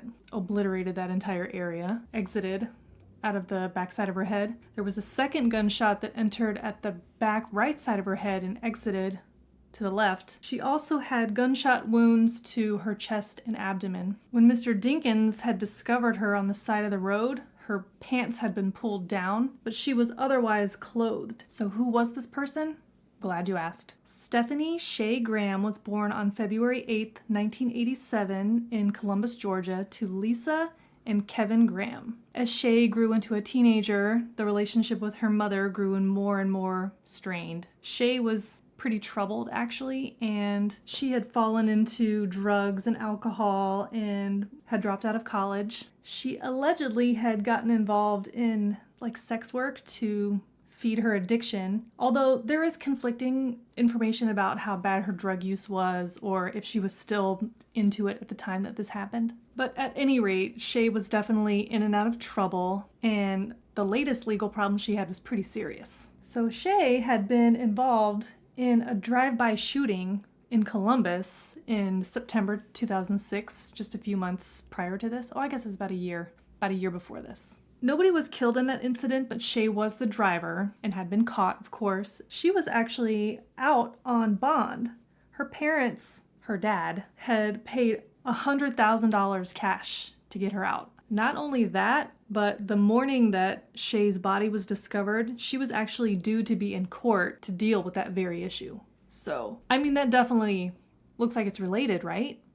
Big yikes. Okay, so as I said, when Shay's body was discovered, there wasn't any ID on her, so she was kind of a Jane Doe for a time. Now, cut over to her parents' house. She did live at home with her parents. When they woke up that morning and Shay wasn't there and her car wasn't there, they realized she just had never come home the night before. So they were trying to reach her, calling everyone that they knew, that they had contact information for, to try to track her down. And her mother, Lisa, called the sheriff's department and filed a missing persons report. Okay, so remember, it's not a big town. So when Shay's parents called the police to report their daughter missing, they also, remember, had an unidentified body on hand. The descriptions started to match and they put them together pretty quickly. Well, they weren't gonna tell them anything like that over the phone, of course, so they had asked the Grahams to come down to the police station. So they were able to match some fingerprints to confirm it was Shay, and the Grahams were devastated. Okay, now let's learn about the Grahams. So, Lisa and Kevin Graham lived in Phoenix City, Alabama their whole lives. They grew up together, they had started dating as teenagers, and then after they both graduated high school, Kevin was just a little bit older, but not much. Things got serious, and they got married in 1986. Within a year, they became parents. Shay was, of course, born in 1987, and a few years later, they had a boy, Kevin Jr. So Kevin had a construction business. He was a general contractor, and Lisa did the books. And over the years, their business grew, and they were very successful. Now, Shay, as she grew up, she was a firecracker. Shay grew up racing dirt track cars as a kid, and then, when she grew into her teen years, she started to really get wild. She was barely a teenager before she started having trouble with drugs and became a regular in the courtroom, As I mentioned earlier, she was just kind of a mess. At one point, it did seem like she was trying to sort herself out. She enrolled in college. She was doing good, staying out of trouble, but it was short-lived. After she dropped out of school, she started working at a strip club. Lisa hated it, of course. Lisa hated the crowd that she was running with. She said they were just bad. Okay, so now the police have kind of linked Shay's murder with her legal troubles. They started questioning any and all known friends, associates, anyone. So several witnesses told investigators that they saw Shay leave with a man, and they knew this man, 36-year-old Kenneth Walton. Several of the witnesses knew that Kenny was a longtime family friend of Kevin and Lisa Graham, Shay's parents, and he'd even worked for them. In fact, he'd been working for them for years. But recently, Kevin had to fire him because he had damaged some equipment, and that had happened 2 days before Shay's murder. Interesting. That sounds like a motive, friends. So when police questioned Kenny Walton the next day, he denied being involved, although he did admit meeting up with Shay that night. Police told him, "We have surveillance footage of Shay getting in your car, so..." Well, it didn't take long for all of the dirty details to come tumbling out. Kenneth Walton confessed pretty much immediately. So Kenny said that he had known the Grahams his whole life, and he had started working for them about 3 years before, after he got released from prison for doing some time for cocaine stuff. Anyways, he admitted that he knew Shay, that Shay was like a daughter to him. You know, he was very close with her, and he said that Shay had asked him for help to run away, essentially to like skip out on her court appearance. So Kenny met Shay up at this gas station on Victory Drive in Columbus, Georgia, and she got into his truck and they drove off. Shay got into his truck, they drove away, and they were just kind of driving around in circles in the country, and Shay told him, "I gotta pee," like now. Kenny just pulled over so Shay could get out and just do her business real quick. Alabama! It's no big deal. Everybody's peed on the side of the road before. Don't judge. Well, you know, Shay opened the door and just kind of like squatted on the side of the road next to the truck. And as she was doing that, Kenny pulled out a gun and shot her in the head through the open truck door. And then he got out of the truck, ran around, and shot her a couple more times. Kenny, golly. Well, then he scrambled back into the truck and like drove off in a hurry, and in the process ran over Shay's arm. Poor Shay was left on the side of the road with her pants around her ankles. But why? He'd known Shay since she was born, essentially, and he said he was there to help her out. So why would he have shot her like that? Hold on to your butts. Lisa Graham, Shay's mother, didn't just hate Shay's terrible bad influence friends. She hated Shay. Well, as Shay grew up and was hell on wheels, Kevin, in her opinion, wasn't helpful. Shay had him wrapped around her little finger. She was daddy's girl. Kevin always sided with Shay, and no matter how much Lisa tried to straighten her out, Shay got away with everything, and Kevin was no help at all. Kenny told the police that Lisa had approached him and began talking about wanting her daughter dead. He said that he told her, "Well, if that's something you want done, you're gonna have to do it yourself." But then Lisa told him that he owed her. Owed her for what? Well, apparently Lisa's husband, Kevin, had been having an affair with one of Kenny's cousins. Well, Lisa had found out about it and found out that Kenny knew and was covering it up. I don't know how knowing that your friend's husband is cheating on their wife somehow creates a debt, let alone one that requires contract killing to settle, but listen up, friends. Stay out of people's relationship issues unless it's, you know, a safety issue. That's all I have to say about that. Kenny, I guess, feels bad now that he knows that Lisa knows and wants to make it up to her. Also, Lisa's daughter Shay was, you know, on the Hot Mess Express. Lisa and Kevin had just paid $100,000 cash bond for her. And Lisa told Kevin that she was afraid that Shay was going to skip town and leave them holding the bag. Like, that's what happens. If you don't show up to your court appearance after you bail yourself out, you owe a lot more money.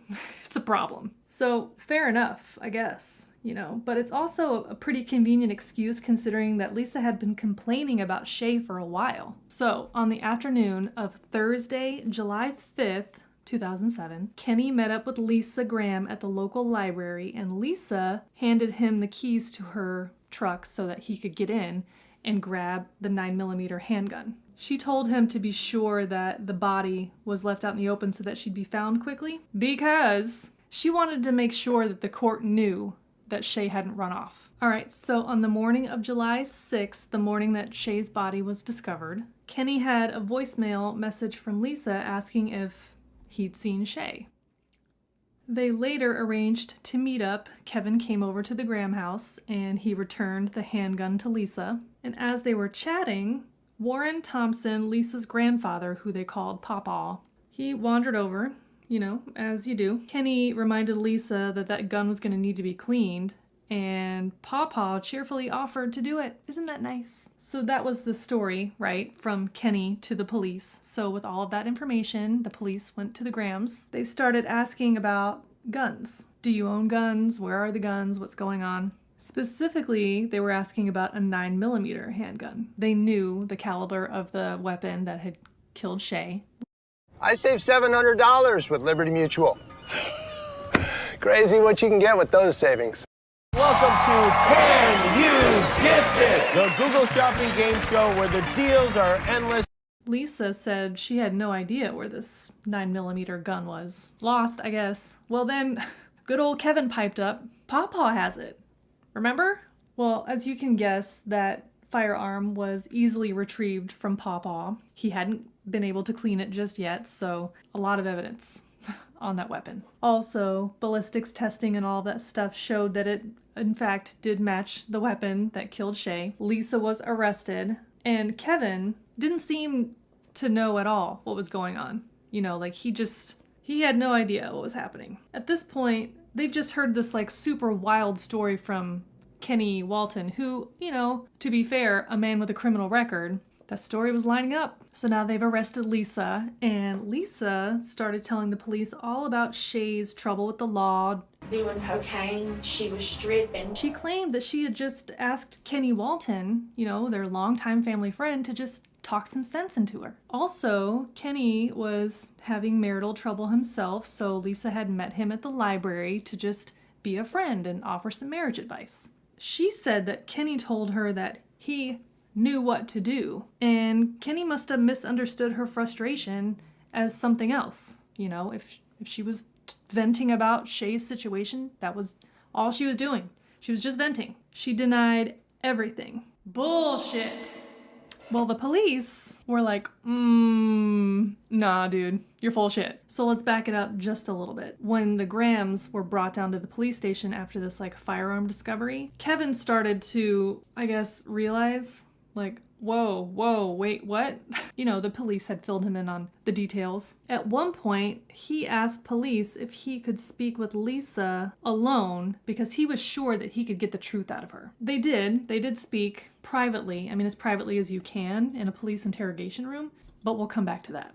Okay, so now there's a full-blown investigation happening. Many of the Grahams' neighbors were interviewed and they later testified once the case went to trial. I cannot talk and put on mascara at the same time. I'm struggling. It seems that Lisa wasn't shy about how she really felt about Shay. Stephen Heimelberger, who lived across the street, told police that Lisa told him that she was tired of the little bitch. She also straight up offered him $5,000 to kill her. He told Lisa that she was nuts, and he thought she was kidding, of course. That is, until Lisa kept on saying that she wanted the little bitch dead and was tired of spending money for rehab, bond, and attorney's fees on her. Another neighbor, Rachel Cunningham, who lived about 2 blocks away, said that Lisa frequently spoke about Shay being killed, and a few weeks before Shay was murdered, she heard Lisa and Kevin talking, like she overheard them, talking about how easy it would be to get it done, and what would be the best cleanup and all that.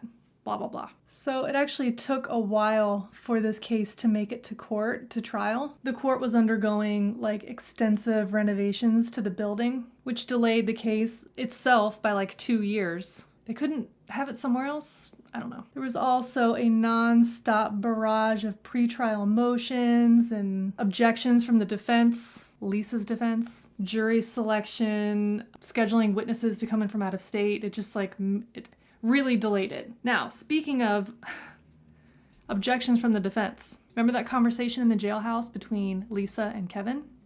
Lisa's defense motioned to suppress that conversation because of marital privilege. Okay, so marital privilege, if you didn't know, if you have a conversation with your spouse about criminal activity, you cannot be forced to testify against them if you don't want to. But here's the thing. If the conversation is knowingly published, like captured by cameras and microphone equipment in a police interrogation room, and you're whispering because you know it's being recorded, that means that there's no expectation of privacy or confidentiality. There is no privilege. So in that little conversation between Kevin and Lisa, they were speaking in hushed tones, and Lisa said, "They're recording everything."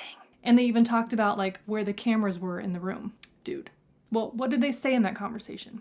Lisa told Kevin that she met Kenny at the library and gave him a gun, but she said that she thought that Kenny was going to use the gun to kill Kevin's girlfriend, Kenny's cousin. Well, the rest of the conversation had them wondering why Lisa had been asked to the police station, and Kevin indicated at one point that Kenny must have killed Shay to get back at them for firing him. Additionally, Lisa claimed that the conversation with Kevin at the police station was the functional equivalent of a police interrogation, and as such, she should have received Miranda rights before being allowed to speak with him. I mean, you gotta love this legal gymnastics, right?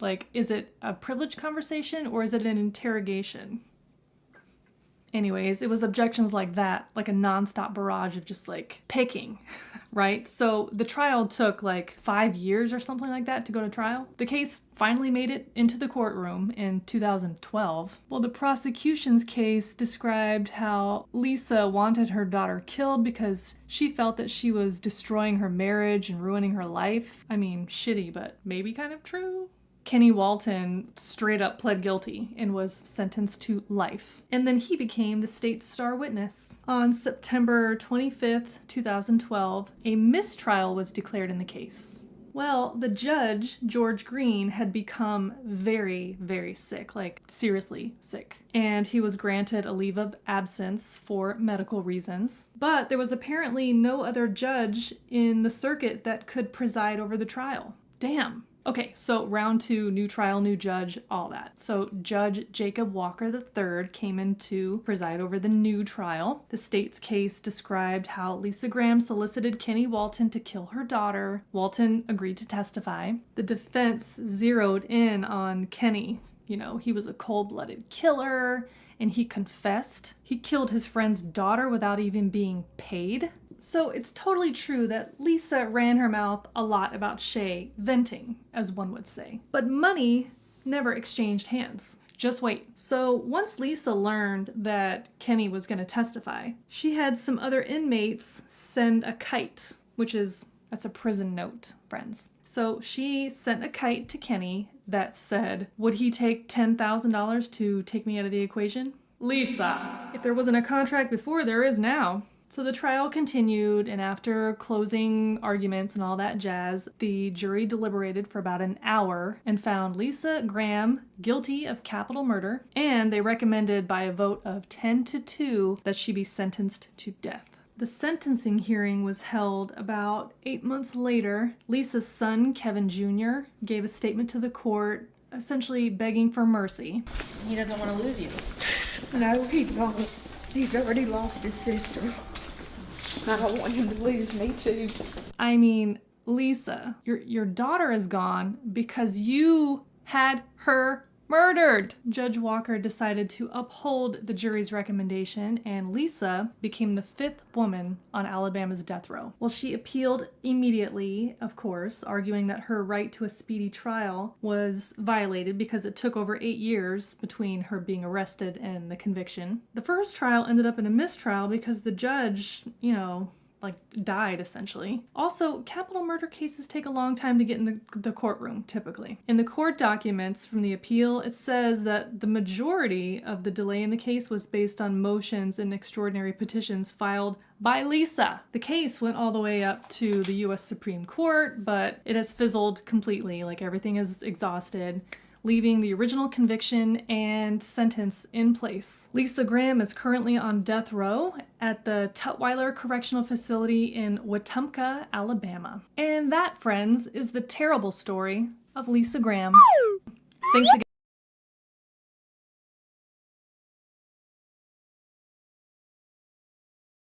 Y'all hang on. I have the, I don't know why I can't get to the snapped episode, but I have, there is some stuff from the snapped episode. Let me find it. Right.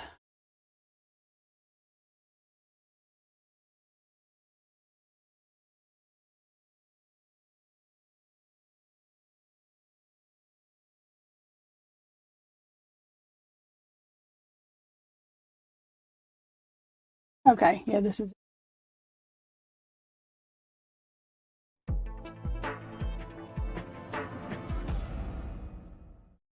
I actually went to high school with Lisa, and for, you know, our whole school career. She was, I think, a grade or two ahead of me, but I knew her.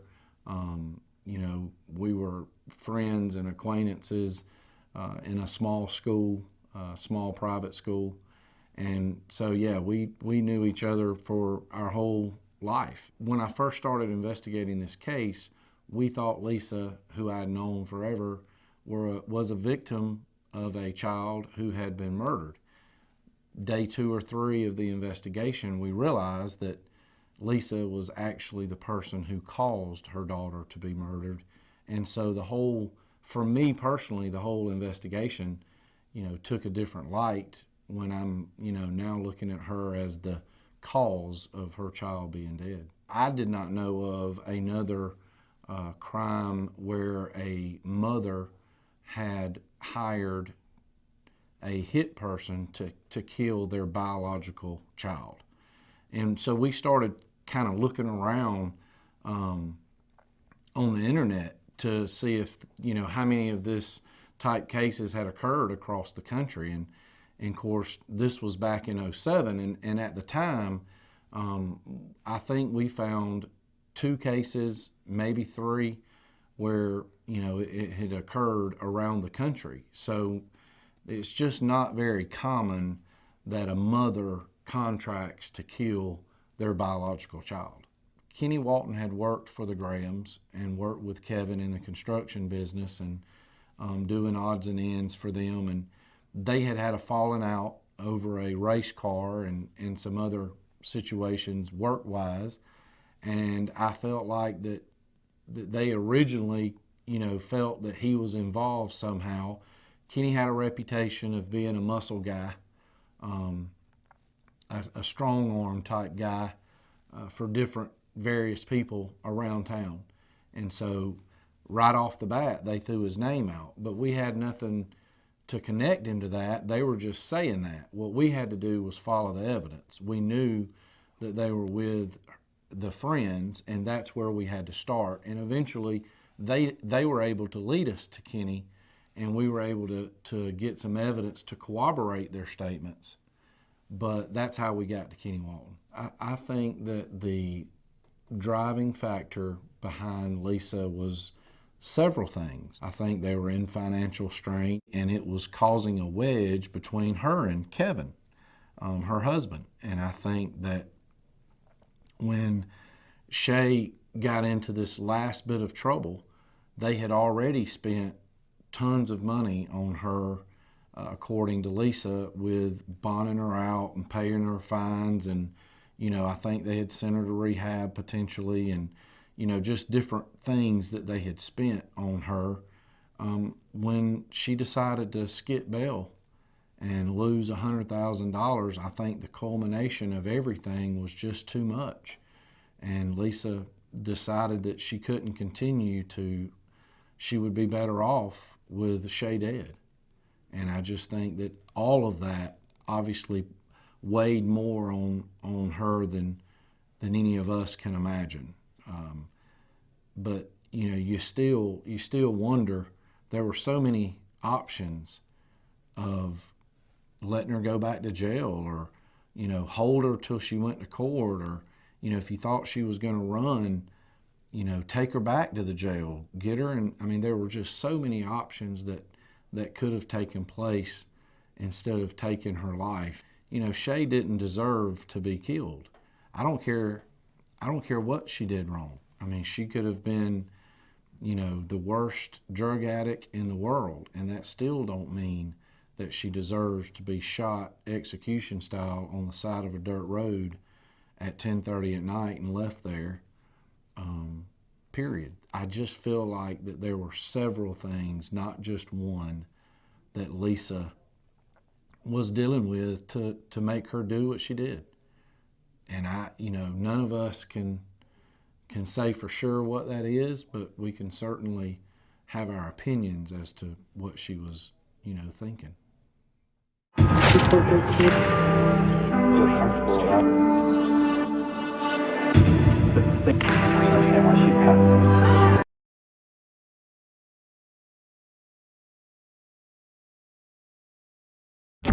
Google AI helps you find your best customers. Hang on. Stop.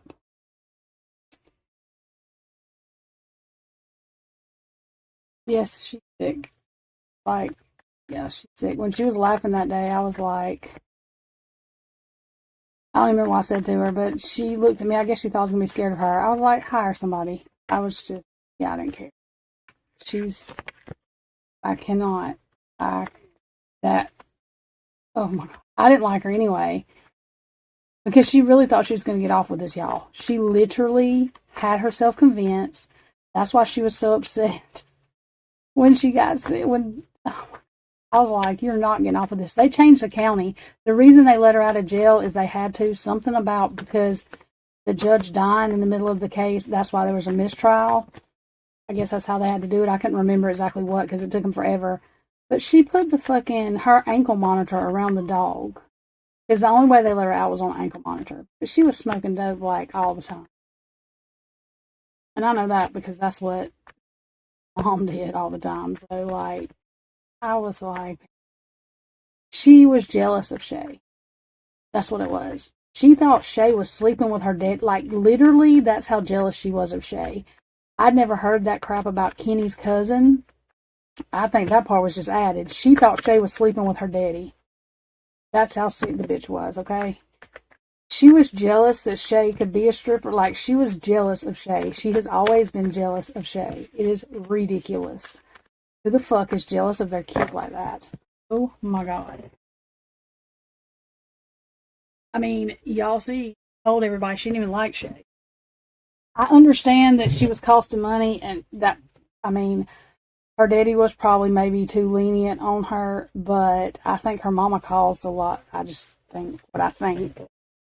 Anyway, she was a good race car driver. I mean, she won. Like, she was very good. But see, her mama drove a wedge between her and her daddy, and I think that's what started making Jay go out and do crazy stuff. I'm not taking up for her. I'm just saying when you're a teenager and your mama acts like she hates you and she's jealous of your relationship with your father, then I don't fucking know what kind of weird shit that causes. I wish people would understand the way that they are raised, even if they think it's not, even if they think it's healthy sometimes, it's not always healthy and it can cause problems in your adult life, period. People do not understand that. I know. My mama told me she didn't need me, didn't love me when she was drunk, okay? And I know that that causes me to have issues with all kinds of stuff. I know exactly what that causes. Not that I try to, but I do know that I that's why I don't need to relationships. That's why I don't. Don't. So it causes problems. However, I'm very honest. Whenever I'm honest from the get, though, about the way I am.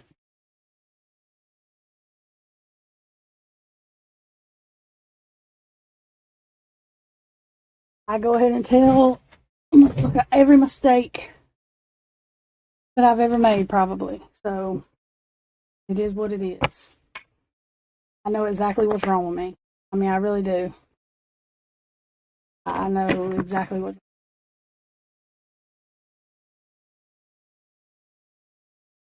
But that woman's just like, I mean, I don't know how she loved her son. So weird. It's so, I don't understand. It's so weird.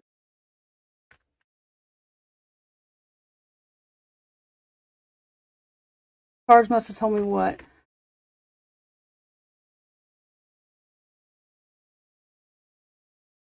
I didn't even read cards back then. Are you talking about her? What are you talking about? Cards must have told me what?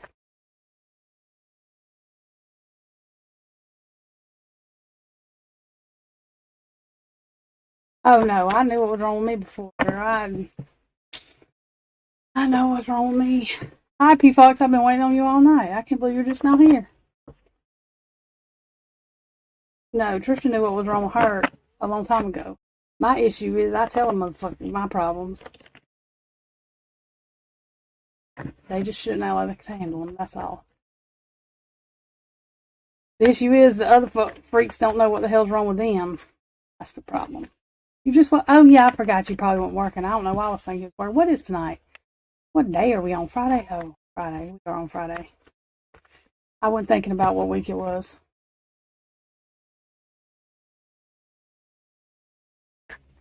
Oh. It's in here. I don't even know how long we've been streaming. Watched the damn something Heather wanted us to watch. Mr. Rogers' Neighborhood again. Some Doug stuff. My cards told me what was wrong with me. Oh, Heather. I knew what was wrong with me way before I started reading cards. Way before I started reading cards.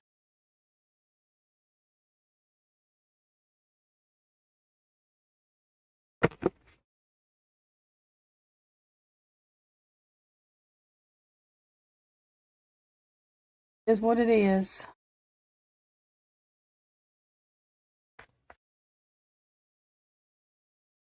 Oh my God. Do you feel better, P Fox? I bet you do. I bet you do. Oh, Lordy, Lordy, Lordy. I wonder how many people we have lurking, because I know that we do. I don't really care. I'm just saying.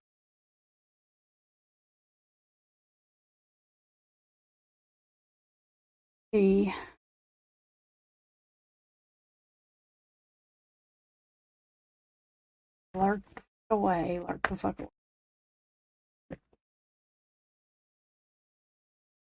Anyway.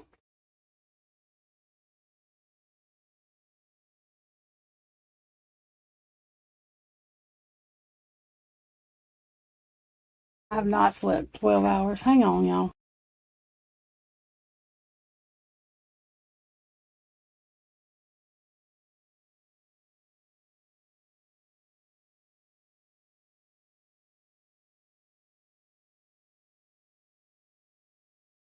God.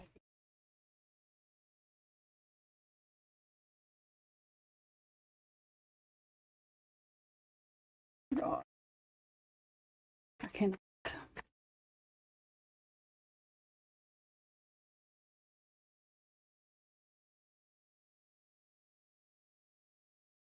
Well, I don't watch Drunk Chicken Turkey, whatever the hell he is. BT, he changed his name to it, looked like.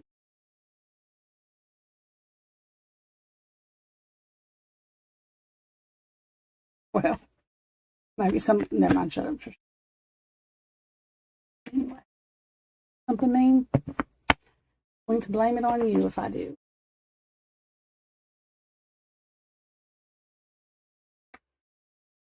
And nobody threw him in one either, I don't guess.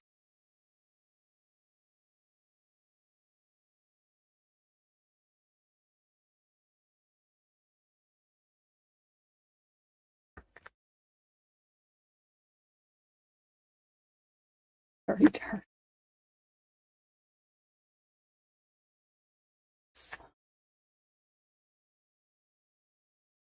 I guess.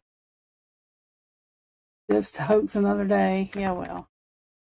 The idiots that listen to. I can't believe that they believe that he actually believes what he says, because he doesn't. He might believe what she says and what he says, but I don't think Daniel does.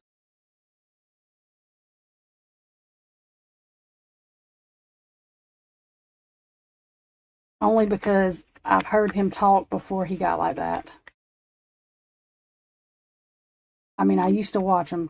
Used to half-ass make sense until don't. And it's not even that he thinks it's. I mean, people think Brian's guilty, and they really. I mean, I can't say anything about that. But come up with some of this.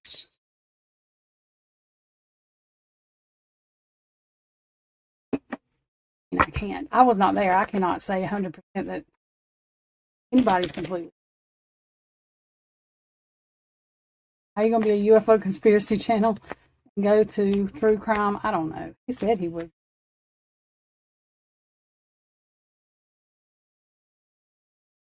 Oh, well, anyway, I don't know. He thinks he's a psychic too. So I'm about to say whatever the fuck that woman's name. Damn psychic, and I'm whoever.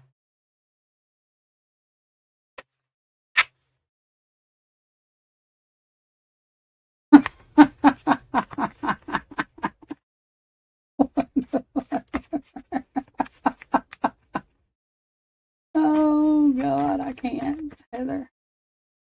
I cannot. Not. I can. Cannot.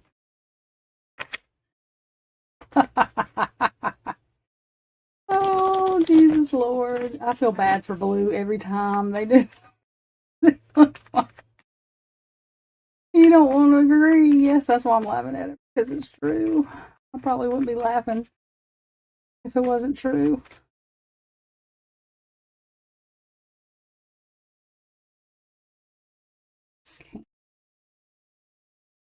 Like her with Cyree, I was like, if they watched any, I mean, oh, I guess that's because their boy, whatever his fucking name is from the damn, whatever report that's called, that other dude that don't know what the hell's going on, Entertainment Tonight, fucking what, that old dude that she thinks is right. I don't remember his name. What am I playing, Heather? What am I playing? God.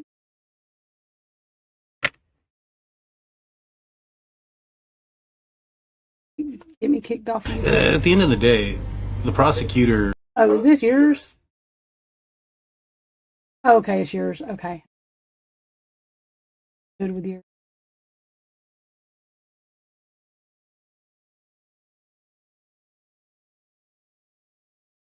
At the end of the day, the prosecutor, they're not like holding all their cards going, he, I'm going to get him when court comes. They're going to hit him with as much as they can to get this guy to plead out. You know, take a plea of life without the possibility of parole and take the death penalty off. Yeah. That's what they're going to do, because at the end of the day, if all they have is unreliable phone pings and DNA on a sheet that's touch DNA. Yeah. I don't think that there's gonna be a juror who don't think that that's enough. Yeah, absolutely. You know, and so they're not going to keep all their cards close to the vest, so to speak, when it comes to that. There's no point in that. He's going to get access to all those things in discovery and have his opportunity to defend against all of the evidence that's presented against him. Yeah. No, it's not. This isn't TV. No. This isn't Law and Order. They don't have much more than what's right, presented so far. I think they do. Here's the thing. There's an article, an airmail article that states, talks about the case. And it talks about Dylan changing her story. It says that initially she had stated that she had fallen asleep. Then later on that day, she changed it to the story that we have seen in the probable cause affidavit, that she saw somebody in that, whatever. Who's to say it didn't change again and a name came out? Now, the reason why I think that they were on to Bryan Kohberger pretty soon is, if you look at page 15 of the probable cause affidavit, it states that the phone number that Bryan had connected to a tower in Moscow, but they don't believe that he was in Moscow on that date. So, you know, if everything is correct in that statement, then how would they know where he was that entire day? unless they were watching you. Right. And why would they be watching you? Yeah. Actually, I think they probably had him pretty early too. Honestly, police and I do too. I do too. But the thing is, I think they're trying to protect something, and that thing that I think they're trying to protect is the fact that this guy may have had access to police equipment. Oh shit. May have been stalking them using. Yeah, well, he was a PhD going through the criminology class, and from what I've been able to understand, there is you become an intern for the WSU or the Pullman Police Department. I'm sorry, and you apply in the spring to start to be an intern in the fall. And there's been some documents released here recently of evidence of that. You know, that was something also Kim told me before that documents were released. She's like, I believe he was an intern at WSU because that's one of the things that you have to do and complete in that PhD program. That's a prerequisite if you want to finish the course and get your PhD. It must be done. And so there's a possibility. And then you look at the words that they used in the search warrant, and for the reasons to seal it is to protect the law enforcement. Why would they need protecting from something unless, you know, there's a little bit more to the story and he was involved in using possible equipment, especially he was an intern. You know, I think it was the Golden State Killer was a cop. Right. He was. Yeah, he was buddied up with cops. Yep. So this guy just seems to be kind of following that line.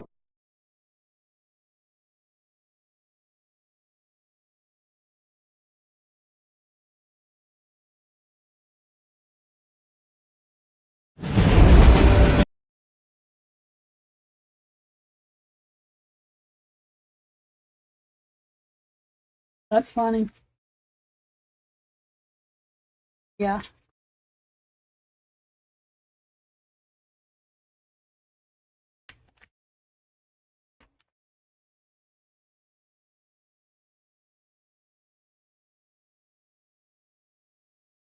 Well, do you want to know what come out? These cards that flew out while that was going on. Boredom, job security, goals on a firm footing, and divine discontent. In case you wanted to know. I wish to shuffle these cards actually, but they flew out. So I figured I'd tell you what they said. Saying.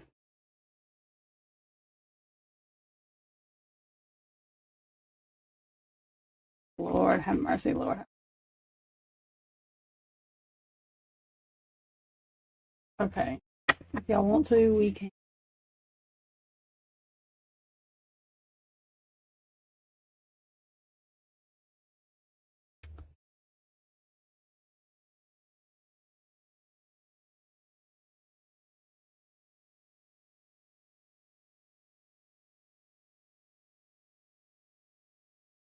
No, not that.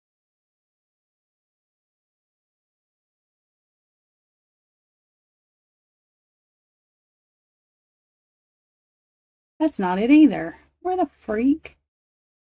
Hang on. That's not my damn. Oh, wait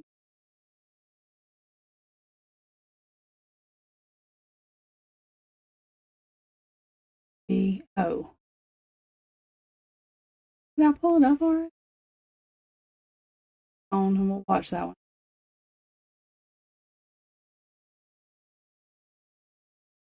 The man and in the context of the situation. The man is an intelligent man, Brian. He was easy to talk to. He was aware of the situation. Really, it was a great conversation that we had given the circumstances of everything involved. You say that he told you he was shocked that he was arrested. How so and why? I believe he was shocked by the moment that the police broke his door down, had guns in his face. He was unaware that that was going to happen, and he was really shocked by the arrest. He wasn't expecting it, obviously. To be clear, you drafted a statement with and for your then client, the accused, in which he said, I will be exonerated. Those were not your words, but do you agree with his assessment? I agree. That's what he had said to me, that he believed that he would be exonerated, which I believe implicitly that he was innocent of the crimes. Now that is we're both lawyers. You're just a better one. I don't know about that. I do. Your zealous representation responsibility is to do everything you can to advance his cause under law. That's zealous representation. You do not have to say you believe he is innocent. You can say he's not guilty of the charges, they can't make the case, I think that they're speaking out of school, I don't think they have what they think. There's a whole range of qualifying statements. But innocent is something else. Innocent is that you believe he did not do this. I will end by saying this. Our defense team firmly, and I mean firmly, believes in Mr. Kohberger's innocence. Do I have it accurate? Well, I don't want to put those words in my mouth. He said he was eager to be exonerated, which I believed him to mean that he believed he was innocent. I wasn't judging the case at that point in time. I didn't have the affidavit of probable cause. I knew none of the facts, and I didn't ask Brian about any of the facts or circumstances surrounding the case either. I will end by saying this. Our defense team firmly, and I mean firmly, believes in Mr. Kohberger's innocence. For a fair trial really ignores the public nature of this case. It really ignores the fact that Brian has been essentially convicted in the media. You don't have to read but a few articles to see how negative they are about him. He has a right to have this information withheld, brought out in public, so that people can see it's not this neat little package. So people can start to wonder if Brian's innocent. Your Honor, Brian is innocent. And he has an absolute Sixth Amendment right to have his hearings in public. We think if the court allows the state to shield the information and how they got their information and what they don't want us to have from the public, they're using his Sixth Amendment rights to hide behind. And that's just not what the court should allow. We strongly object to these kinds of things being closed. Thank you, Ms. Taylor. Okay, that is very important, and I apologize because I have been slapping you around for making such a heady assessment so early in the case. But now that we put out the statement and you're saying, no, this is what he told you, and that was your takeaway about how he felt about his own situation. Very different. I apologize for any other inference. I'm glad we cleared it up. Now, once you saw the affidavit, what do you think now? I said from the beginning, I read it 4 times through before I think I got most of it soaked in. I felt that it was a strong circumstantial case that's likely to possibly get stronger based upon other evidence that I would expect. But there are certainly holes. Whether or not the prosecution can close those holes is another story for another day. What is your biggest concern?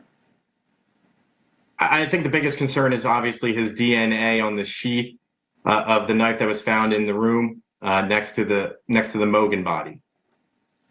We have to know what kind of DNA it is because there is a suggestion that goes like this, that it wasn't him, it was somebody he knew who he was with.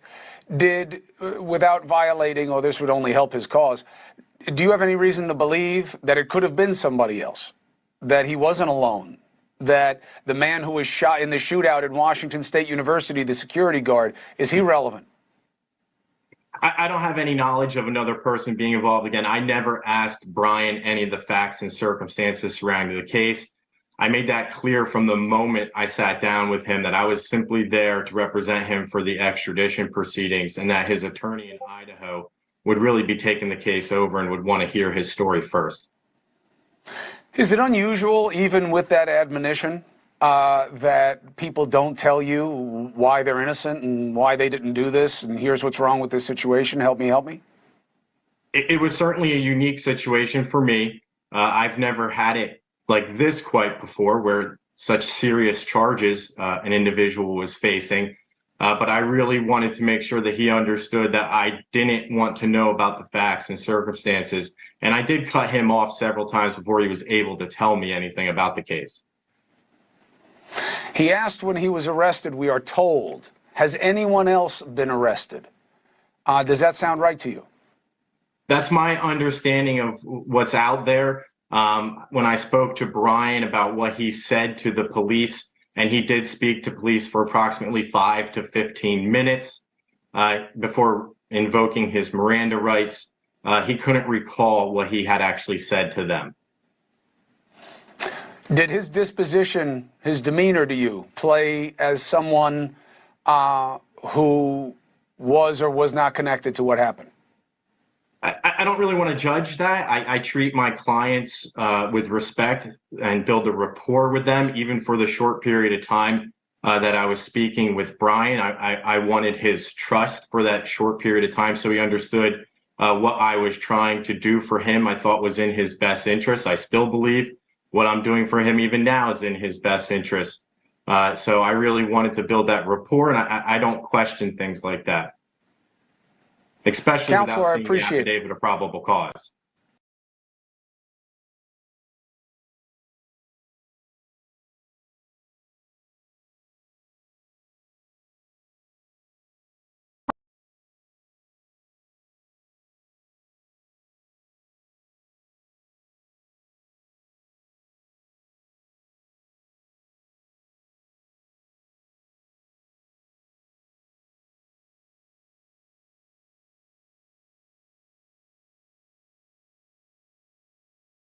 Okay, I couldn't not uncheck everything else. Dang, hang on. Okay, good. I unchecked everything else. I don't know. I mean, I don't know if he asked that or not. I don't think it's going to matter because I think they're going to take that out because if he wouldn't read his Miranda rights yet, then I don't see why that would even matter. Well, hang on a second. No, I'm into. Oh shit! I'm dropping stuff. These cards.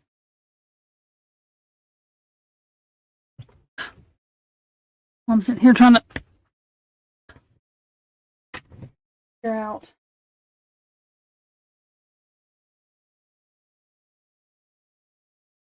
Hold up. A minute.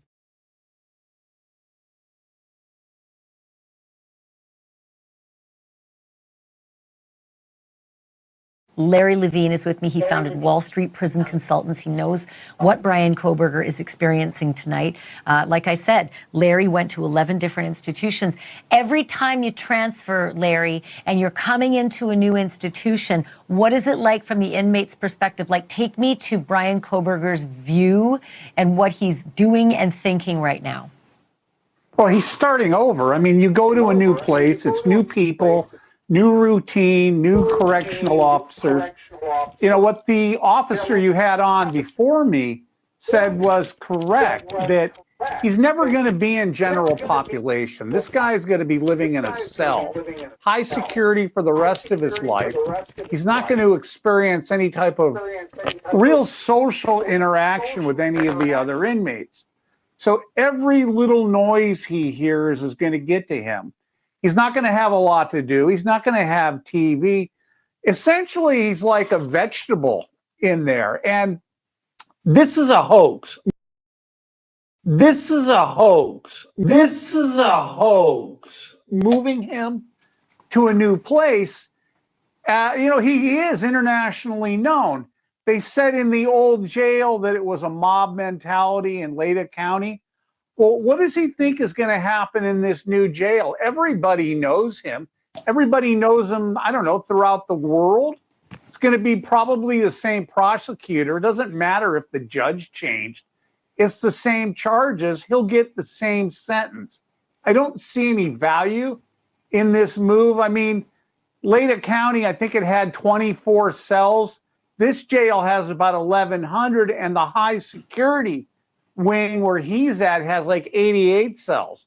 So he may be shouting things across to the other inmates, but he's probably keeping his mouth shut. The number one thing somebody should do when you get to a new facility, keep your ears open and your eyes open and your mouth shut, because nobody really wants to hear what you have to say. Now, as far as meals, I suspect because it's high security, they're going to bring a tray. There's like a little slot in the door, little rectangular slot. He's not going to be going to a dining hall. I don't see that. So they're going to be bringing his food into him.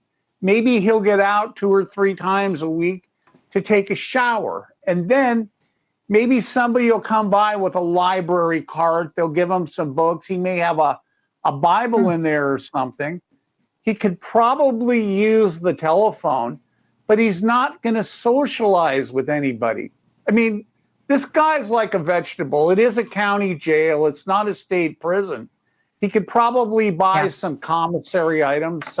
You could probably get that commissary list.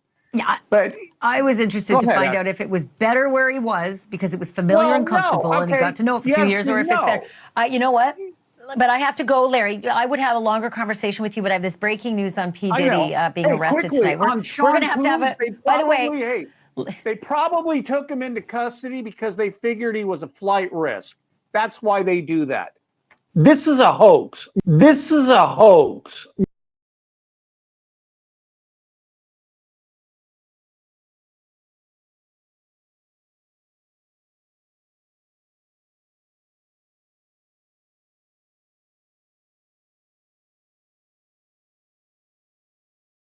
What is he talking about? This is a hoax.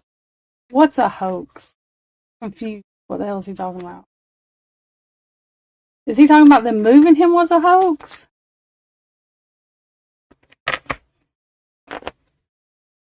I think, well, anyway, yeah.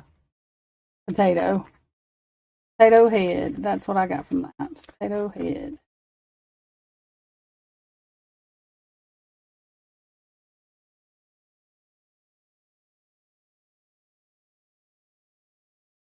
Oh my God, that is crazy to me.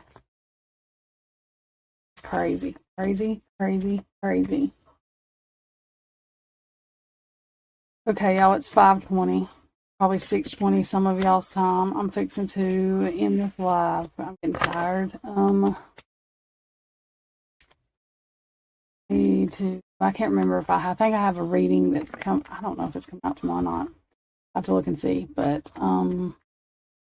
I'll probably do this next weekend. I usually do it on Friday nights or whatever night Kane don't do it on. Told me he was doing it Saturday this week, so that's why I did it tonight. So anyway, I've enjoyed this. It's been funny. Yes, this case is bonkers. It's absolutely ridiculous. I don't know. I wonder what we're going to get to see of these motions that come out.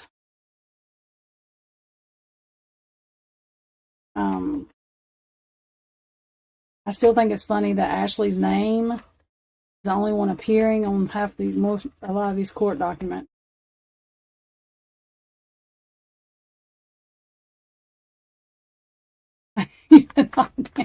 Oh my God. I don't know. There's something. I don't know. I don't know about this. We probably won't get to know too much of anything. We'll see. I don't know what's going to happen. I just don't know. I don't know. See though. Anyways, thank y'all. I love y'all. Thank you for sitting here.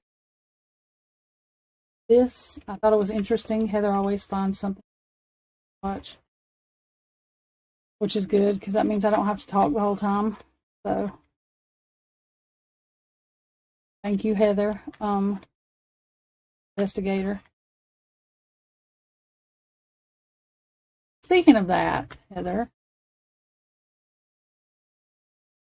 did you find anything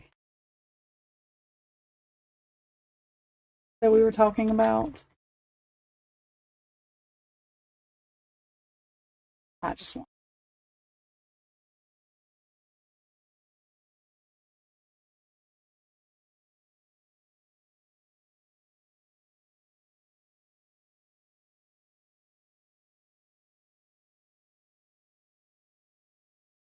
Oh my God.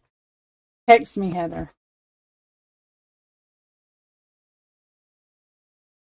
You have your phone on Do Not Disturb. So I will text you, but you're going to have to look at your damn phone. I love y'all. Look at your phone, Heather.